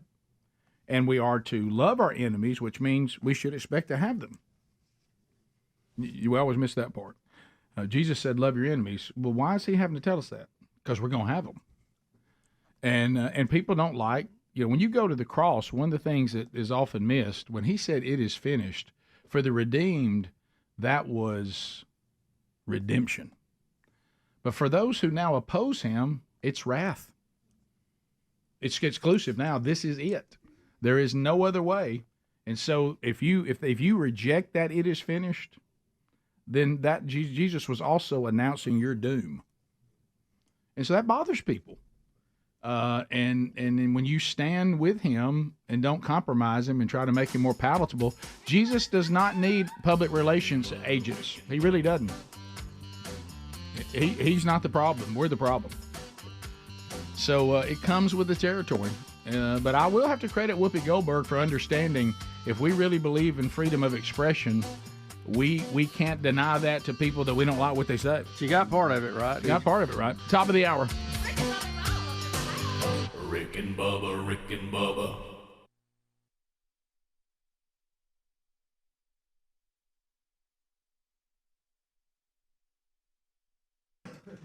Hey, how about this? Blaze Media now more than ever is so important. But have you ever thought about getting some Blaze Media swag? You're going to love all the Blaze Media merchandise available at shopblazemedia.com. Everything from Blaze Heritage and Blaze Media collections, jackets, T-shirts, hoodies, socks, mugs, candles, flags.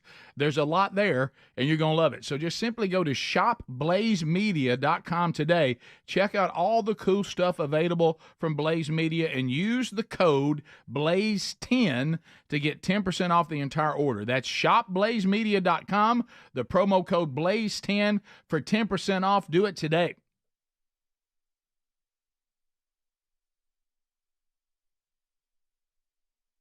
But it should default to off. No, let me tell you about what you're talking about, what that's about. That is a design like Pavlov's dog. Yeah. It's a design for these people that are obsessed with what the next thing is. But there's something new. Right. Then they look and it's some junk mail from some company. It's new. Right. I heard a tone. Took me years to remember. There might be a tweet. Remember, there is eyes are coming. Confused Something just American happened. eyes are coming out. 15% off.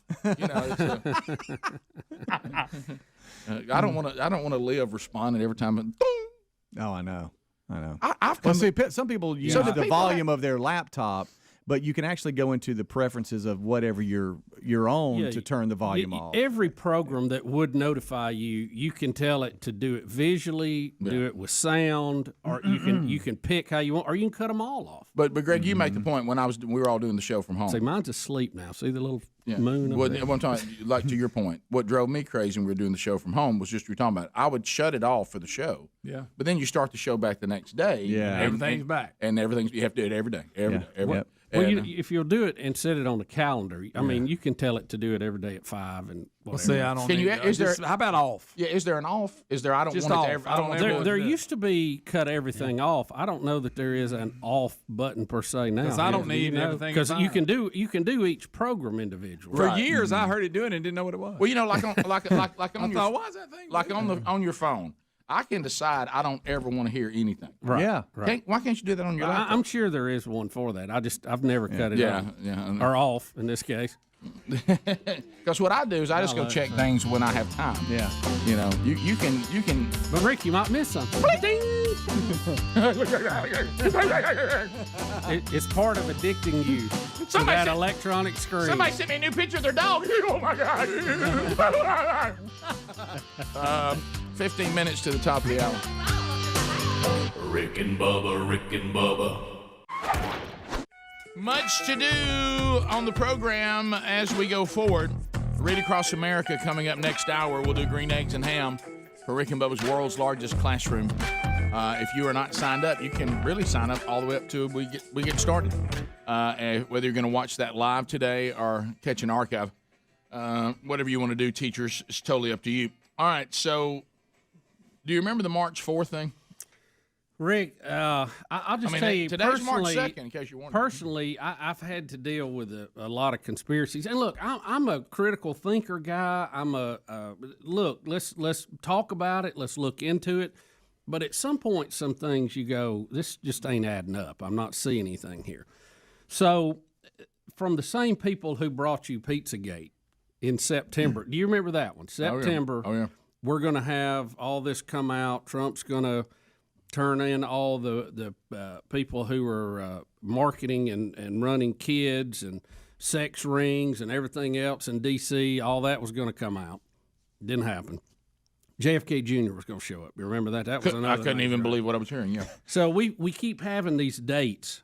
And the latest one after, now I had people, Rick, that I knew who I respect and love dearly who were absolutely positive that there was going to be something happen in D.C. to stop the vote. That's when we had the riot. Mm-hmm. Then on the swearing-in day, January the 20th, they thought people were going to overrun that. The military was going to take over. The CIA, FBI, somebody was going to arrest Joe Biden literally before he put his hand on the Bible to be sworn in. Mm-hmm. Yep. Do you remember that? I mean, I had one I was texting with said, "Hey, you got 15 minutes." Yeah, I couldn't believe. And they're like, you "Hey, actually, it's going to happen. I'm watching." I couldn't believe you knew somebody who actually thought that was going to happen. Rick, no. I know many people that thought that was. But gonna I do remember that was the thing that the pastor in his truck. Remember, put the video out that told us that was going to happen. So CIA operatives. So after that went in, after Joe went in, he was made inaugurated as president, President Biden. Then we heard the next magic date to watch for was March the 4th. It's always the field goal. The goalposts are always being moved for. I'm going to predict this gets moved to April. We'll go ahead. Mm-hmm. Now, Rick, part of the rift behind this, and get this, the Trump hotel in D.C. had so many people trying to get rooms for March the 4th, and prices tripled. They go up based on demand, like everything else. They tripled, Rick, to over $1,300 a night for March the 4th and the days around. So I want to be in the Trump hotel in D.C. because he's going to come back in as president? Why am I wanting to be there? Well, Rick, apparently some of the roots of this goes.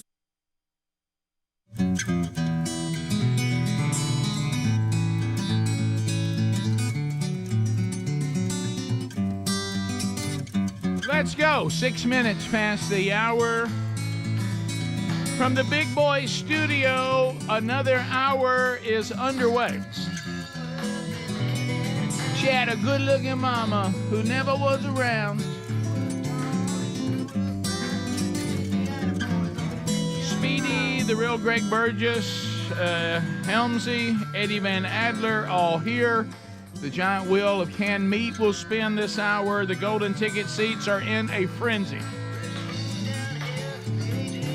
Tubers are tailgating outside. They call it cooping the game. Tents are everywhere, taking up parking spots for people who have offices here and celebrating here on location. They have got a break on the weather. The weather has not been near as bad as it was forecast. So they're surviving outside and just living life to the fullest. And we thank them for making the effort to be here as they continue to walk right up to that line of being scary and stopping right before it.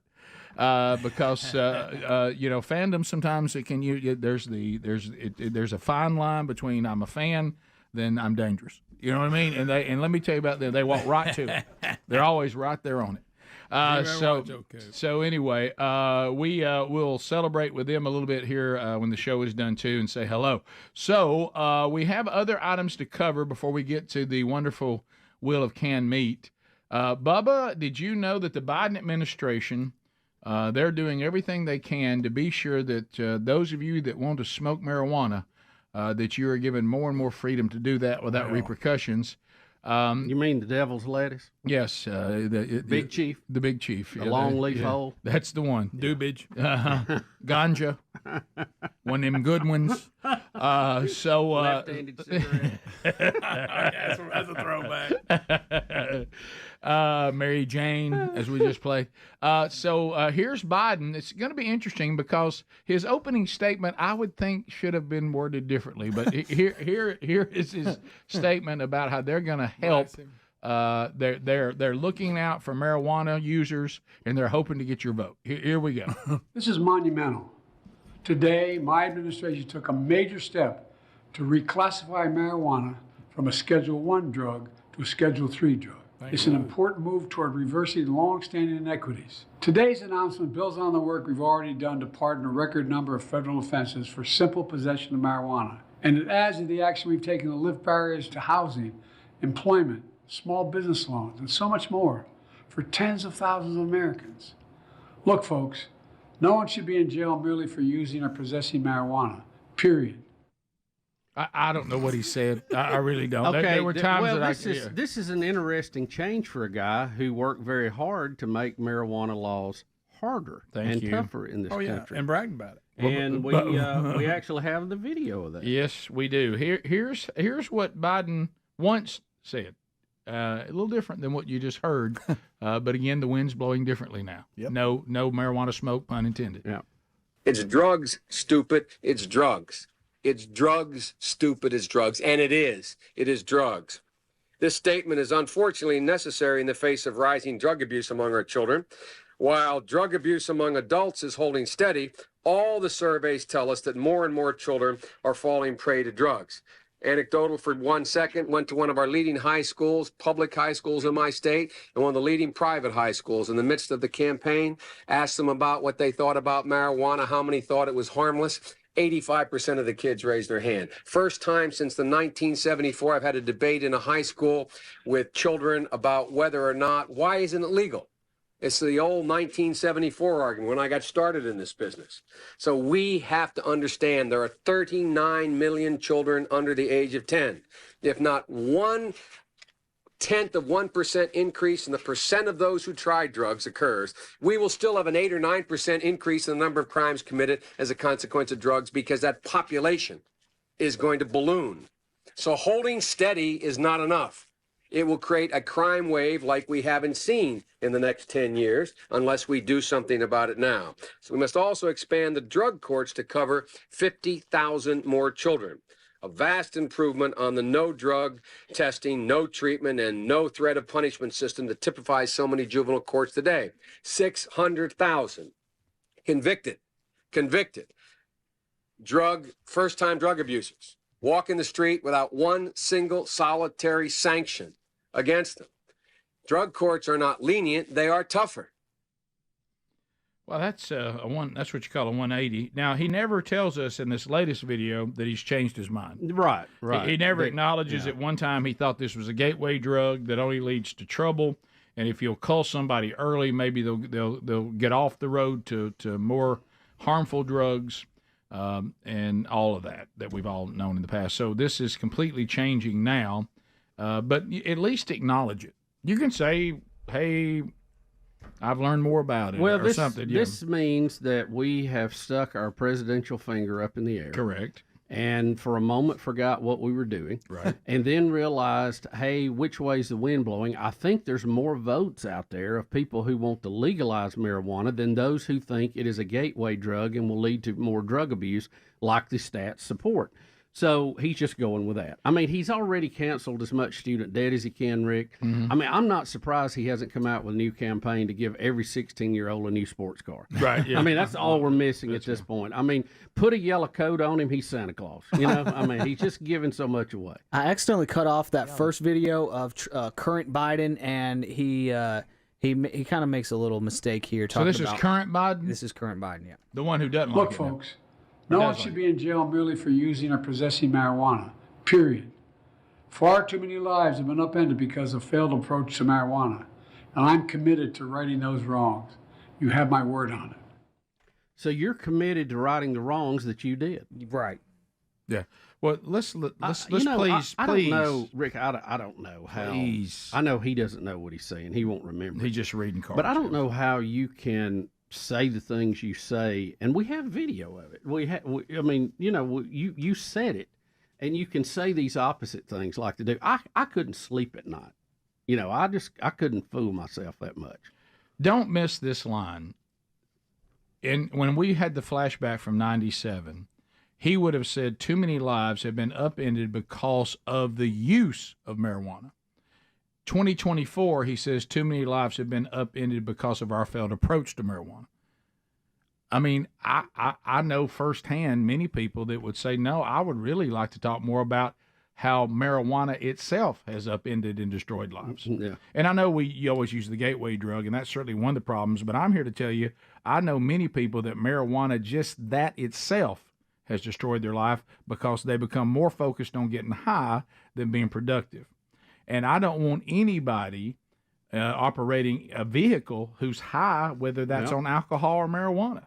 If you're high, and you're doing anything other than sitting in your own home, but I know people firsthand that once they got obsessed with just marijuana itself, it made them unproductive people.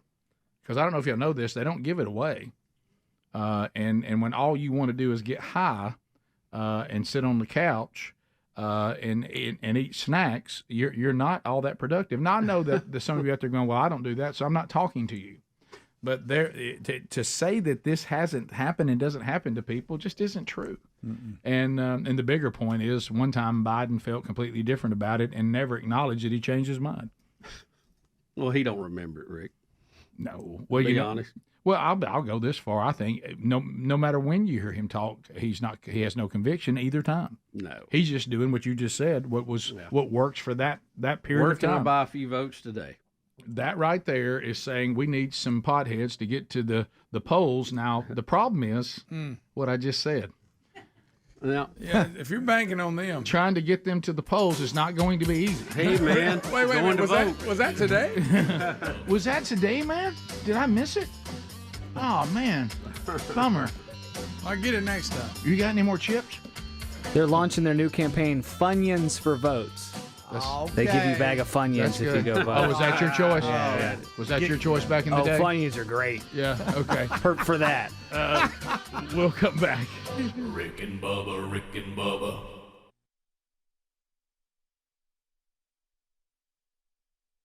Back. The basis of this comes from a law that many people believe was passed in 1871, which secretly turned the U.S. into a corporation. The sovereign citizen movement therefore believes that every president after Ulysses S. Grant is illegitimate. They also claim the U.S. has been run by a group of shadowy investors since 1933, when Franklin Delano Roosevelt ended the gold standard. The date of presidential inaugurations was changed from March the 4th to January the 20th in 1933. So if you go back, the original day to swear in the president was March the 4th. And that's kind of the root of where a lot of this is coming out of. But how? Okay, that's all seemed historically correct. But we moved. Now this is, and I'm getting these facts from Newsweek magazine. This is a story they have out, by the way. I'm just saying, somewhere along the way we moved it to January. Okay, 1933. Right. It's and so now that's been pretty solid since the 30s, based on what you're saying. Right. But this year, Trump is going. He's going to somehow be president on the old swearing-in day, and how's that going to happen? Rick, now that's where the sprouts start. I can't believe y'all are stirring this up. Look, well, I'm trying to. If I'm on track, I got to understand. You got to show me this. This is how it's going to happen, and then I may agree or disagree that I think that's possible. Rick, there's many different theories, but somebody the bottom line won't do it for me. The bottom line is some people think that Donald Trump is still the legitimate president. I got that, yeah. And that he will come back to take his throne, if you will, or the presidency on March the 4th, which is the real date that the president is sworn in. And he will do that how? Rick, now it's all over the road after that. Okay. I can't give you guidance because there's many paths. That's what you want walked out. Yeah, because what you're talking about, the only way maybe someone that's in this. Don't you worry about that. Oh, yeah, that's what I said. Don't you worry about. You've stirred the pot, friend. And I am so glad that's the call screeners in there. That fire ant bed has been kicked over. Yeah. So, because I'm admit this is not my area of expertise, but it seems like. Matter of fact, I don't know that I have an area of expertise, but you got one for sure. But what I'm saying is that would have to be some military coup overthrow. Mm-hmm. It would be a true civil war where you're going to take the current sitting administration and replace it with the one you prefer. Yes. Which that's why we say the Civil War. We were told the first time we heard that was Walter E. Williams said the Civil War is terribly misnamed. It was not a civil war. No. It was a failed attempt at independence. It was a failed attempt at independence. All right. Yeah. Let's a civil war is when you try to go to where the government is and take over the current government. And two, when that was going on, everything was kind of equal as far as weaponry. Yeah. Now it's not. No. Well, that's what I mean. You would have to have a current sitting faction of the current sitting military that has weapons is good. Thank you. As the one that is going to say no, we think this one's legit, and then it would be on. But now if you don't have that, then it's over before it even begins. Yeah. Well, if you remember the great speech that Rhett Butler gave in the movie Gone with the Wind, for those of you that can still get it because it hasn't been outlawed, he pointed out to the folks smoking the cigars ready to go to war that this ain't going to be fair. We ain't got what they got, and this is ridiculous to even try it. And that was closer to what's happening now. Yes, it was. That speech, you could give it right now. Anonymous, go ahead. I've got some information for you. If you'll notice that Biden, when he writes and signs those executive orders, not only was he right-handed when he was previously left-handed, but he also had a parking lot behind him and those windows at the White House. White House has a rose garden. He's at Castle Rock Studios doing this. Okay, so there's also an interview. Anonymous, can I ask you a question there before you move on? So, sure. Are you from the theory that President Biden is not in the White House, that it's being held by the military waiting to inaugurate Trump on the 4th, which is, 2 days from now, on Thursday? That'd be day after tomorrow, Bubba. Yeah.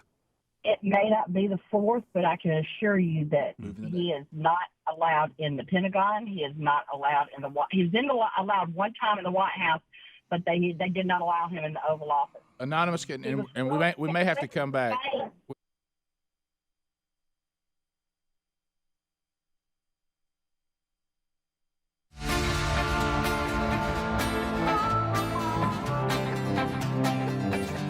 Here we go, people. 21 minutes past the hour. The wonderful Wheel of Meat. Let's light it up. Wheel of Meat. Wheel of Meat. Let's go, Wheel of Meat. Come on, give it a try. It is the wonderful wheel of canned meat, ready to go. It's been illuminated.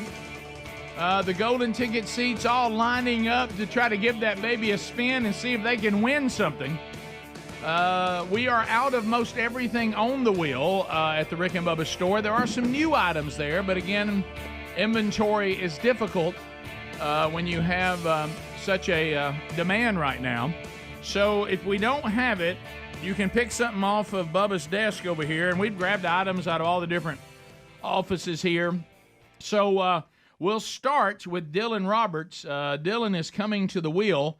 Of course, we must set up Dylan properly. Rock and Roll City is also standing by. Tubers, you'll get to watch them in the breaks and also helping us with our winners. So Dylan's going to give it a spin when we say, wow, what a wheel! Let it rip, Dylan. That's a big spin right there. All right. He's country strong, Rick. He just flipped that thing around. You think he ain't ever thrown a bale of hay around? All right, let's see where that lands. If it ever stops. Oh, look at this. Right out of the gate. Henry the horse. I mean, Henry. First spin. Oh, he's way back on the back 40. He didn't. Come on, Henry. Come on, Henry. Trot on in. Here he comes. There's Henry Hey, the horse. Henry. Hey, Henry. What's up, guys? Hey, buddy. You know, y'all might have heard about Scottie Scheffler being arrested this morning. Yeah, we heard about it. Famous golfer. It turns out he was actually arrested because police officers found out that as a professional golfer, he wasn't dressed like a six-year-old boy headed to Sunday school. Golf clothes, am I right? Golf clothes. What a horse! Adler came in. No. What a horse! Adler.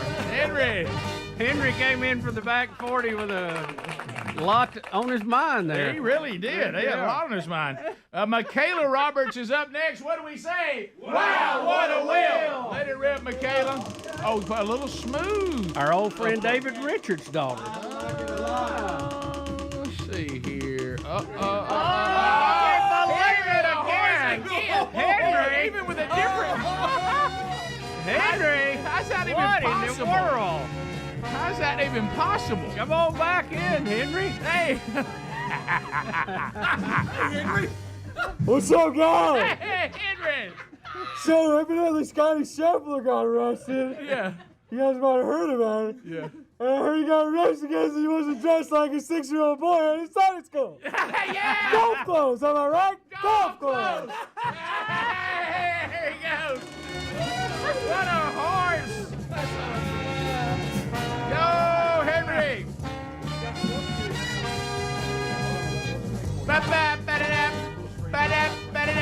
Hey. Up next, Beth Gartman. What do we say for Beth? Wow, what a will! Beth, go ahead, spin the wheel. See if you can win a prize. Let's see. All right, come on. Oh, I can't believe. Oh, wow. Moultrie, view it. Congratulations, Beth. Moultrie Mobile is yours. You got a Moultrie Mobile Edge cellular camera. Greg, how about a go for Beth? Go! Go! Go, go, go, go, go! And that one we have. That one we have. So somebody who's feeling pretty good about Beth's spin, Nathan Gartman now comes up. What do we say for Nathan? Wow, what a wheel! All right, Nathan, let it rip. Got the mullet reverse. The mullet is that's splendid. Look at that. Let's see what happens. Oh, he's got some good length there. Yeah, he does. Well, it's party in the back. Oh my gosh! Hat, wear it. Don't have it. So come over here, Nathan. Anything off this? Any of this you can have. All right, he's going with the tea glass, the collectible Rick and Bubba tea glass. The latest one is out now. He took the one from Christmas. How about a go? You put Greg's mug over there too. Yeah. How about a go for Nathan? Go, Nathan. Oh, Nathan. Go.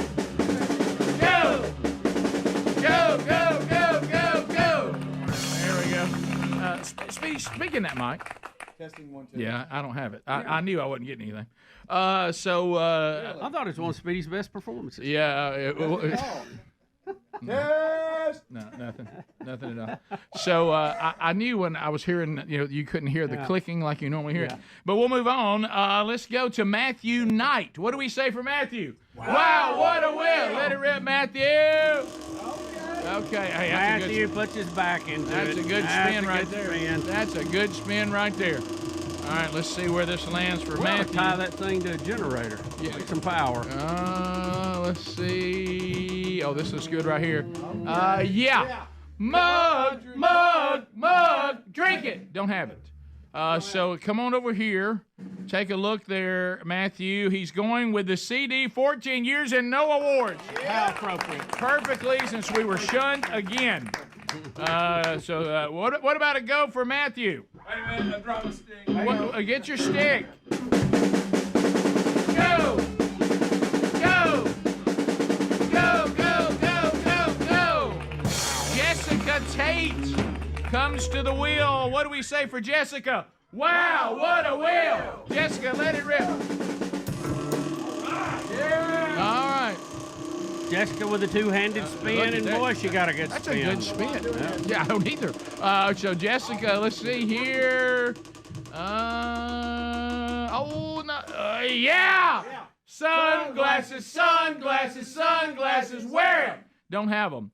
So Jessica, you come over here. Anything from our offices you'd like to have, you're welcome to it. Oh, she goes with the Rick and Bubba book, We Be Big, the story of how two boys from Calhoun County became the two sexiest fat men alive. How about a go for Jessica? Go! Go! Go, go, go, go, go! As Andy Andrews said, it should be a textbook for, what do you think, marketing, for communications, radio, All the TV? above, just life in general. So if you've never read it, I don't know, you can probably still get hard copies on Amazon and things like that, where people... Yeah, the value went up on them. Rick. Yeah, but you know how people are. They'll read a book and then sell it, which is interesting. Sure, but I usually keep them just because, I don't know, it just feels odd to me. But anyway, you can find them. And usually when you find those that are used, people have already underlined things that are important. Right. Now, I will tell you, if you get out. something you need to study used, a lot of times people have already underlined everything for you. Right. Now, that works, and only I, of course, would see that angle. All right, we'll come back. We still got three people that need to spin. So we're going to come back. We'll give them their shot, and then we'll wrap up the wonderful wheel of canned meat. Nobody's won canned meat. We've had two Henrys. We've had a Moultrie Mobile, and then we had a couple people win things off of Bubba's desk over here. So we'll come back. We'll let Marshall, Teresa, and Shane all spin, and then that'll wrap up another week of the wonderful wheel of canned meat. We'll be right back. Rick and Bubba, Rick and Bubba.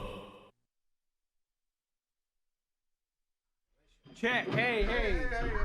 What's up, Greg? Hey. You doing okay, buddy? Oh, yeah. Okay.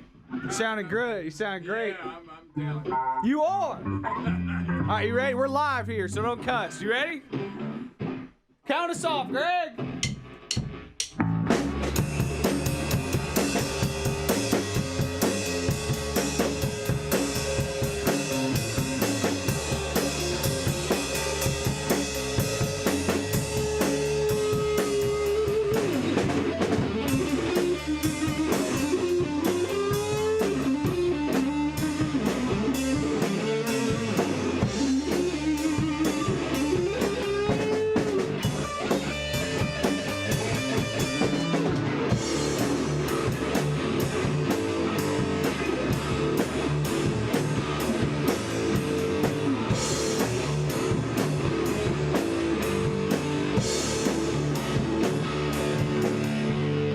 Scottie Scheffler fought the law, and the law won.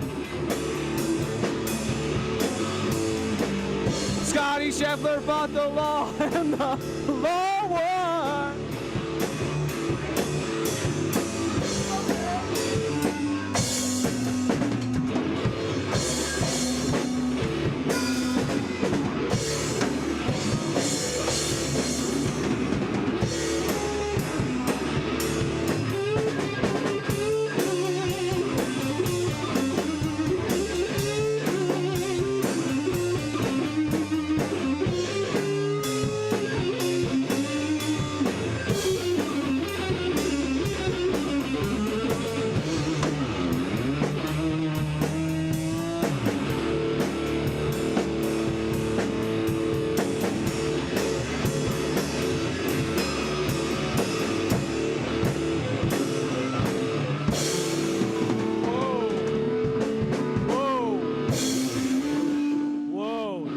That's the best one we've ever done.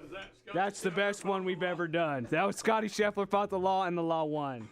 It's really good. We did good, guys. To come back after the bottom of the hour because we're running out of time, but I can get this in. And the reason that Biden is not screaming into some TV camera, they won't let me in the White House. Why isn't he saying something?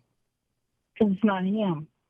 Listen, the other night on the Time out. Yeah, wait a minute. Clarify that. We want to just walk this out. So you don't think that is Joe Biden who we're seeing on TV? No, but I will tell you, on the 20th, of February, Did he say no? there was She said no. bodies coming out of the White House at 3 o'clock in the morning in body bags. Hang on.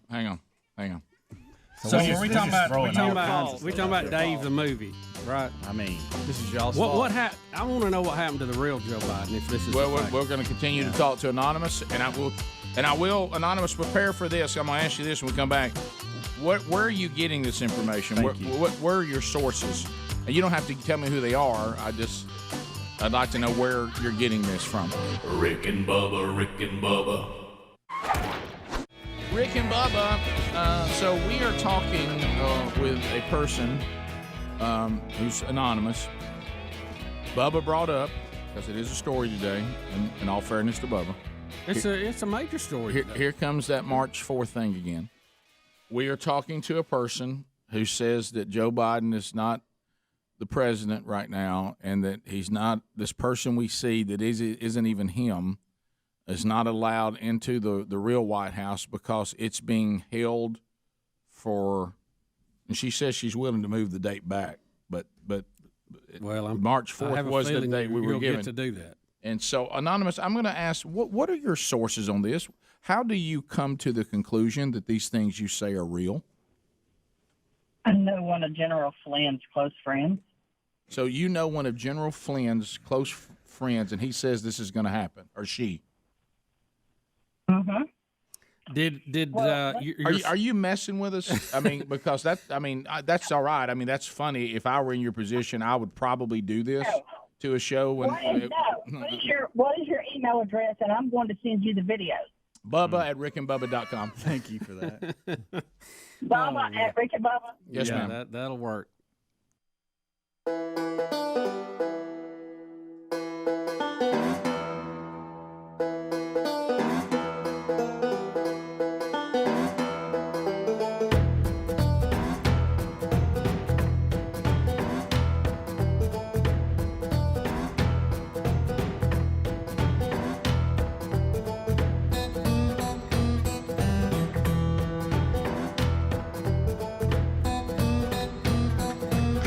We're back 35 minutes past the hour. Thank you for being with us today. You know how some things just make sense? And to me, when the wellness company came on board and we started researching them, this just makes sense. Matter of fact, I finished ordering mine yesterday. Look, these are doctor prescribed. I had to fill out, my health history. Had to let them know anything I was taking, and then I got on the phone yesterday with one of their doctors, and he said, "Let's walk through your health, and want you to know that we're sending your wellness kit to you." Now, this is not a first aid kit. You probably know this now.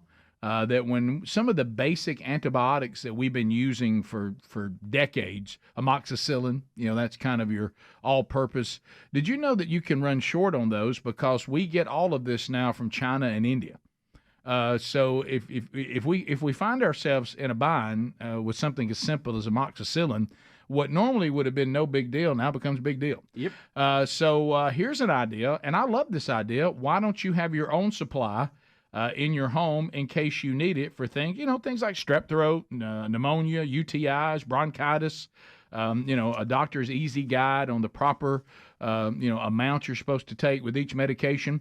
They send you, and I asked the doctor, I said, so all the stuff you're going to be sending me, he said, look, we're going to be sending you this. So this is like a work for, it's like 39 different things that you can have. Any of these issues, our essential prescriptions treat every one of them.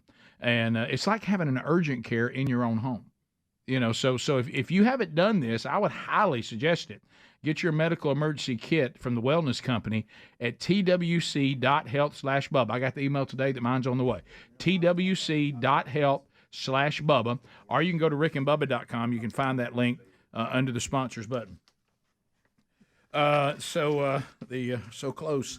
All right. So now we still have folks that have not spun, and those are Marshall Tate, Teresa Yates, and Shane Locklear. So Marshall Tate is up first. What do we say to Marshall? Well, what a whale! Let it rip, Marshall. All right, here we go. Let's see. Okay, all right, it's Marshall spun that thing Marshall. like he meant business. Marshall. All right, let's see where it lands for Marshall. Come on, Spam. Come on. Oh, close. Glass, drink it.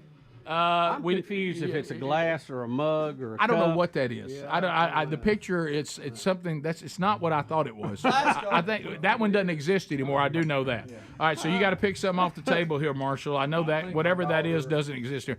He's going with that yellow thing. What are those things That's a called? Minion. A Minion. Minion, That's the one from the Minions. There. That's perfect.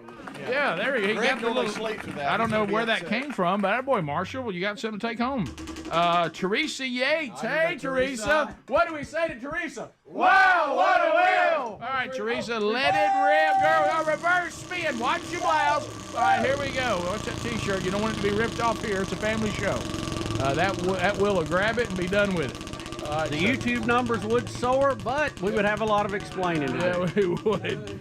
Oh, look. Oh. T-shirt. Wear it. That's the Topaz T-shirt. We don't have it. We're out of that. So, Teresa, come over here. Teresa, what you want? A little something here. What do you think? That's an autographed visor of some sort. Yeah, Looks like Rick it and goes on Bubba. a crash helmet. It is. I don't know if you have a crash helmet and needed one, but there you go. Good job. There you go, Teresa. That right there is the Rick and Bubba, merchandise piece that keeps on giving. Yep. Yeah. What a keepsake. Yeah. It's almost like a Rick and Bubba heirloom. Do you have any idea what that is? It's Tim Tebow's visor. he It gave was us. off of a football helmet we had. Yeah. Oh, was it really? It's Okay. from his football helmet. Okay, so it is a visor. I was right. Yeah, it goes on some sort of helmet. Shane Locklear, a lot of people do not know he is actually a distant cousin of Heather Locklear. Right. Shane is ready to spin. What do we say to Shane? Wow, what a will! Let it rip, Shane. Let it rip. All right, let's see where this lands for Shane Locklear. Shane. Oh gosh, I was hoping that he got. What's the ruling? What is the ruling? It is hat. Okay. It's hat. Hat. Wear it. Don't have that hat.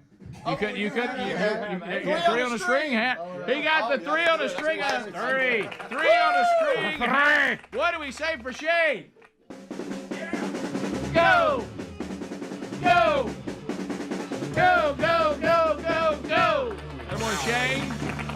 Attaboy Shane. Wireless Mike made a comeback, so that was good. Had that there at the end. A lot of winners, a lot of Henry.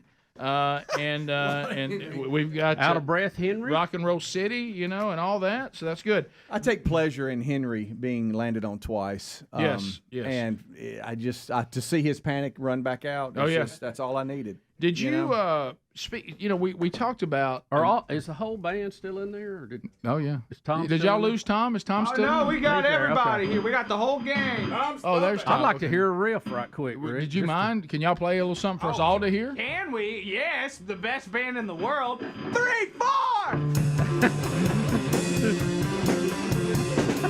Hey, ask him if it comes with lyrics. I want to see him make up something. Look at that there, how his mode is.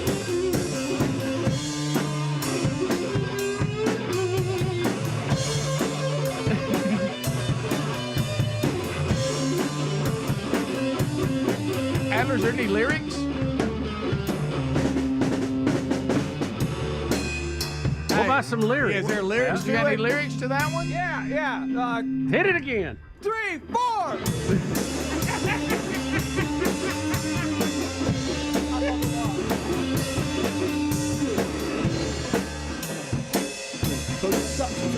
Scottie Scheffler fought the law, and the law won.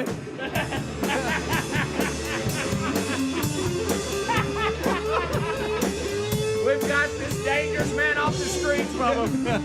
Scheffler. Louisville is a safer place today. Yeah. There it is, right there, Rock and Roll City. Thank you. There you go. Thank you so much. Thank you. We practice so much. Yes, you do. You know what? Rock and wailed on it. Rock and Roll City is like a rock and roll tattoo. Less is more. Yeah. So that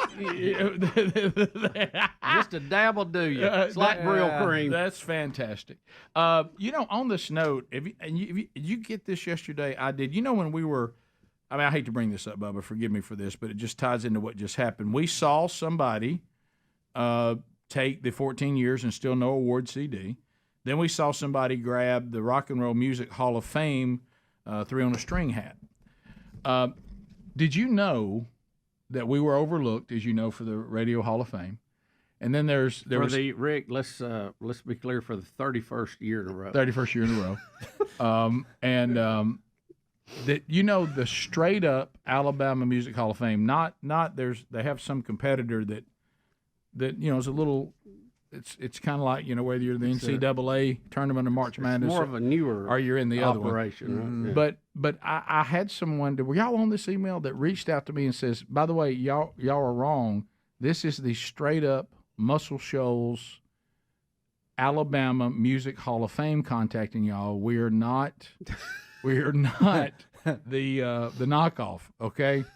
And this is the same one that all the big famous people from Alabama are in, and we have created a radio category because radio DJs and stuff have played a role in all these musicians being heard. We straight up want to put y'all in. Yeah.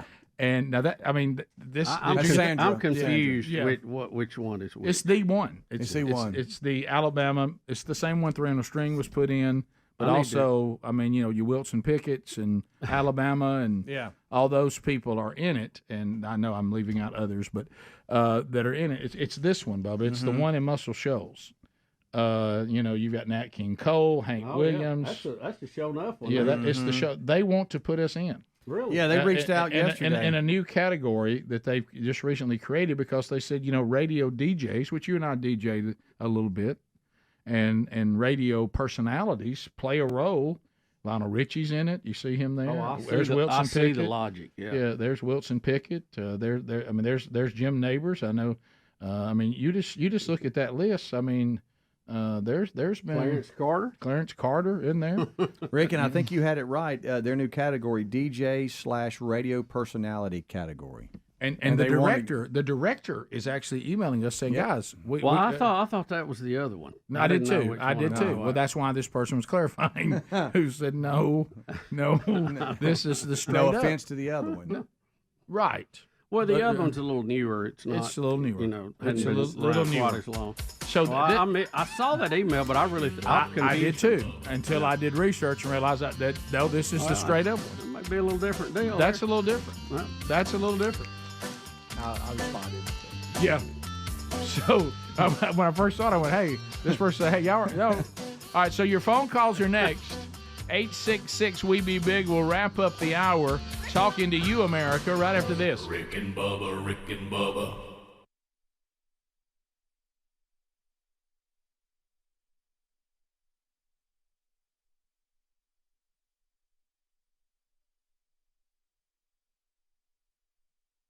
Or my main one is Speedy at rickandbubba.com. Yeah. But if you want anybody to read it, it's Greg at rickandbubba.com. But if you want it to be played on social media, Adler at rickandbubba.com. Right. No, we don't want it. No, we don't. Okay. So let me ask you this. Did you also think that Joe Biden would be prevented from being sworn in on the 20th? No, but I will tell you this. People in Spain saw the inauguration 20 minutes before we did because it's supposed to happen at a specific time according to our laws. Yeah. And it's supposed to happen at a specific, place and stuff. Right. But the people in Spain saw it 20 minutes before we did because it was done at in California at Castle Rock Studio. So even the inauguration wasn't real. That was all fake. Yeah. Where is the real Joe Biden? Doesn't it seem like somebody that was in D.C. that day wandering around would go, "Where's the inauguration at? I'm Think here." about this, Bubba. Why is the razor wire pointed the way it is? It's to keep people in Washington, not to keep them out. This is on you. It's about the details, Bubsy. I'm not really up on razor wire detail. I figured it would cut you if you touched it. I don't know about which direction it's pointing. Anonymous, where is I know Anonymous? nothing about it. Where is the real Joe Biden? Arrested. He's been arrested. Wow. Oh, and he's been kept in some military enclosure of some type. Let's just put it this way: Guantanamo's full. Okay, but so he's not there. But let me ask you this: why do all this in secret? Why, if there is a problem and there's people to be arrested and wrongdoing that has gone on, why is it not just readily known? Well, first of all, the flag that's flown at half-mast that they're saying Biden saying, "Oh, it's because of the COVID." It's not. It's because the military is in charge and it's considered a state of emergency. All right, let me ask you. I thought they flew it upside down if you were being occupied. All right, let me ask you this, Anonymous, and then we're going to then we're going to move on because I want to be sure I have it right. In your opinion, and you think this is true, Joe Biden is being held captive somewhere. There's a body double Joe Biden that is not in the White House, pretending to be in the White House. The military is in control of our country right now, and on a certain date, you think maybe not, day after tomorrow, the military will reinstate Donald Trump as the legitimate president. Is that what you believe? Mm-hmm. Yes. Okay. Thank you. You are so good at that. Thank you very much. Rick, so who's like another hour there? I could have gone. Well, so these people that are being no problem, because there's other people you can talk to. My so friend. these people that Bubba, are going no problem in front of Congress and we got people like what? I'm so confused. Like who's being Kamala? Can I go back to one? Does she have a body double too? I want to go back to this Oval Office picture that everybody keeps throwing around because now I'm seeing Trump pictures in the same background. So was he in the studio too at some point? I know him. Like I'd like somebody to walk that out for me. I'm not tracking there at all. Adler came in a minute ago and said all these things they say don't exist at the Oval Office, they absolutely exist there. These same things in the background. Yeah, I mean for years and years I'm saying. I mean I see the same thing with Trump that I'm seeing with Biden. So to their point, Trump must have been in the studio at some point too. Well, right? You know, I'm just trying to walk this out. Please help me.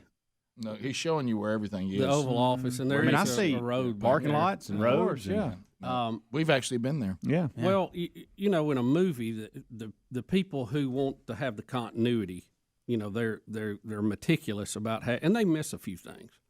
But you would think if you were pulling this off, someone would say, "Hey, I see cars out the window. I want to say we need to fix that." I want to say, I mean, just as a general rule. The body double, and you would get which hand he writes with. Right out of the I gate. say this to the conspiracy people: the body double is phenomenal. Yeah. Yes, well done there. He seems as goofy as the real one. Right. He does. Yeah, and I know you can create an Oval Office anywhere. Don't know why there's several. Don't know why we're going through the trouble to pretend to do all these executive orders and turn.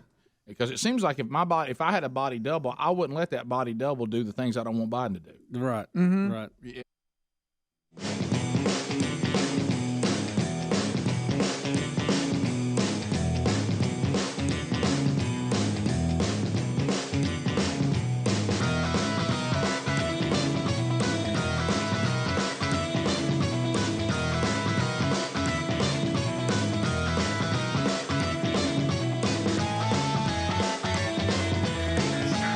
You can reach us now at 866-WE-BE-BIG. The real Greg Burgess taking your phone calls. We'll chat with you. Golden ticket seats today. You've already heard all of them because they all spun. Dylan and Michaela Roberts, Beth and Nathan Gartman, Matthew Knight, Jessica Tate, Marshall Tate, Teresa Tate, Shane Locklear. Is that everybody? Is that everybody? I think so. Felt like it was more than that. So there they are, the golden ticket seats today. Bubba, give me a number between 1 and 7. 1 and 7. We got more than 7 here, though. That's what I. It's 1 through 9. Wow. I've only got. I don't want the last 2 to be left out. No, that is 9. Okay, it is 9. I see. All right, 1 through 9. What about number 9 then? Number 9 is Beth Gartman. How about that, Beth? $50 American Express gift card from Dr. Dudney and the gang. Beth, you won the gift card. So $50 is now on you. And Beth, congratulations to you. She also won the Moultrie camera. Got a Moultrie camera. Having quite a day. So congratulations to you, and thanks to all of our golden ticket seats for being here with us today, and the tubers out there tailgating in the parking lot. To the phones we go. Let's go to Tim out of Cleveland, Tennessee. Timmy, welcome to Rick and Bubba. How are you?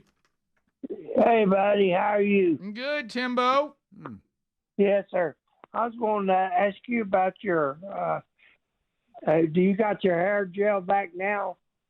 You're talking about when I did not have gel. What was it? Tuesday. Tuesday. Yeah, you got it back going now. I've gone from much gel, no gel, a little bit of gel. So what you're saying right now is a little bit, because some of it was just a little wild. I had to get it under control. I'm not Donald Trump Jr., where I had been, but I'm also not just wild and out of control. Kind of somewhere. Okay, I went somewhere in between. Do you use Dapper Dan? I do not use Dapper Dan, and if I'm missing out, please let me know. Yeah. So even though I feel like a Dapper Dan, I don't use that brand. All right. Well, there you go. All right, brother. Thank you, Timmy. See you, buddy. There you go. That's all I wanted to know, Rick. Shane in Columbus. Shane, go ahead. Hey, guys. How y'all doing? We're fired up. I hope you are.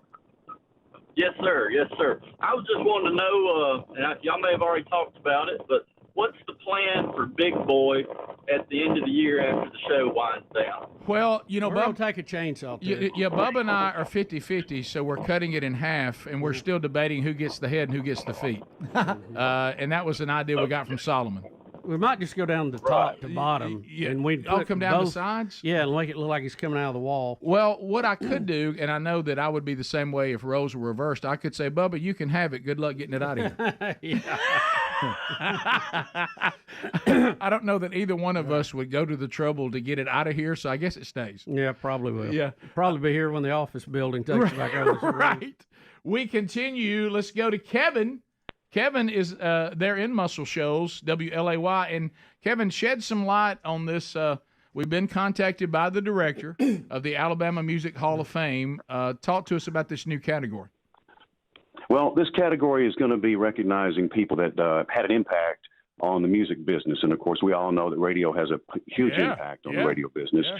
And if not for radio, especially back in the 60s, 70s, and 80s, music wouldn't have today, it's like online stuff. Back in the day, it was radio, and that's how artists got their songs played. That's how they made money. And for you guys to be recognized in this way, it's a big honor.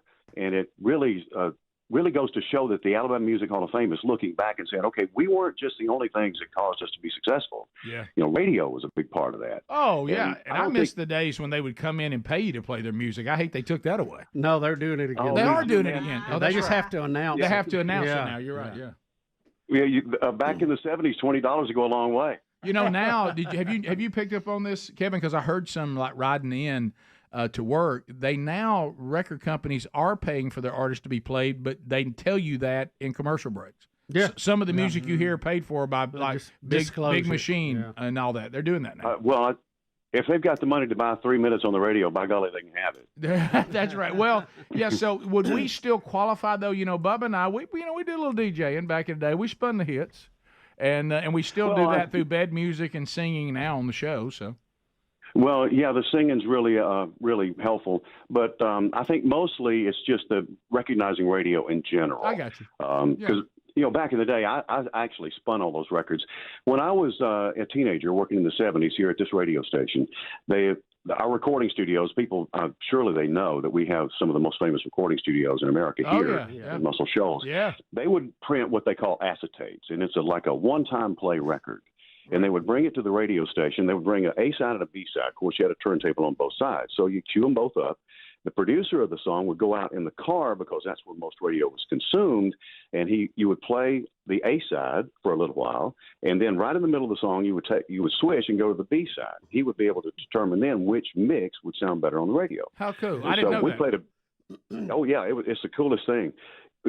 I remember even when I was young in this business, playing some Jerry Reed stuff that was recorded at Fame, some Paul Simon stuff like Kodachrome and Loves Me Like a Rock, recorded at Muscle Shoals Sound, Bob Seger stuff, all that 80s Bob Seger stuff. Yeah. Man, we played that first right here. It was so freaking cool. But another cool thing about all this thing is you can still come and visit these studios, and you could record in Fame if you want to. They're still operating. How about that?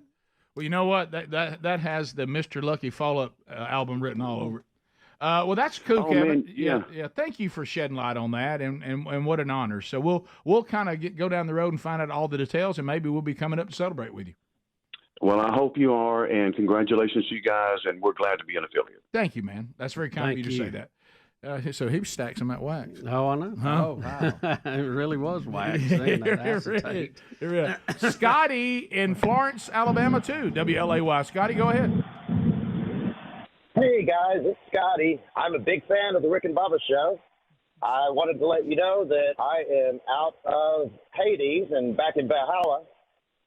Meredith and the kids are going to be busting my golf balls when I get home. This is going to haunt me for a long time. I thought he had, he had a good idea. Mm-hmm. I'm going to be Scottie Scheffler calling like I've been arrested, now I'm back. And he had, so he had the foundation, which could have been a good bit. Mm-hmm. He just didn't have the content. Yeah, I was trying to follow it. Yeah. I mean, when you decide you're going to do that, there's a chance there you could really be funny. Right. I mean, you're thinking, I got some great lines I could bring up about people who got arrested with me. That would have been a good way to go. Yeah. It's almost like he had a great idea, but he didn't know what to do with it. Right. That really got sad. Well, don't hurt his feelings. Well, I'm helping him. I'm coaching him up. How many times, Bubba, remember this? I was told this even the early days of what we're doing right now. I understand what you're trying to do. You're just not doing it very well. Look at that one. He looks like a beagle in there pointing his tail. Look at it. He can't wait to get to him, Mike. Hey, Greg. Yes, he's coming out of the creek. Hey, he had all the potential in the world. It really did. Hey, thanks for being with us. Golden tickets each. Good to see you guys. Yeah. What a pleasure. Tubers outside tailgating. Yep. Saw some of y'all out in the lobby going to the bathroom. See you here in a minute. Thank y'all for being here. And thank all of you for spending time with us. If you wrap up our time together, have a great day. If you got more Rick and Bubba, stick around. If you missed any of the show, catch the archives later today. Rick and Bubba, Rick and Bubba.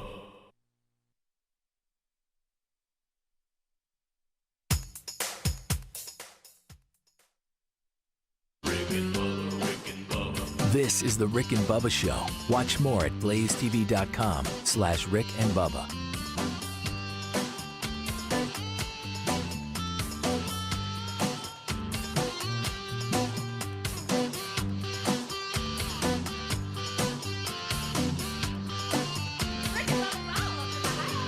Rick and Bubba, Rick and Bubba.